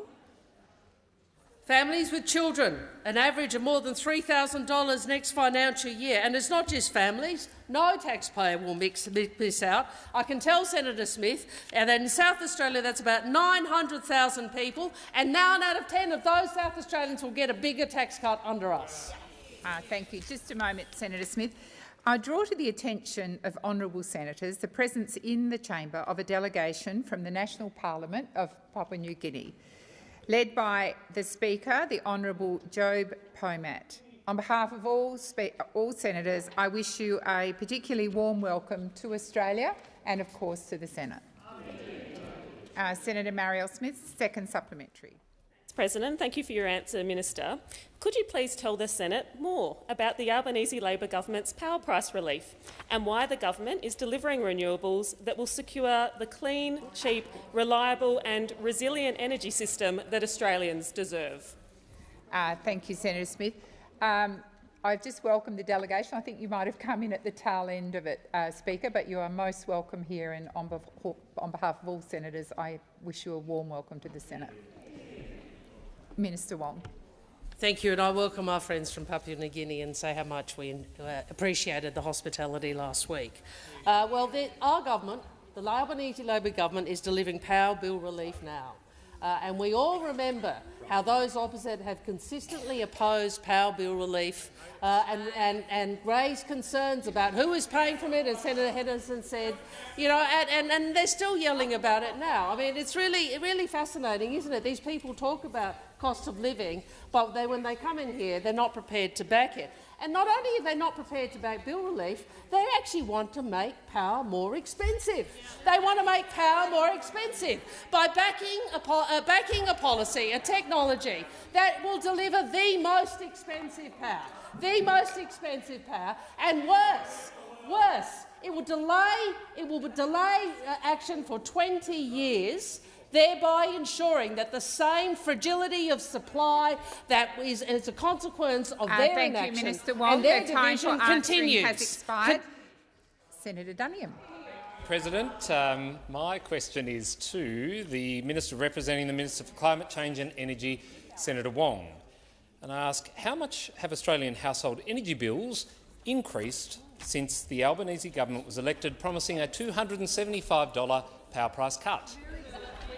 Thank you, Senator Duniam. Minister Wong. Well, $300 less as a consequence of the price relief that we have put in place that you don't support. I hear the interjections on that side about why that's a bad idea. They really don't learn, do they? You want to come in here and talk about cheaper energy bills after you have opposed energy price relief really is galling to Australians. You can't pretend that you care about cost of living if you're not prepared to back in the policies that are about dealing with people's cost of living pressures. That's the reality. What we also know from Senator the experts, Ruston. it is clear that renewables are the cheapest form of new energy. Far cheaper than the nuclear fantasy that you are adopting. An expensive plan which will ensure more delays, less supply in the interim and higher costs for Australians. That's what it means. And what I would say to those opposite, you trash the energy system as a consequence of 22 policies in government, where 24 out of 28— Minister Wong, please resume your seat. Senator Duniam. Thank you, President. A point of order on relevance, and I was asking the Minister exactly how much power prices have increased since the ill-fated promise. We haven't heard one sentence on that. Thank you, Senator Duniam. I am happy to draw the minister back to the question, but I will also remind senators, if you interject, the senator, whoever's answering, is entitled to take those interjections. And there were lots of interjections which Minister Wong also addressed, which he's entitled to do. Minister Wong. As I said, a $300 energy bill rebate to every household and an additional energy relief to small businesses. But I would say this. What we know is that under you, 24 out of 28 coal-fired power stations announced their closure. And what did— so you don't want me to point? Okay. How's that? No, it's fine. Under those opposite, 24 out of 28 coal-fired power stations announced closures. How many people sought to enter the system? How many? Almost zilch, if any. You know why? Because your division and your inaction and your internal fights and your anti-renewable obsession made sure the market had no certainty. And you know what? You're still at it. Thank you, Minister Wong. Senator Duniam, first supplementary. Yes, thanks, President. I wonder if the Minister can try and tell us whether household energy bills are going to go up or down under a re-elected Albanese Labor government? Thank you, Senator Duniam. Minister Wong. I'll take the interjection from Senator Ruston, who says that they'll just use taxpayers' money to subsidise bills, because she's still opposed to the bill relief. It's amazing, isn't it? They just don't learn. They just don't learn. You're prepared to spend billions of dollars on nuclear over 20 years, but you don't want working Australians to get cost relief on their bills. I mean, what sort of priorities is the Liberal Party? What happened to the Liberal Party? The Liberal Party is the party that wants to subsidise an expensive technology which will deliver in 20 years, but wants to fight tooth and nail against giving $300 to Australian families and Australian households. Order. It says something about your priorities. We on this side are very clear. We will ensure that we continue to transform this system in accordance with the best advice, not engage in the ideological wars that you are engaged in that increase costs for Australia. Thank you, Minister Wong. Time has expired. Senator Duniam, second supplementary. Thank you, President. Just in the last week, the Australian Energy Market Operator warned, and I quote, "There is potential for gas supply shortfalls due to the depletion of southern storage inventories and that the supply of gas in all or part of the East Coast gas system may be inadequate to meet demand." How will Labor's renewables-only energy plan help to plug these energy shortfalls and reduce electricity prices right now? Thank you, Senator Duniam. Minister Wong. Well, let's talk about what AEMO has said. Let's talk about the fact that AEMO has said, the Australian Energy Market Operator has said that the lowest cost plan for a reliable energy grid is Australia's world-leading renewables like solar and wind, firmed with batteries, pumped hydro, flexible gas and transmission reform. I mean, AEMO's advice is that, but you don't want to listen to them. You don't want to listen to them. You want to go down some path that John Howard tried to go down over 20 years ago when he looked at how much a domestic nuclear industry would cost. And it was determined then by then Prime Minister Howard it was too expensive and it would take too long. Too expensive and it would take too long. Peter Dutton, he's like, here he is again, recycling, trying to come up with a plan that even John Howard Thank you, Minister. rejected. The time for answering has expired. Senator McKim. Well, thanks very much, President. My question is to the Minister representing the Treasurer, Minister Gallagher. Minister, isn't it the case that implementing a mandatory code of conduct will help redress the power imbalance between supermarkets and their suppliers, but will do nothing at all to bring down the cost of food and groceries for Australian shoppers?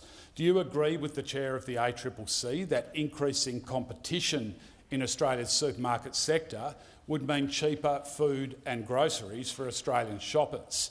And if you do agree with the Chair of the ACCC, why won't Labor support the Greens divestiture bill to create powers to break up the supermarket duopoly and bring down food and grocery prices for Australia's shoppers? Thank you, Senator McKim. Minister Gallagher. Thank you very much, and I thank Senator McKim for the question. And we don't agree with the Greens political party's policy on divestment. We have approached the issue around supermarket prices with a focus on using a range of interventions to ensure that consumers, that those people that go and do their shopping at the supermarket have the information they need if you saw the Choice report that was released last week, which showed that if you do shop around, you can find savings on your supermarket bills. And I think also the big Woolworths and Coles response to that was interesting as well, because it showed that they were looking at that report and they were responding to that report. So increased information, transparency, funding choice in order to provide that information to consumers is an important part of our plan. But we are also, as you've indicated, announced today on the mandatory food and grocery code and the response to the Emerson Food and Grocery Code review. Our changes will ensure that supermarkets are as competitive as they both and ensure that both consumers and producers get a fair deal. And of course, it is, as I said, part of a broader competition reform agenda which can't be seen in isolation. So we've got the ACCC conducting an inquiry into supermarket prices, we've got the Choice Report, we're increasing penalties for anti-competitive conduct, we've banned unfair contract terms, we've got some work underway on mergers reform. This is all part of making sure that we are doing what we can to ease Australians under cost of living pressures and ensure that they are getting the best outcome for their dollar, and including that, ensuring that farmers get a good and fairer deal. Senator McKim, first supplementary. Thank you, President. Minister, will the government work with the Greens to make corporate price gouging illegal? Or are you content to keep pushing out reports that tell people what they already know, that they're being ripped off by big corporations, and you're going to do nothing about it? Why won't Labor make corporate price gouging illegal in Australia? Thank you, Senator McKim. Minister Gallagher. Thank you, President, and I thank Senator McKim for the supplementary. Well, it is illegal for businesses to fix prices or collude with other businesses. It is also illegal for businesses to mislead customers about pricing, and the ACCC is already inquiring at our instigation, as the first government to do so, inquiring into supermarket prices, and we will consider their recommendations. I would also note that the My microphone on. Check 1, 2. People. I have some new information, and you're gonna have to trust me on this. I'm privy to some interesting information. I can't say everything. What I can say is 2 things. 1, there will not be a decision voted on today. I have it from a reliable source with inside Parliament. Sadly, there will not be a vote today. There's an outside chance there might be a little bit of discussion about it tonight, late tonight, but I doubt it. At this stage, it will be probably tomorrow morning, latest maybe just after lunch tomorrow. So yes, we'll be back at it again. Doing another live Senate tomorrow. Sorry guys, obviously acting on the best information that I can get. I've got some really interesting information you need to listen up to now. This is probably one of the most pertinent pieces of information I have ever given in my life, let alone in this space.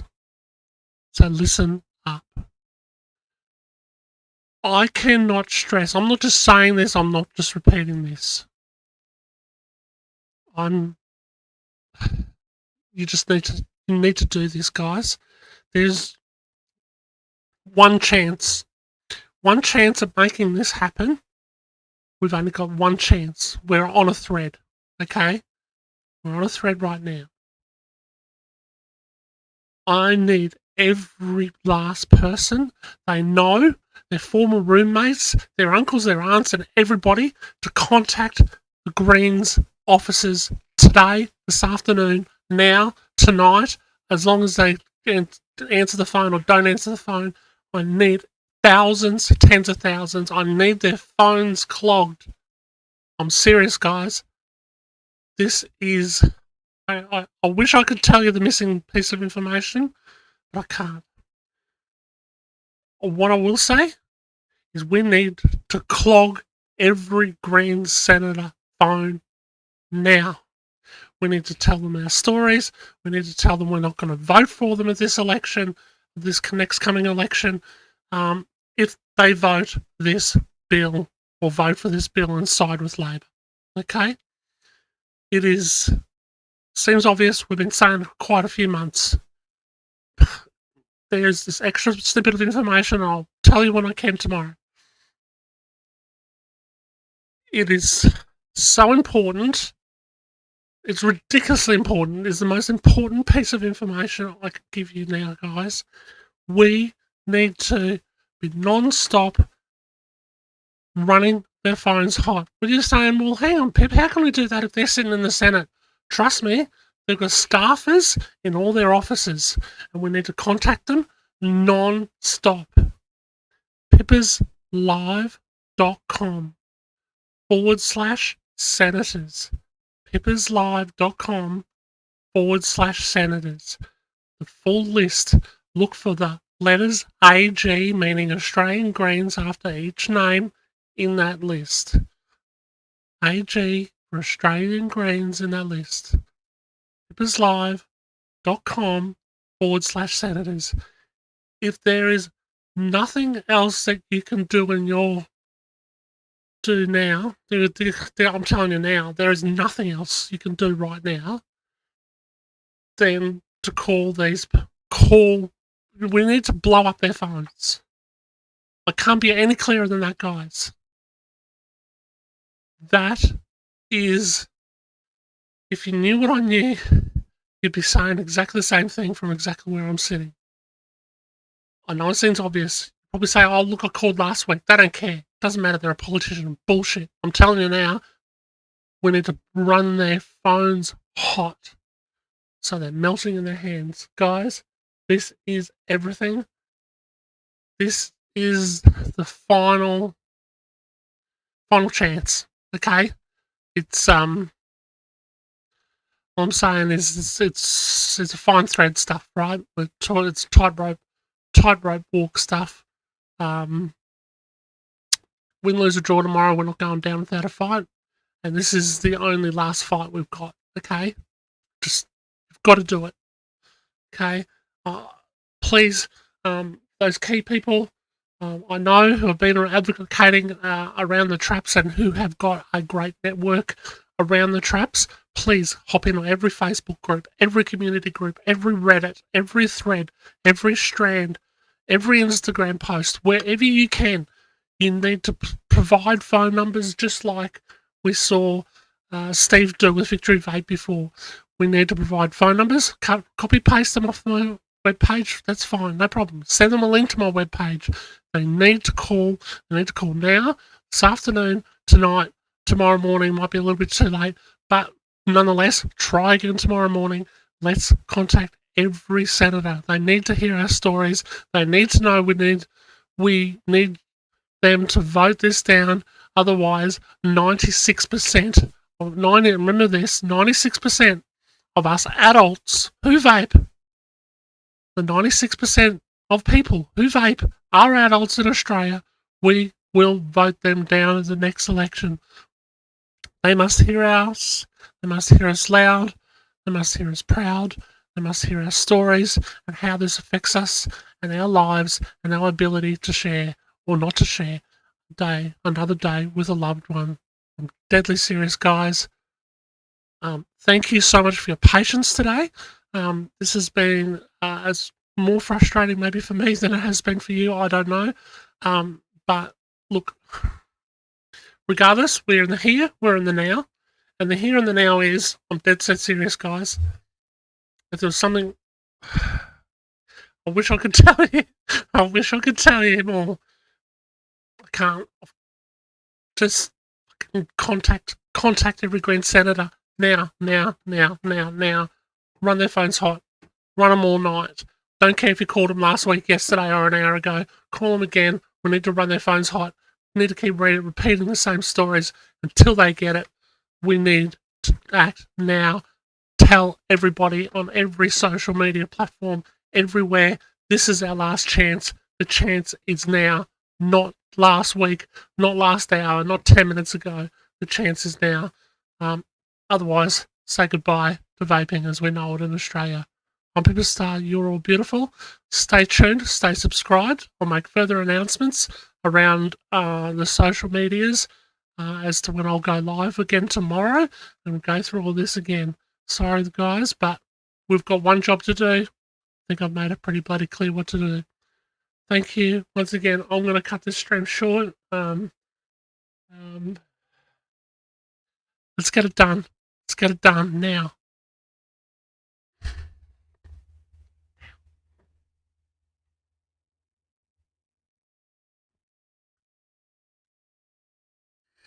Why aren't you on the phone yet? Come on.